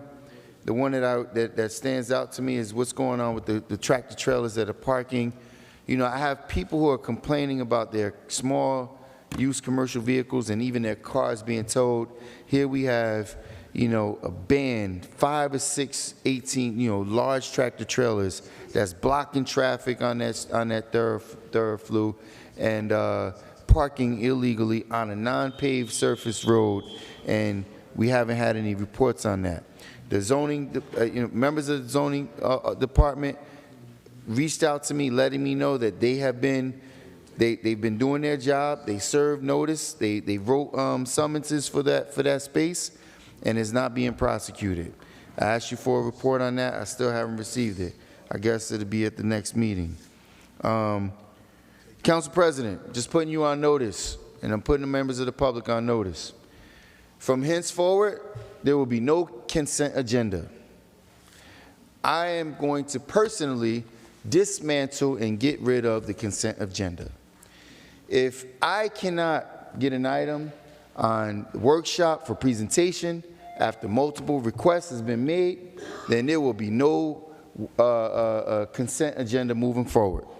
And if you think tonight's meeting is long, I hope that we don't have any long agendas, because I will take off every single item off the consent agenda until I'm given what I'm privileged to be able to do, and that is to present the items that I worked very hard to work on, despite the fact that everything all of the reasons and rationale that you gave are completely false.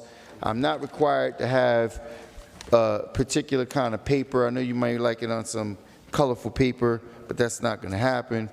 I'm not required to have Corporation Council's signature on it. It's not required to have any of the above affirmations that you had mentioned.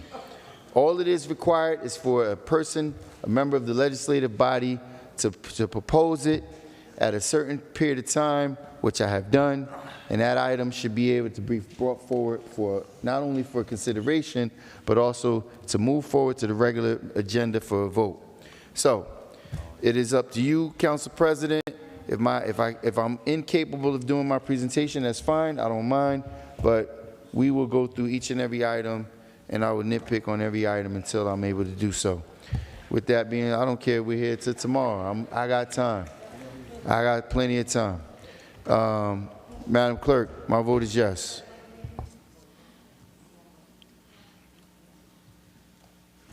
Councilman Mendez? Okay, thank you, Madam Clerk. It's 2:20 a.m. Paterson. We finished our agenda. We finished with city business. I just have a quick announcement, and Mr. VA, commercial truck. I mean, that's a police matter. That's an enforcement. Please let that Paterson police know. Let the director know, the officer in charge. Just enforce the law that we have in the book. We passed the legislation. Commercial vehicles, they should not be parked overnight in the street, period. And also during the day, we have a lot of people that they have school buses and so on and so forth. Those, they have to be parked on a parking lot. They cannot be parking in the street, taking parking from our residents, and that's something that it should be enforced. And I'm looking forward to see that happening. Now, to our Paterson resident, open enrollment is still until January the 31st. There's a lot of residents in our community that they don't know how to apply for health insurance. In my office at 414 Broadway on Saturday, the 31st, January 31st, we're going to be helping people to enroll. A lot of people, they qualify to a free health coverage or a lower cost, but they don't know how to apply.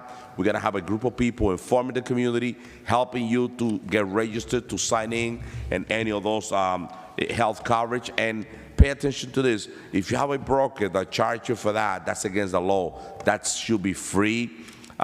You should not get paid for that to be enrolled in any health coverage. So pay attention to that, Paterson. And last but not least, to our VA, to Mr. VA, a few months ago, I introduced a Paterson Bridge program. The Paterson Bridge program was a collective effort from a group of non-for-profit with boots on the ground and myself to address the homeless. I'm sorry, Paterson. Mr. VA, I need your attention for a minute. So a couple of months ago, I introduced a legislation. It's called Paterson Bridge Program. That was a collective effort from a group of not-for-profit, the Books on the Ground organization, and myself. We met for a couple of weeks, in different time, and we came out with a really good plan on how to address the homeless situation. This administration, not even with the $64 million that we've received from the state, we haven't taken the amount of money that is needed for us to clean the city with a homeless population. But this is a great project. Now that you're the VDA, I know I submitted this during Kathleen Long time, but I would like to sit down with you because I know that I really want to present this plan to DCA. We have a new governor in Trenton. I know she understands our need to fix the situation. The homeless situation is out of control in Paterson. If we implement this program in the city with all the non-for-profit, with all the entities that are here in this project, it will be a win-win for the city of Paterson. So I'm going to need your help. I would like to sit down with you and have a conversation, and that way we could present it to DCA, and they could take it to the governor and see if we could get the help that we need to fix the homeless problem that we have in the city of Paterson. Good night, Paterson. My vote is yes, Madam Clerk. Thank you. Councilman Omar? Thank you, Madam Clerk. Good night, Paterson. I'll see everybody February 1st. Councilman Uden? Great. One more thing. I just want to thank the DPW for all their hard work this past weekend with the snowstorm, and we are expecting I think like 20 or 30 inches this coming weekend. So let's I'm going to thank you in advance again. My vote is yes, Madam Clerk. Thank you so much. Councilman Udine? I'm grateful, Paterson, for allowing me to serve you. My vote is yes, and good night, Paterson. Thank you, Councilman. Councilman Velez? Thank you to the two officers of Paterson Police and being here all night with us. Rafael Gonzalez for being up there maneuvering the cameras, and Melinda, I believe she's up there. Thank you for your service to the clerk. Thank you for your patient corporate counsel. Thank you for your wisdom in law. Mr. B.A., thank you for your little mustard seed of faith is growing. I think we could continue working together.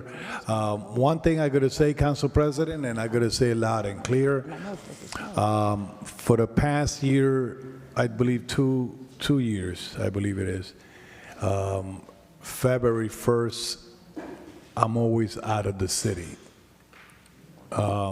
I schedule always to celebrate the birthday of my father-in-law for the past 2 years, and always there's a conflict with the days of celebration, but I always had to purchase a ticket month before the celebration of Black History Month. I want to make it clear and end the record, Madam Clerk and Madam President, I will designate somebody to give the honorary recognition to my honoree. I'm going to designate it. It could be from the council, it could be from outside, but I'm going to put him in the program. That's the person who's going to be speaking on her behalf before giving the honoree that day. That came up in my mind now that when I look at the calendar and my tickets, I'm not going to be in town. But I don't need to be present to feel like the Afro-American community is in my heart, and I'm here to serve them at the same time. Last but not least, I don't think I disrespect no one, no female. We always have debates. We always have arguments. That's come with the job that we do every day without, thank you for ringing that bell. But that's what I have to say, because now when you want to say the truth and you want to say something that really have concept, or you're disrespecting, you're doing this, you're doing that. So that game is not going to fall too far from today. Saying that, elections are around the corner. My vote is yes. Thank you, Council President. So, to the public, and you're right, elections are around the corner, and I'm praying that the feds are watching the vote by mails. So I'll put that on the record. To the public at large,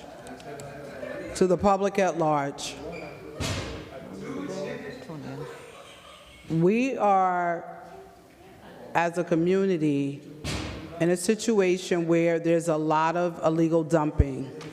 To the administration, I would like, because we have seen in the video footage that over 90% of the people dumping are residents of the city of Paterson. Dumping. And it is not fair to DPW, one, that on social media they keep highlighting it, then DPW is going there continuously to some of the very same areas. And it's not fair to a homeowner or someone that owns a building that they will receive the fines for people that live right in the building or down the street. So I'm asking the administration to create a program that's called Shame on Dumpers, where you highlight the people that are dumping, and once you identify the dumpers, that the fine goes to those Paterson people that are dumping in the city of Paterson, because it's just not fair. The city needs to be cleaned, and it is a very unfortunate situation to identify and to know that it is Paterson residents that are leaving the mattresses and the tires and all these things.